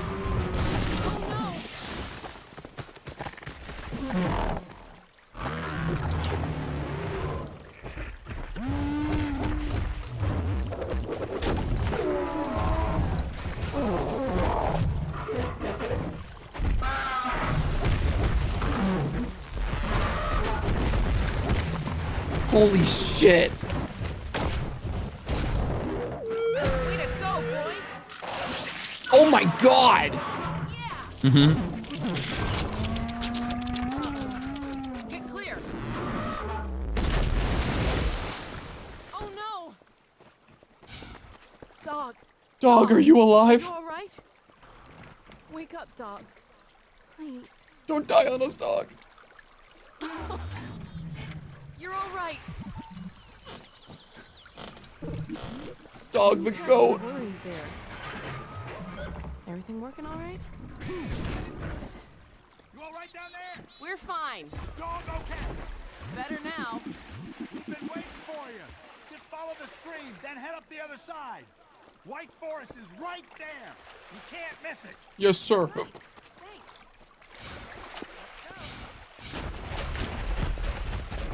Come on, Gordon. I love dog. Challenge dog to a race. Good boy. I love how they scare you by like having a Strider like appearing, and then all of a sudden fucking Dog the goat appears. Dog just shows up and jumps it.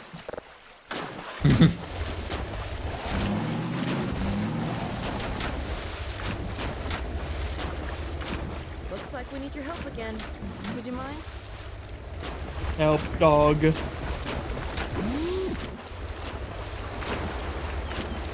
He's so strong. He's a big, strong boy. The water physics are kind of freaking out, but that's okay. That's okay. Way to go, boy. Oh. Okay, dog. Race you to the base. Step on it, Gordon. Okay. I must beat dog.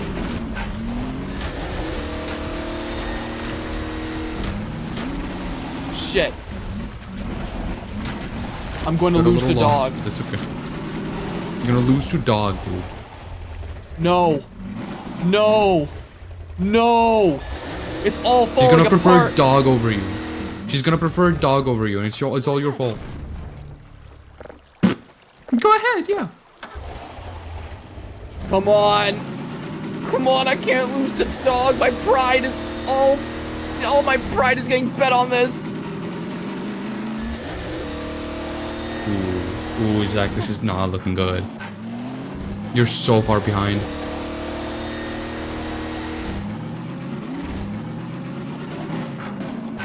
This is it. We made it. No. Damn it, dog.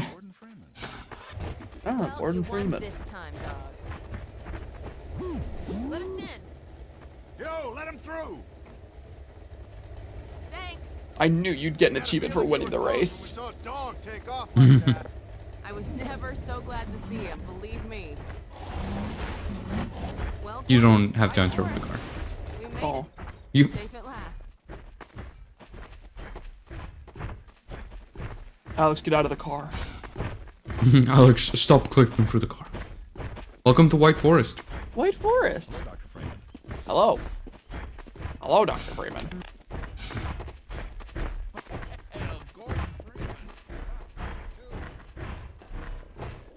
Hey Zach, remember at the beginning of Half-Life 1 when you go into the kitchen area and like there's something cooking in the microwave and you blow it up? Mm-hmm. Alex, Dr. Freeman, you made it. Okay, Hey. just making sure. Boy, are we glad to be here. Yeah, we heard you ran into a little trouble out there. Combine were trying to hit in the front door. I think they learned their lesson. You mind if we keep dog patrolling out here? Not at all. You heard him, dog. I'm gonna go see Dad. I'll catch up to you later. Dog. You take care of yourself. I don't think Eli knows you're here yet.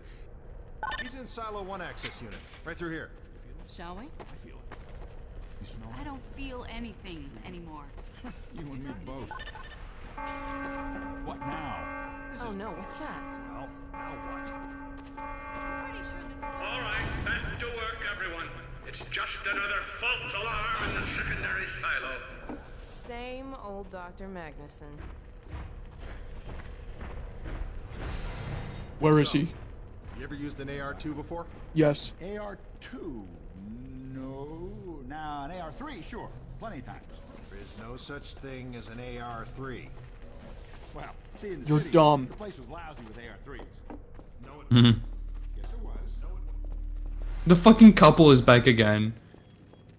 Hey, Gordon. Eli! You made it. Dad, Alex. I was so afraid I wouldn't see you again. There, sweetheart. We're together now. That's all that matters. And look at you, son. I knew if you both stayed together, you could get through anything. Yeah?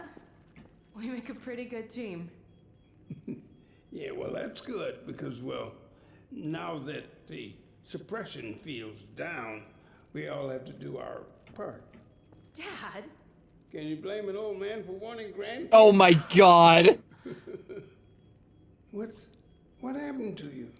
Dad, it's not what it looks like. I'm fine. Are you sure? Shouldn't we have that looked at?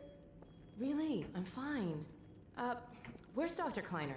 We should get I love this all the done in people one. reacting with like the shocked emoji in chat. Yes, we should. He'll be glad for a chance to get out of the silo. This way, Gordon. The way he and Magnuson have been going at it, you'd think they were still competing for grant money. Some things never change. Do we have any idea how long until the super portal's active? We don't know for certain. We're keeping an eye on it. And what about the Combine? Will we be able to launch before they attack? It's gonna be close. Vortigaunt. All it would take is one Strider to destroy our rocket. But we're ready for him. I'm sorry we couldn't get here any sooner. Rocket. Don't worry, sweetheart. We're gonna make it. I'm just so glad to have you back. I'm glad to be back. Like the rocket G-Man was looking at?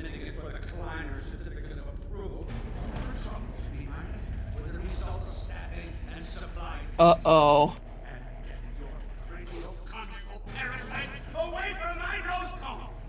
Now listen here, Magnus.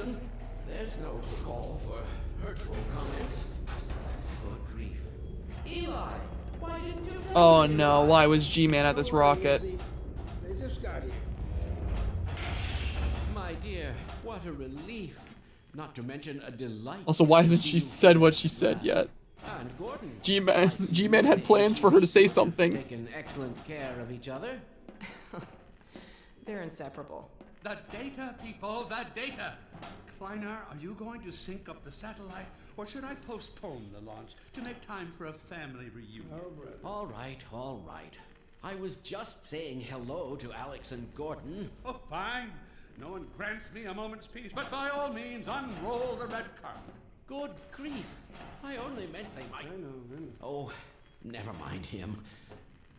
Now, my dear, where is this data packet you've been carrying? If I delay a single moment, I'll never hear the end of it. You have my word on it. It's right here, Dr. Kleiner. We've got a ton of data. The strange thing is, it was all attached to a transmission from Judith. Transmission? From Judith? Do you mean the message didn't get through? We've got to see this right away. Just let me start the decoding process.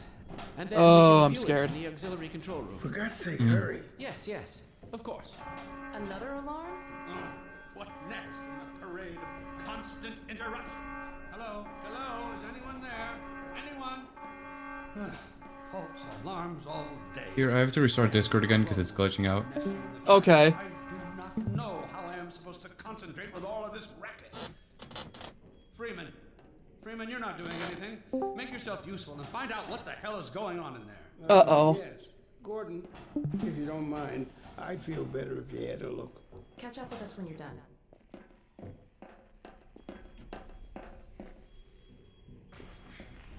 Freeman!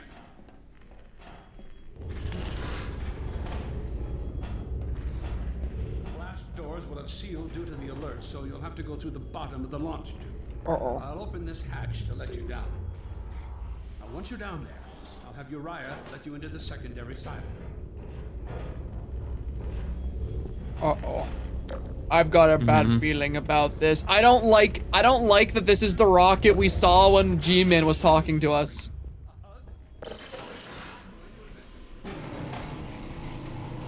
You need to investigate, Zach. I also really don't like that Alex hasn't said the thing yet. Since the secondary silo staff seem incapable of solving their little crow problem, you will be happy to hear we have put the popular Dr. Freeman on the job. We all look forward to his remedy, and I look forward to hearing the staff's excuses for why they couldn't handle it themselves. Thank you for your patience. Oh my Red god. valve. Red valve. Red valve.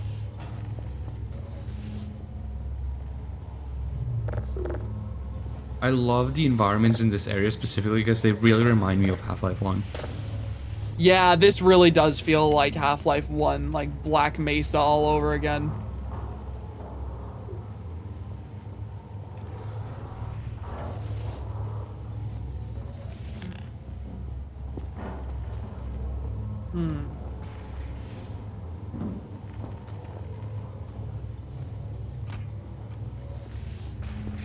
Hey! Janitor. Janitor. Janitor.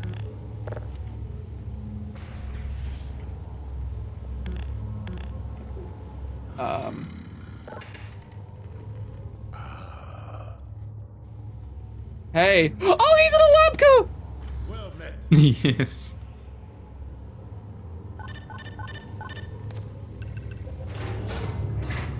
Dr. Vortigaunt. The Magnuson has instructed me to the Freeman. the secondary silo. I love him. The secondary silo can be reached through here. He's so cute. He's so cool. He's just a little guy.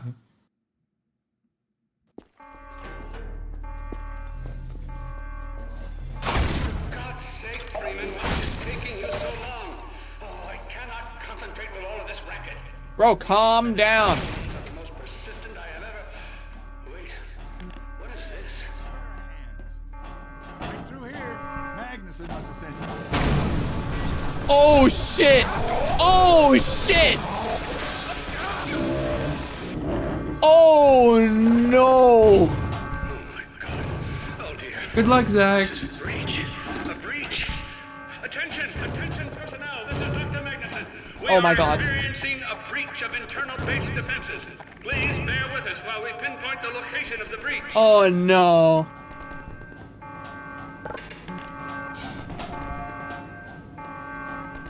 I'm getting out of here.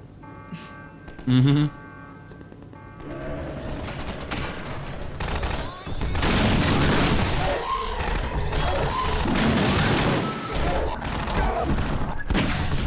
Get it. Ugh.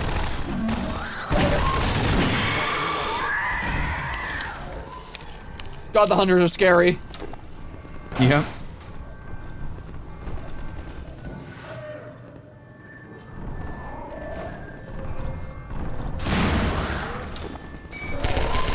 Die.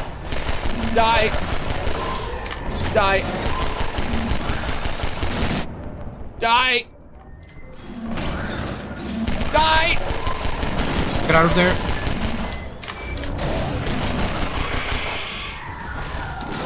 Holy shit. Yep. 1 to 100. 1 to 100. All right, we're locking in.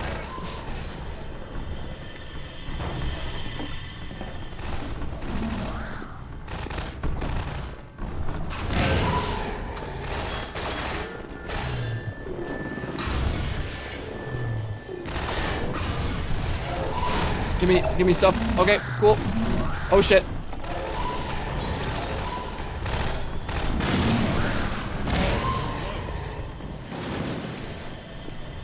Excuse me.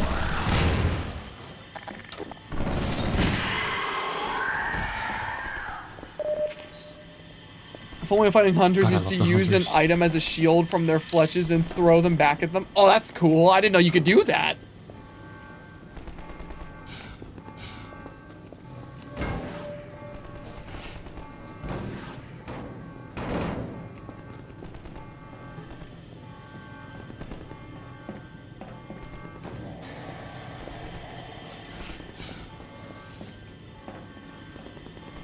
Okay. Hold on. How do I get up there? Oh.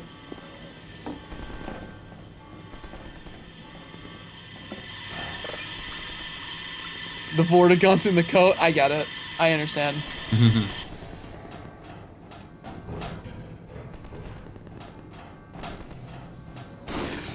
Oh shit! Oh my god! Okay! Yeah? Oh, it brought me all the way back here? I'm about to get blown up by my own grenade.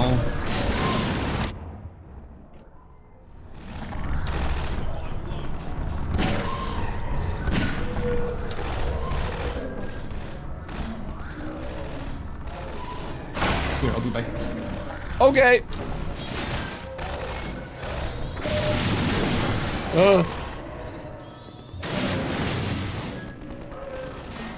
You're okay, buddy. I'm here. I'm here, and I have an explosive.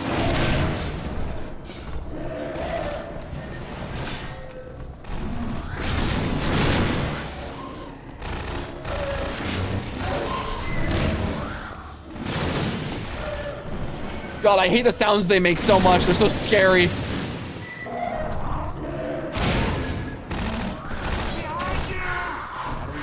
Move!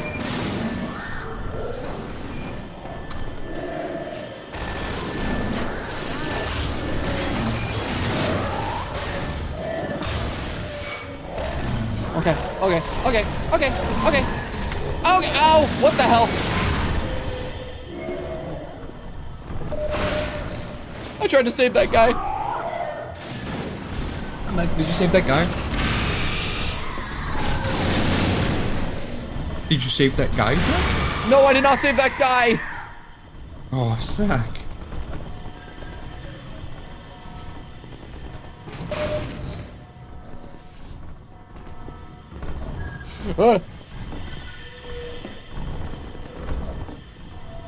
They sound like dogs whimpering. Yeah, they just sound like really big dogs.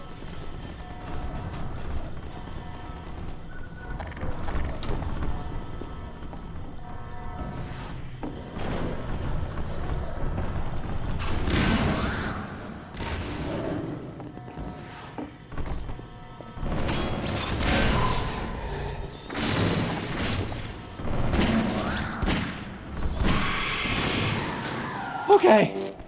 Awesome. Gaming is just playing Dark Souls 3.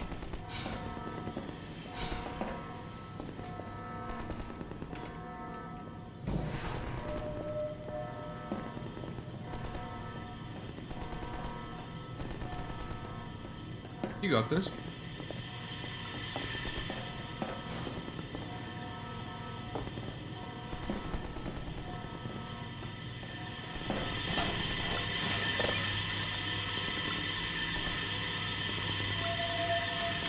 Okay.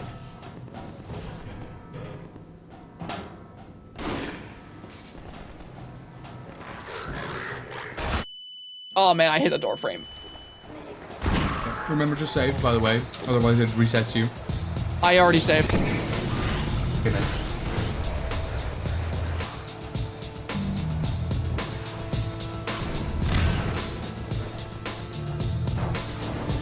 We love it when the kick-ass music starts playing.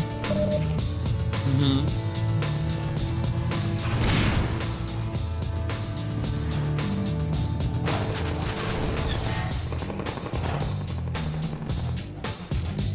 Best track ever. This one's really cool. Ah!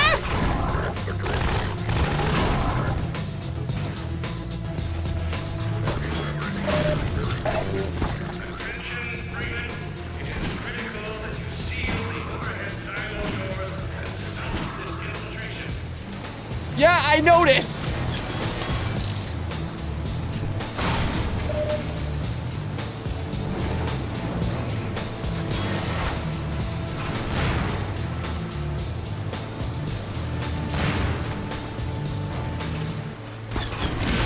Not a single one of those explosions hit the turret. Are you?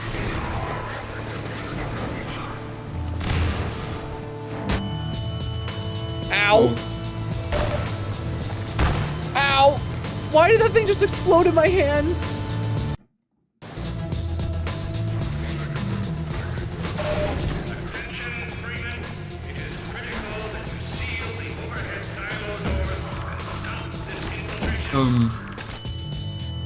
Obviously keep in mind that if you're holding an explosive and somebody's shooting at you, they can just blow up the explosive while you're holding it. Oh, I guess, yeah.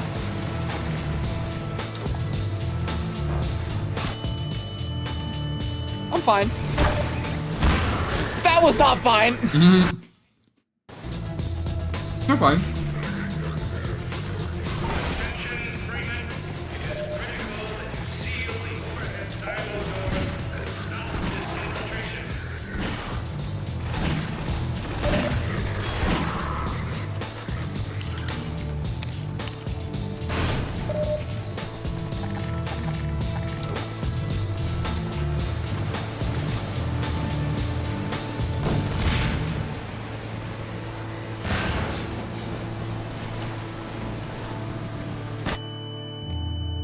Oh. You'd think I'd learn my lesson. Oh. No.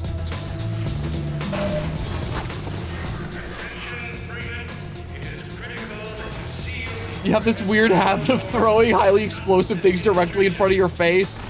Look, man, I know it go boom and it kill guy really fast.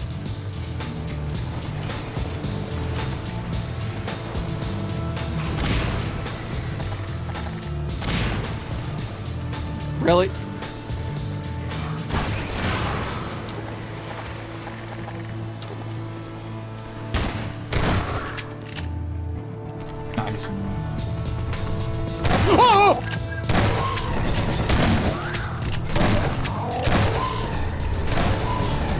Oh my god. Oh my god. Oh my god. Oh my god.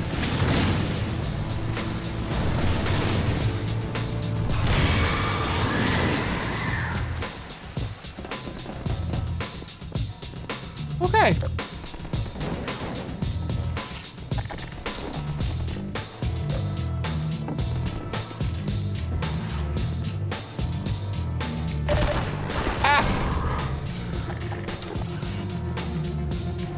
I saved. I saved. Oh, hi.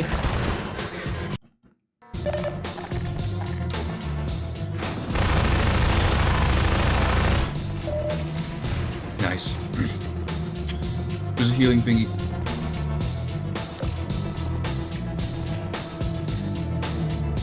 We're healing thingy. In the red room? Like the one with the... I mean, that works too. It's where the soldiers came from.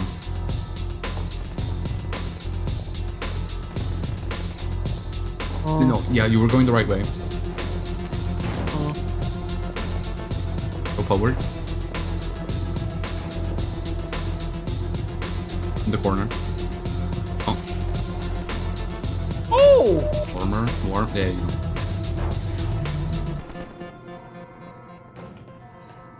And there's more supplies there. There you go. Nice.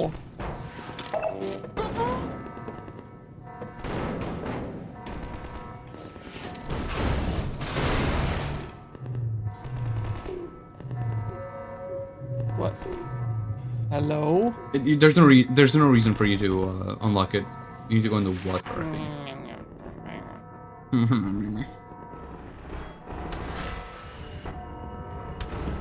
I repeat, there has been a breach of the secondary silo by way of the overhead launch doors. I will trust you to seal the silo doors. You got it.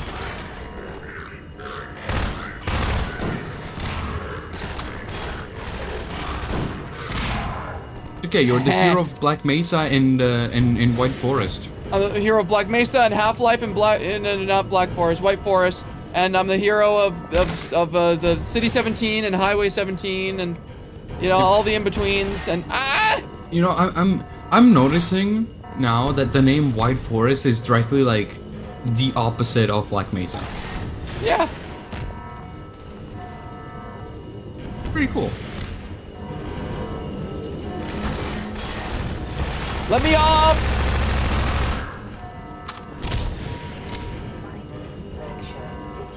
There.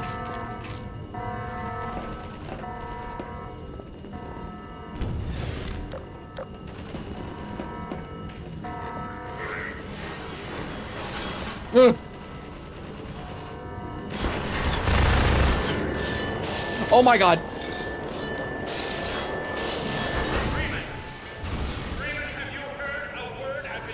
Yeah, shut the fuck up!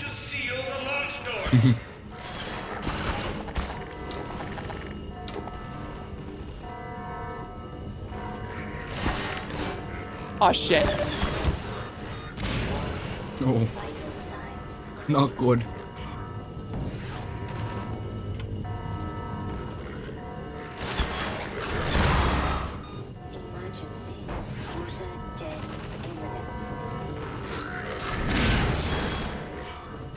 Not quite.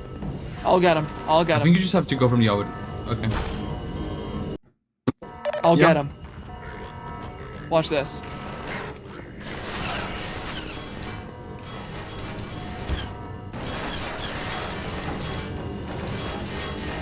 There's some supplies here.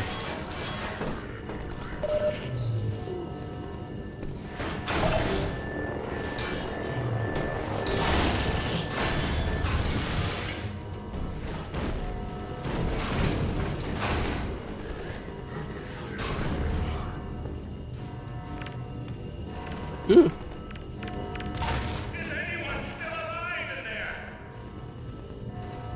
Trying to communicate in a dire situation like this with a guy that doesn't speak must be terrifying. I mean, yeah, I imagine it was probably the same at Black Mesa whenever Gordon was in the bathroom And they were just like waiting, and they're like, Gordon, are you done in there? Are you done? Slowly There's just no shaking answer. his head no. But nobody can see him. Gordon, are you still in the bathroom? Please let me know. Gordon, I'm I need opening toilet, the door. Gordon.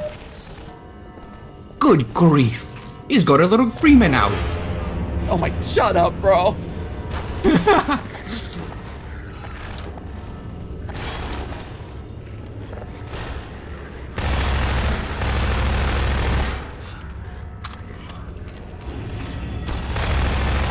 I want to use Combine technology to teleport bread. I think the whole point is that the Combine is looking for stable portal technology because their technology is not that great. This is Dr. Magnus, and I am pleased to announce the secondary silo has been sealed. Well, back to work. Oh man. Okay. Gordon. Oh my god. Hey! Goodness, you're okay. Dr. Vortigaunt. Glad that's over. He's so We cool. couldn't get until you sealed off the silo when the blast doors opened up. Regrettably true. I better let my dad know you're all right.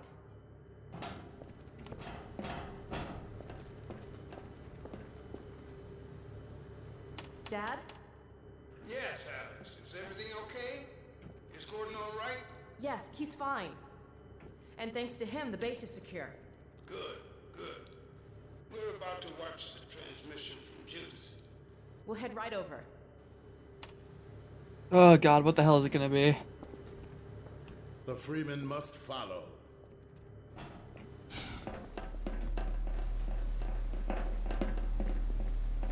If you would take the Freeman from here, I can return to my place of honor at the side of the Magnuson. Sure thing. Oh no, chat's telling me to brace myself.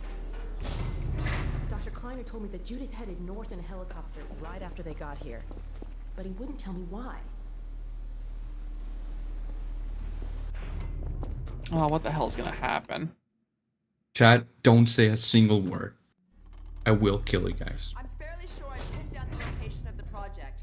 It's hard to say how much of it might have survived intact or whether there's anything remaining that could compromise our work if it were discovered by the Combine. We'll need to take a close look at it, of course, but I should be able to give a better opinion within a few hours. If the site is where we think it is, then it should be no more than...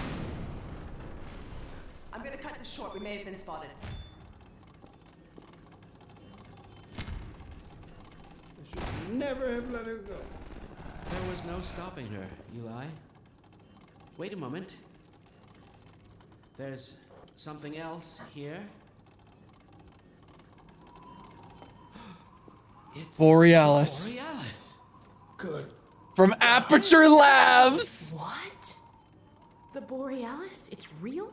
Oh yes, quite real, despite its almost legendary stature. From Aperture Labs. It appears that Aperture Science were at work on a project Yeah. of some promise. But in their rush to beat Black Mesa for funding, they must have compromised ordinary standards of risk. We heard their research vessel had simply disappeared, vanished, with all hands, and even part of the dry dock. Few believed the Borealis would ever be seen again. It should have been lost forever. Ah, but now that we've found it, we can use it against the Combine. Did you... Use it. That thing has to be destroyed. But think of the advantage for humanity. We can't simply waste all that Has potential. Black Mesa taught you anything? There's no controlling that kind of power. Well, yes. There's always a risk, Eli. But my goodness, we have coordinates, blueprints, hailing frequencies. Quite ingenious of Dr. Mossman to hide it all in the carrier wave. Well, I love seeing the Aperture logo. But as a Combine catcher, he'll tear out everything she knows. There'll be nothing left of her. But we don't know for sure I won't that... take that chance. I'm going after her. Now, Eli, the only thing worse than Judith falling into their hands would be if they should get a hold of you. She may know the particulars of the Borealis, but you know everything about the Resistance. Listen to Dr. Kleiner, Dad. Gordon and I are more than able to handle this. We'll get her back. Kleiner, where are you? Why isn't the decoding finished? Oh, fine. The code. Yes, Magnuson. It just needs a little bit If longer. you're waiting for the Combine's go-ahead, they'll soon be here to give it to you in person. I'll hurry it along, Magnuson. I'll be back as soon as I finish. Dad, are you okay? Not again. No, I can't. I can't let it happen again. No. The Black Mesa. I saw that. Dad, prepare for unforeseen consequences. No. What did you say? Dad! Okay. It's okay. Just lean into me. Let's get you off your feet. Oh no. Thank you, baby. I'll be fine in a minute or two. Okay. Do you need anything? Actually, Alex, would you mind getting me a cup of tea? There's a hot plate in the old staff room. I'll be right back. Gordon, keep an eye on him. We're not going anywhere. Thank you, baby. Oh no. What the hell's gonna happen? Unforeseen consequences. The last time I heard those words was back at Black Mesa. You had just stepped into the test chamber when he whispered them in my ear. You know who I'm talking about. Oh. Our mutual friend. Huh? When he brought in that crystal, I knew I should have aborted that damn test, but I didn't. The whole world went to hell that day. And now he's using my little girl, putting words in her mouth. God damn it. He I knows. should have known when he rescued her it was for his own damn reasons. Gordon, there's so much I need to tell you. Oh, he knows about the G-Man. We may finally have a chance. Here you go. Is everything all right? There's nothing, honey. All right, people, change of plans. There is no way we can launch before those Striders are... Oh, excuse me if I'm interrupting tea time. I'll just step out until you've finished, if that's more convenient. All right, honey. Well, Freeman, I believe I've found the perfect use for you. Follow me, quickly. Pause. We'll talk later. So he brought in the crystal that started the entire incident. Yes, what I told you to look back at that clip from the first Half-Life 1 stream, that moment that you saw there with the G-Men and a scientist in that room, that was the G-Men visiting Black Mesa to give the crystal that was used in the test chamber, which caused the Black Mesa incident. Eli made a deal with the G-Man. And the G-Man saved Alex. And Eli has known this entire time and is also aware that the G-Man's using her to speak through. That's so weird. Striders are coming. Mm-hmm. A single one of those damn things could shoot down our rocket. We don't dare launch until all Striders are destroyed. Now, you've proved yourself capable, and the staff seem to respect you. Therefore, I'm putting defense of White Forest and this ingenious new weapon of mine in your hands. We call it the Magnuson device. The what? Not my chosen label, you understand, but it seemed to please the personnel. Now look lively in there. Warm up the delivery port. Whatever you say. Now what it is a sort of sticky bomb, although cleverer than that makes it sound. From your point of view, you merely pitch the device at the Strider's hull, then blow it up. I've struggled with a mechanism for launching the device, but, well, your zero-point energy field manipulator clears up that little problem. Now follow me, and we'll let you get in some practice while we still have time.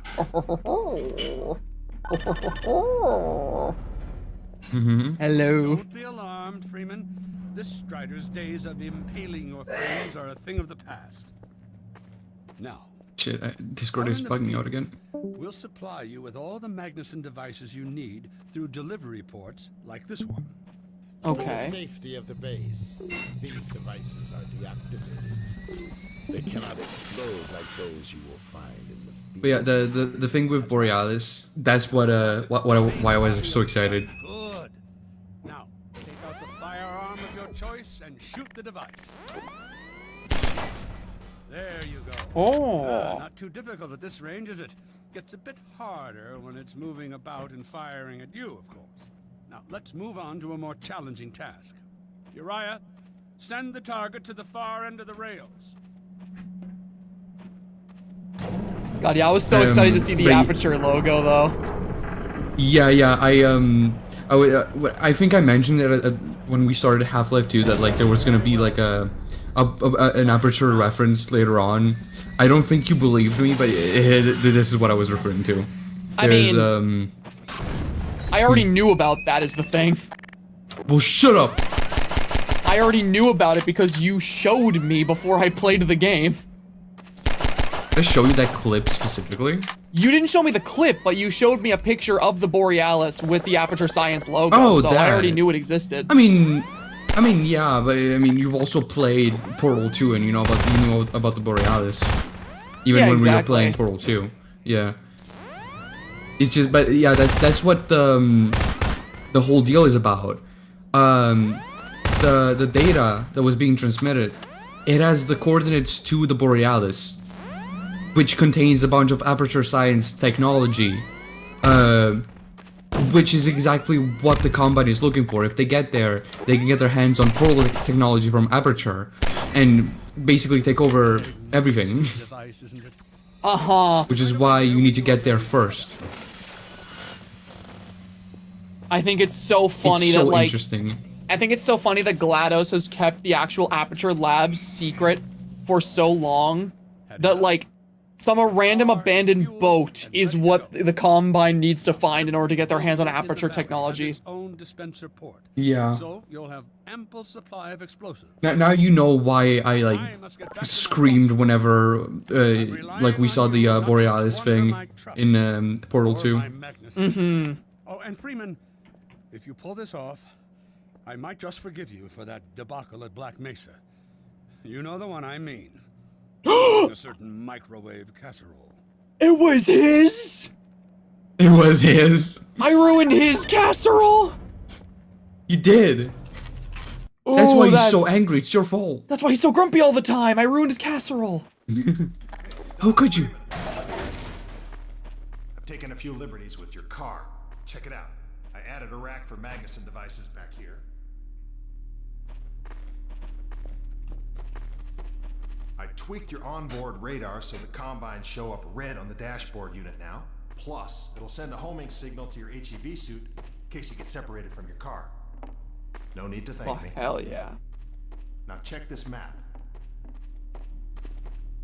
We're right here at the south end of the valley. Rest of the gang's up north by the old sawmill here. Head on up there, and they'll fill you in on the battle plan. I'll be staying here to watch the field and send status updates. Good luck out there. Okay.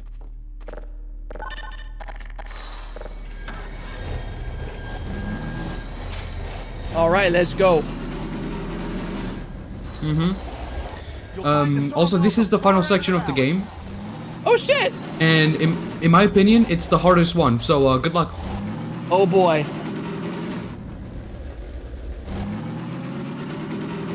Perimeter's clear. It's still no sign of hard because there's a lot of striders and a lot of locations around the map. And you need to go there, make sure you can get the explosive onto the strider and blow it up. And you have to kill all of them because if even a single strider manages to get to a wild forest, it's over.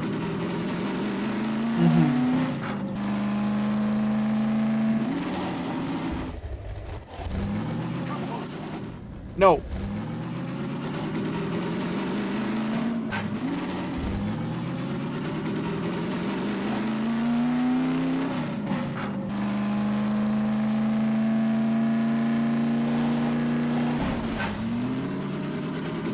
Where the Striders at? You see any Striders? Sawmill is that way. They're expecting you.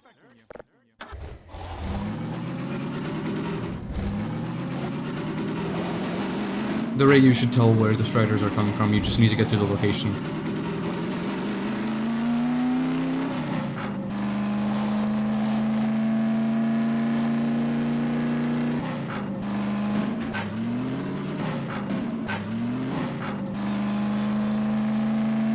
I driven in a circle?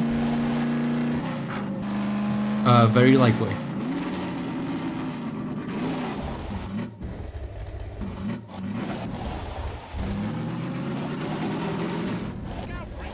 I have definitely driven in a circle. So, they've sent Freeman, have they? Good man. We've counted a dozen Striders just north of us. Our job is to keep them from reaching the base to the south. If they get close enough for one good shot at the silo, the whole launch is a bust. And in case Striders aren't Whatever you fast say, enough, recon Skibidi. indicates they're being escorted by packs of hunters. Now, what I want you to do... Attention! Uh-oh. North perimeter breach. All right, people, this is it. We have a Strider approaching from the cranes. Defensive positions, go! Oh boy, here we go. Everyone ready? We need to stop them here. Remember, keep them distracted while Freeman takes them down. Okay. Oh man, this is gonna be bad. Holy So, shit! I'm not sure if you can put the explosive on the Strider while the hunters are around. The hunters are basically protecting the Strider like a sort of shield. What the game wants you to do at the very least... Oh, you can do that. What the game wants you to do is like take care of the Striders first and then... take care of the hunters first and then the Strider. But if you're able of like blowing up the Strider before the hunters break the explosive, then you should be good.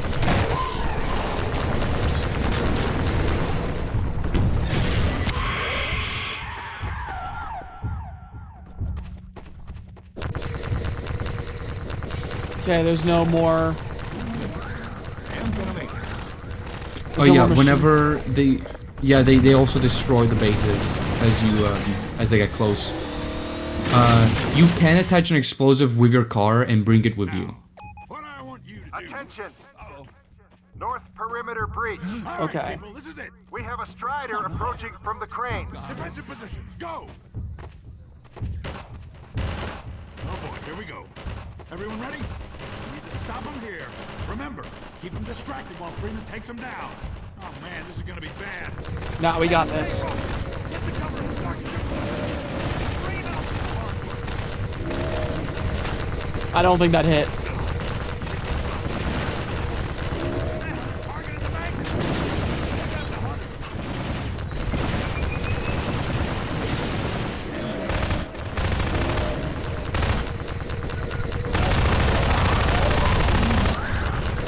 Did it fall off?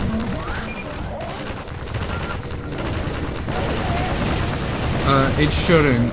It should be like completely glued to the Strider. If it disappears, the hunters might have destroyed it. It fell off. Might be the hunters.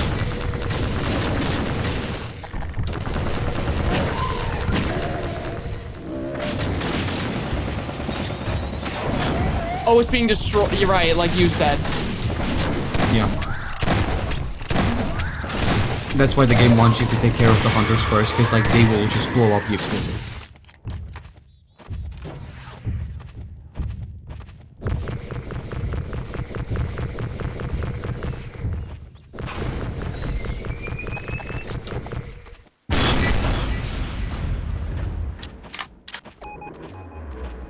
Strider at the sawmill.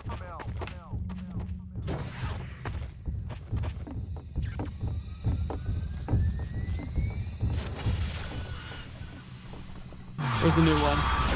Oh shit! There it is! Yeah. Okay, I should be saving after everyone I kill. North perimeter. Yeah, that is the smartest plan. We have a Strider approaching from the cranes. Oh boy, here we go. Everyone ready? We need to stop them here. Remember, keep them distracted while Freeman takes them down. Oh man, this is gonna be bad. No, not the mill.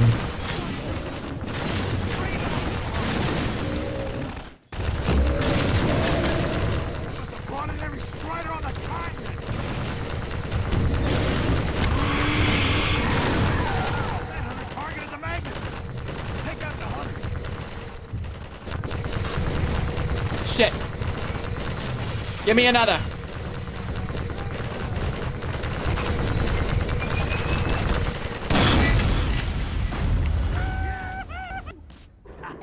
Okay, make sure to grab another Strider at the sawmill. move.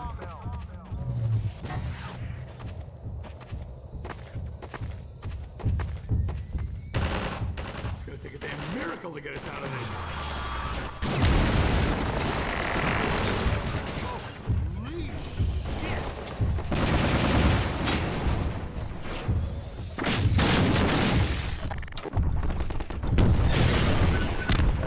shit! You can understand why this section is like the hardest too. Yeah. Cause like right now it's pretty chill right now. You have only one Strider coming your way with only one Hunter. But later on, I'm pretty sure you'll have like multiple Striders attacking you at the same time, or marching at the same time with multiple Hunters defending them. It's pretty Keep an scary. eye out. Looks like hunters are traveling with the Striders. They're working in packs. Yeah, I need to get another location that has these.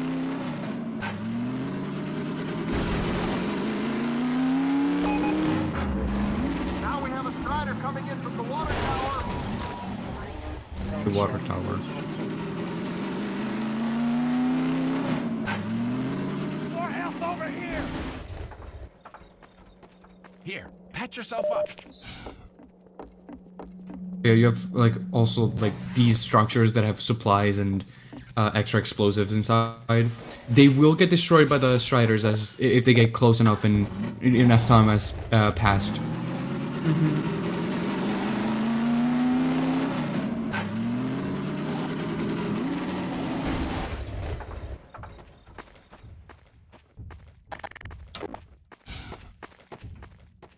Where is it?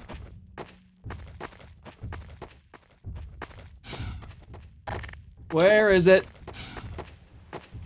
I was just driving around this area.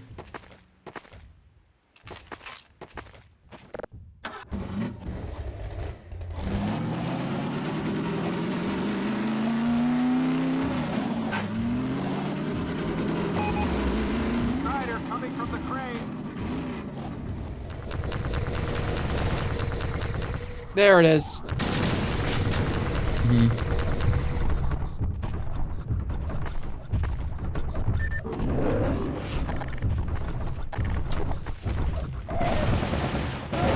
Jump.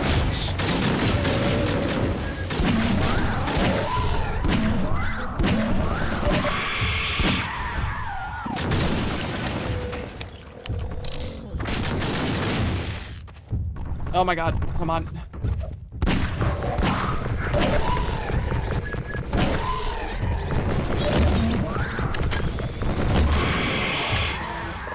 Okay, now I need to get a new one.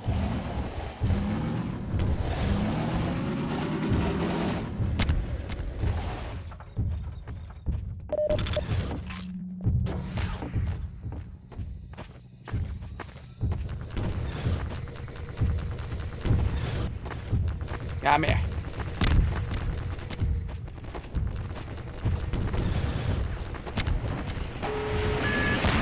Alert! There's a Strider getting close to the base. Nope, not anymore.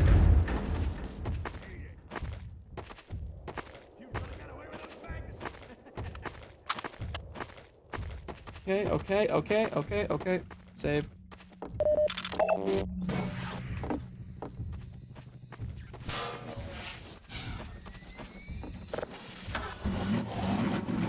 Take me to the new one. I'm not even playing, I'm stressing. Yeah, chat, that's why I'm not talking much during this.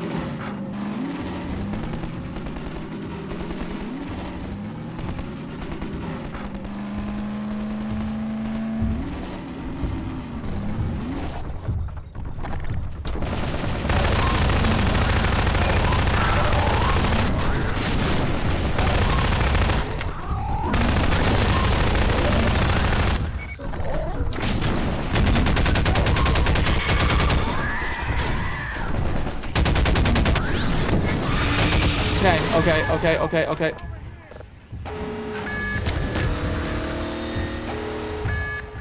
Come on.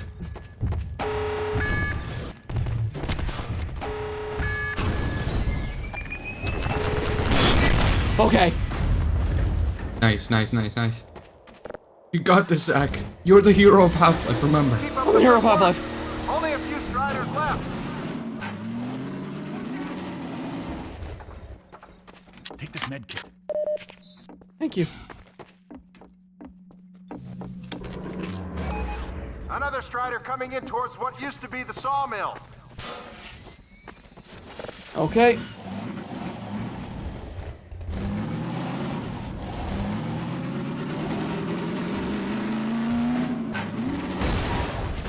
You know, that's a good place to park. Hmm.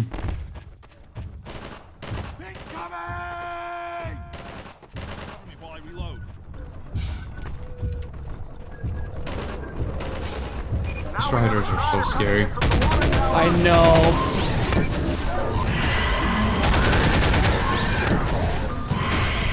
Okay, that's not dead. That's not dead. Okay, okay, okay, okay, okay, okay, okay.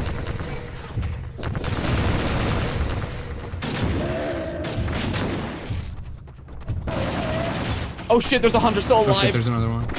Yep.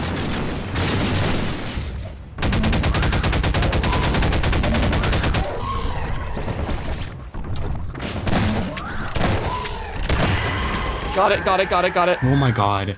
Crazy.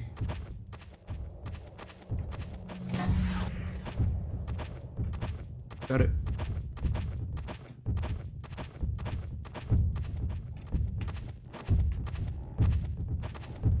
Okay, okay, okay, okay, okay, okay. You're close enough, you're close enough.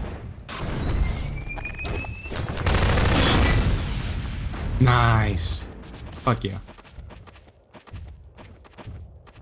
Alright, This alright, part alright. is so cool. This part is really sick. It's very like stressful. It's really stressful, but it's like really cool Strider too. has been spotted by the cranes.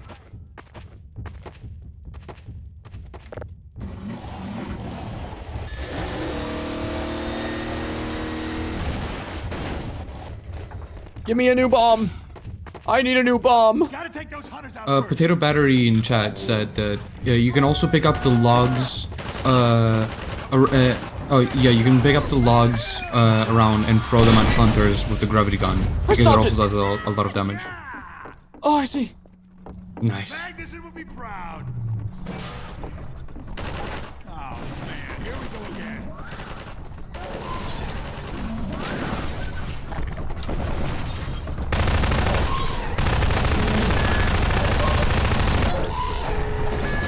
Oh shit, there's one close.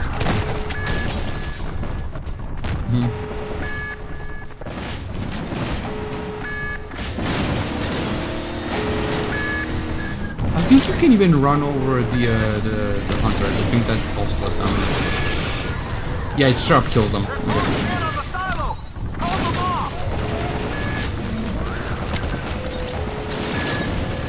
Oh my god, what the fuck? Shit, it fell off! Yeah, because the hunters are still here.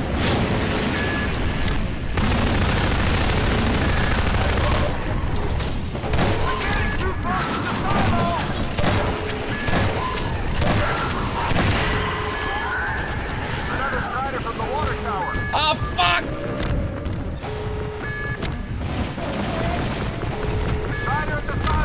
Well, I could have just taken that one. Okay. Okay, okay.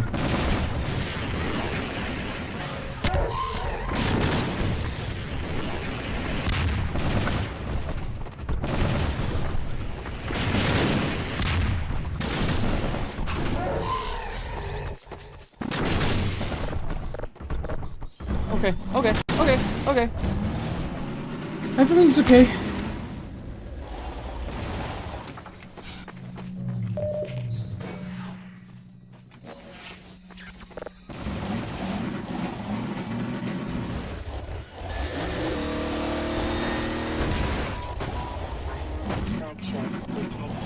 I don't care about any fractures.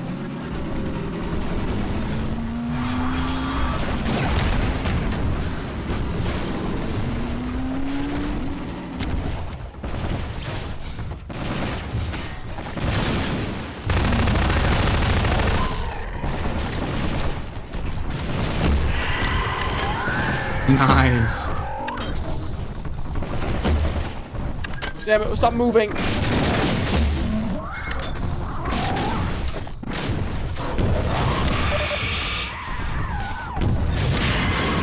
Okay.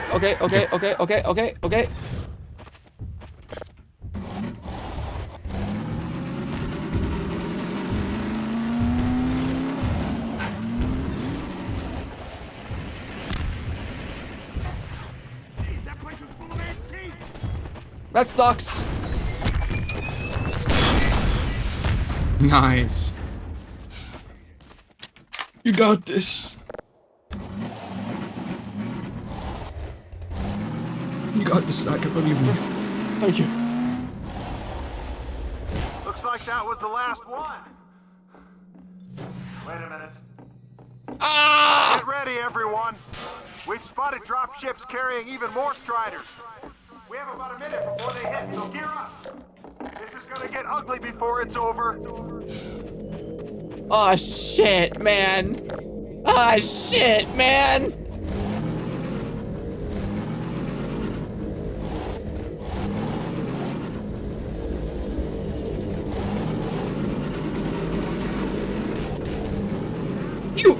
Did you run him over? No, I just grazed him. He's fine. Okay. Because he's one of the guys that heals you.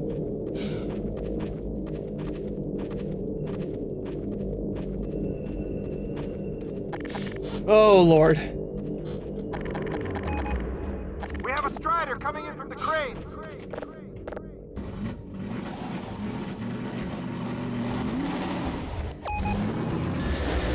Now there's one at the sawmill.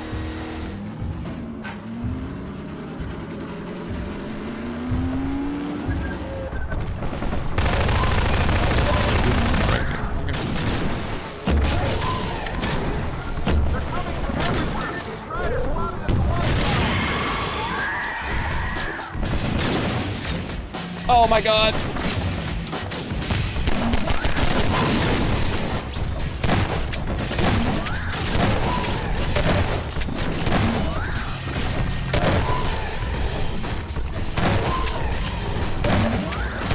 Die, please. Okay, thank you.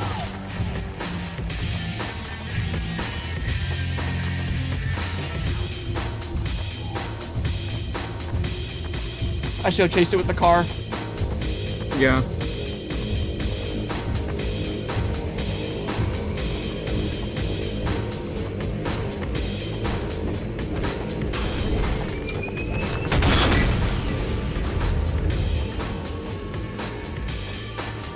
Okay.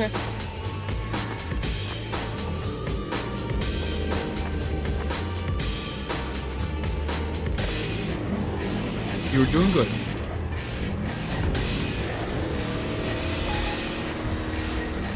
Heads up, people. We are not done yet. Another Strider was just spotted at the sawmill. One more at the crane.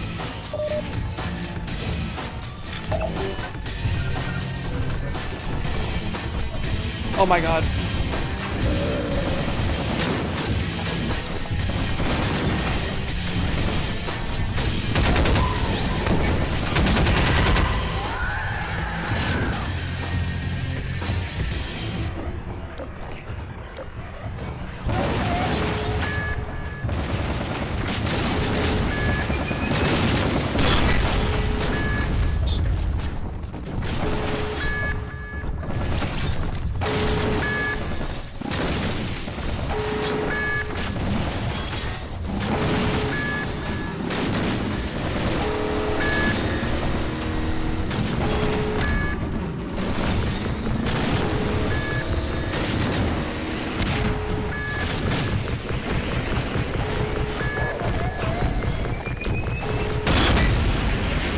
Nice. Ooh, that was close.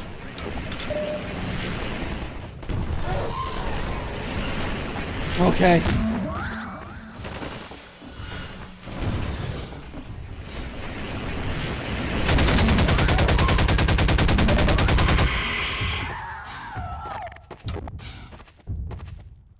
Where's that one? Where's that one? Where's that one?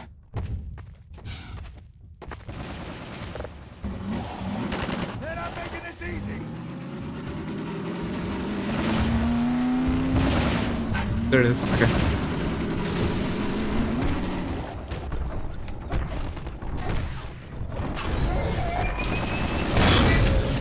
Nice.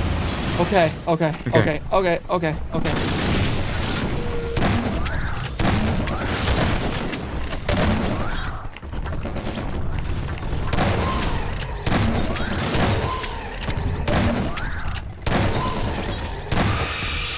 Okay, that one's dead, that one's dead. Oh, Good. fuck! Okay, okay, pick one up, pick one up.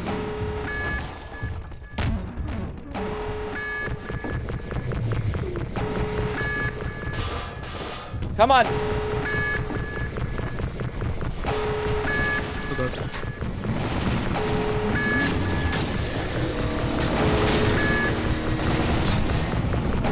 Out of the way. Fuck.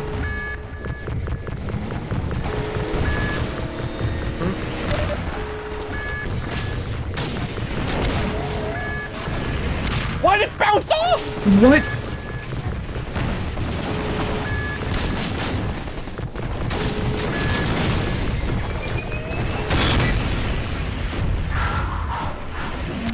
Make sure to go heal yourself. Nice. Okay. Yes.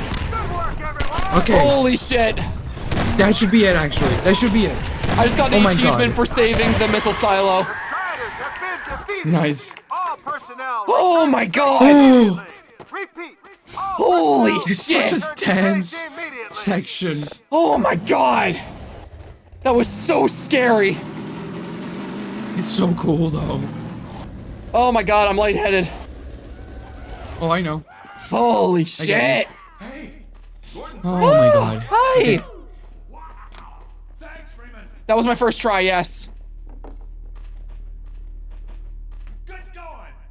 Oh my god. You did die like. Oh, I once or guess I twice guess by I the died a sauna. couple times, but they never got to the Yeah. silo. Yeah, they never actually got to the silo. Yeah.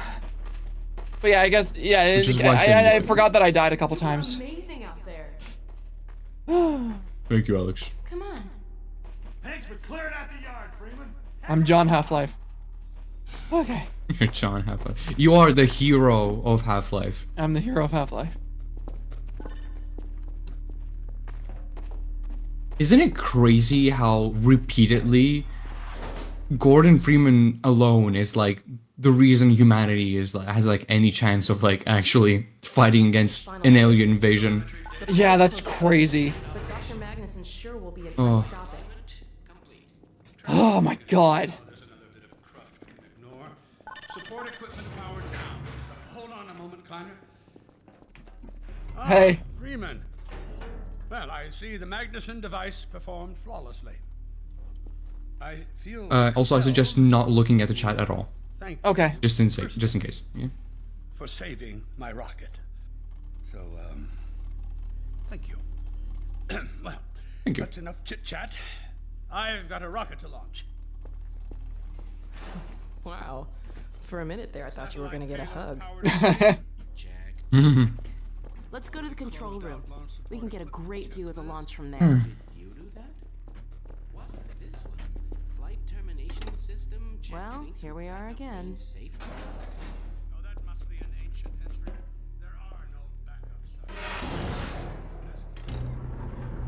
You did it, Zach. You did it. I did it. That I was able to get working. I've got it all packed up and ready to go. Never a dull moment, huh? Wait a moment. I'm seeing a payload anomaly of approximately 8.5 pounds. Well, that's within tolerance. Certainly not worth scuttling. At last. Ah, Gordon. Hell of a job you did out there, son. Let's not forget that with the Magnuson device, those Striders practically destroy themselves. Yes. Well, I think perhaps Gordon had something to do with their success. I suggest we adjourn this meeting of the Mutual Admiration Society until after we have launched our rocket. Now, I believe we're ready to start the auto sequence. Oh boy, what the hell's gonna happen? Have the honor. You're Oh, here, what's no gonna happen? objection from me. It's all yours, It's Gordon. okay. Oh, something's gonna go wrong. No, you're just being pessimistic. Whoops. Don't, Gordon, what the fuck? Power to main thrusters. Steady on. T minus 10, 9, We're launching. 8, 7, 6, 5, Steady. 4, 3, 2, 1.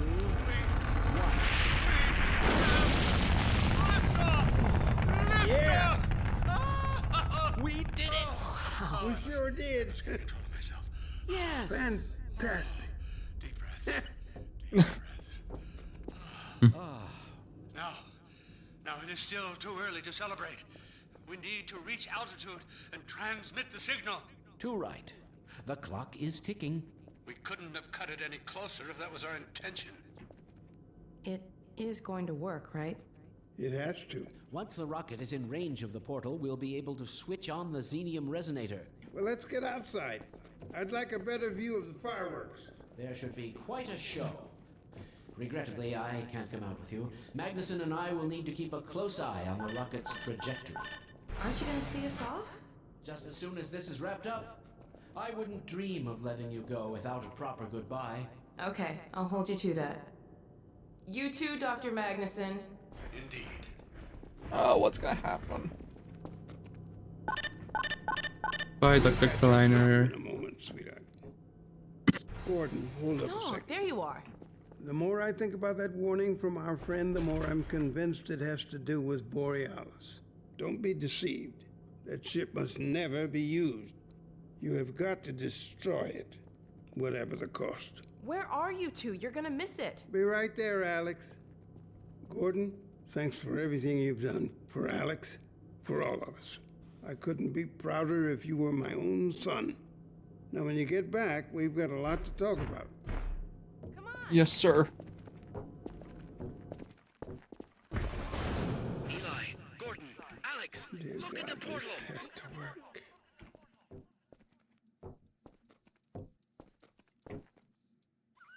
We've activated the resonator. This is it. Oh, My goodness. yes. The portal has been neutralized. Did it. Oh, let's go. We sure as hell did, and not a moment too soon.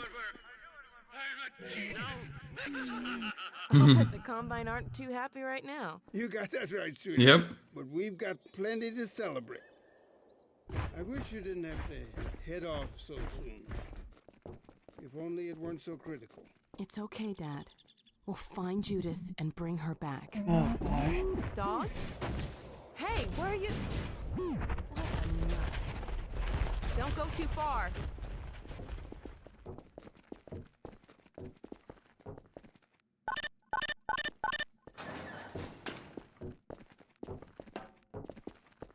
No, boy. Well, there she is. Gassed up and ready to go. Remember to keep in constant contact. We have no idea what to expect. Don't worry, Dad. We'll be all right. I just wish all this didn't have to fall on you, Alex. Your mother would be so proud. Dad. Oh, I'm worried. Come on, Gordon. The chopper's waiting for us. Are you sure you have everything you need? I think so. Dr. Kleiner gave us the Borealis coordinates. We'll keep the hailing frequency open on the chopper radio in case Judith tries to reach us again. Good idea. She could well make another attempt. Oh no. Dad! Gordon! What? Oh no! Dad! Alex! Oh no! Oh. Get away! Listen to me. Destroy that ship. Whatever it takes. Destroy it. Don't! Dad, look out! No!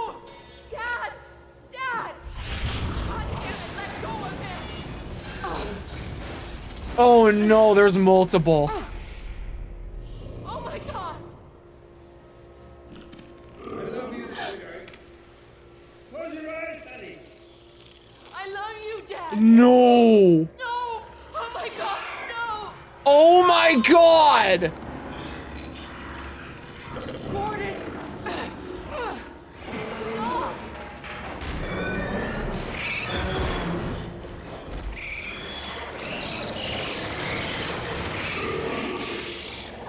Dad! Oh god! Dad! Dad!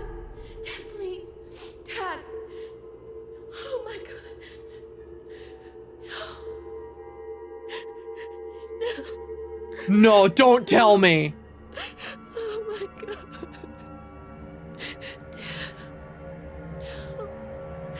Don't leave me. Don't tell me that's how this ends. No!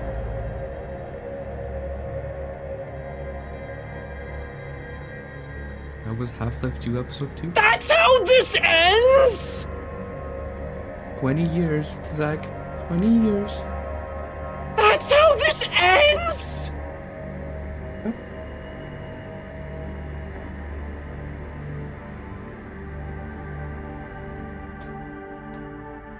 What the hell?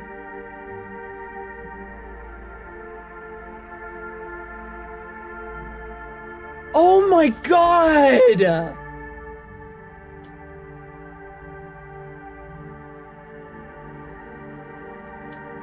Now you understand why people want Half-Life 3 so bad. People have been left on that for 20 years? Yep. Episode 3 was in development, and the idea for it was Gordon and Alex going to the Borealis and finishing it off. But it got cancelled because of Left 4 Dead. What the hell? And up until Half-Life Alex, we had nothing. Bro. Zero. People were just waiting. Why would they do that? They were going to work on episode 3, but then like 2 years passed or something, and it wasn't done, and they thought, oh well, people are not gonna care anymore. I care! I care so much! Well, I'm just saying, Half-Life Alyx does continue the story.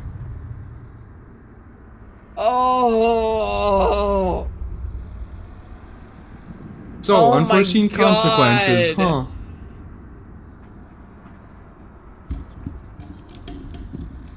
Oh my god.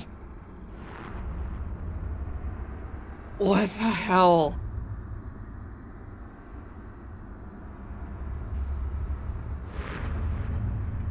I'm mad. Yeah, people in... Oh yeah, oh yeah.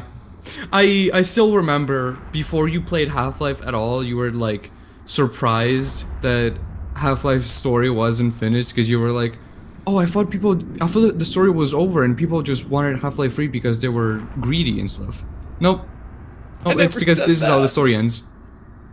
Well, you didn't call them greedy, but you were like, oh, I thought people just wanted Half-Life 3 because for the sake of it, because they wanted more content. Yeah, I thought people just wanted a sequel to Half-Life 2. I didn't think that... no. I didn't think that it was because the story's not done. Yeah. Not only is the story not done, it leaves off at like the worst moment possible. What the hell? It's the worst moment possible because not only is Eli dead, the Combine advisor has taken all of his knowledge.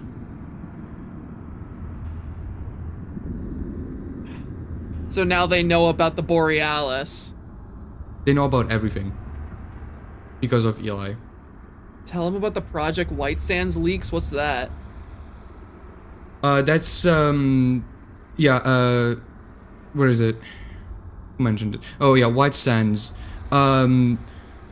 Project White Sands seems to be Half-Life 3, or Half-Life X. in the Valve databases or whatever, people have found leaks for a project with the initials HLX and a bunch of like testing things for like physics, vehicles, NPC interactions, lots of like stuff, and the general knowledge is that it's a single player game, and from what we know, that is Half-Life 3. We have not seen anything. We don't know more than that. What we do know is that apparently the project has been in development for years, and recently, at the beginning of this year, Valve went on a holiday break. When they go on a holiday break, it usually means they send out the games to be tested out by people outside of the development team to get feedback, criticism, beta testing, and whatnot. When they came back from the holiday break, usually if it doesn't go well, in the worst case scenario, the project gets cancelled, or they just have to change a bunch of things based on the criticism and feedback. However, from what we've heard, from what we know, if it is true, HLX was fully tested out, playable from start to finish, and nobody had any complaints. So literally all they have left is optimizing the game and polishing, which could take a few months or a few years. So this is what people have been saying. This game, Half-Life 3, could either be announced this year, next year, or whenever the fuck they feel like it. Literally, because of how Valve works, there's a chance that they could just say like, no, fuck it, and just like completely scrap everything. So, you know, don't get your hypes up too much. But that is why people are wanting Half-Life 3 so badly. And if you play Half-Life Alyx, Half-Life Alyx specifically, the ending of it sets up Half-Life 3. Because Episode 2 was setting up Episode 3. Episode 3 got cancelled, and then Half-Life Alyx happens, and it adds new stuff to the story, which changes the trajectory of stuff a little bit. And the ending of it straight up tells you like, hey, this is what Half-Life 3 is gonna be about. So yeah, that is why I think you're gonna want to play that at some point as well. Kane Wilson is right in chat. Half-Life Alyx is both a sequel and a prequel.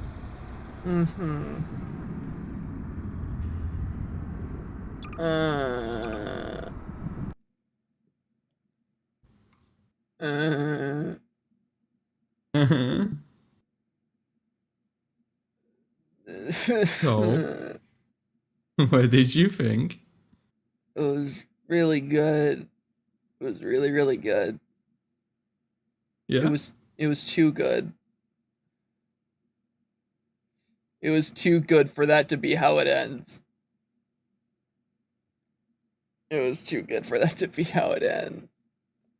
Welcome to the pain. Oh. Welcome to the club.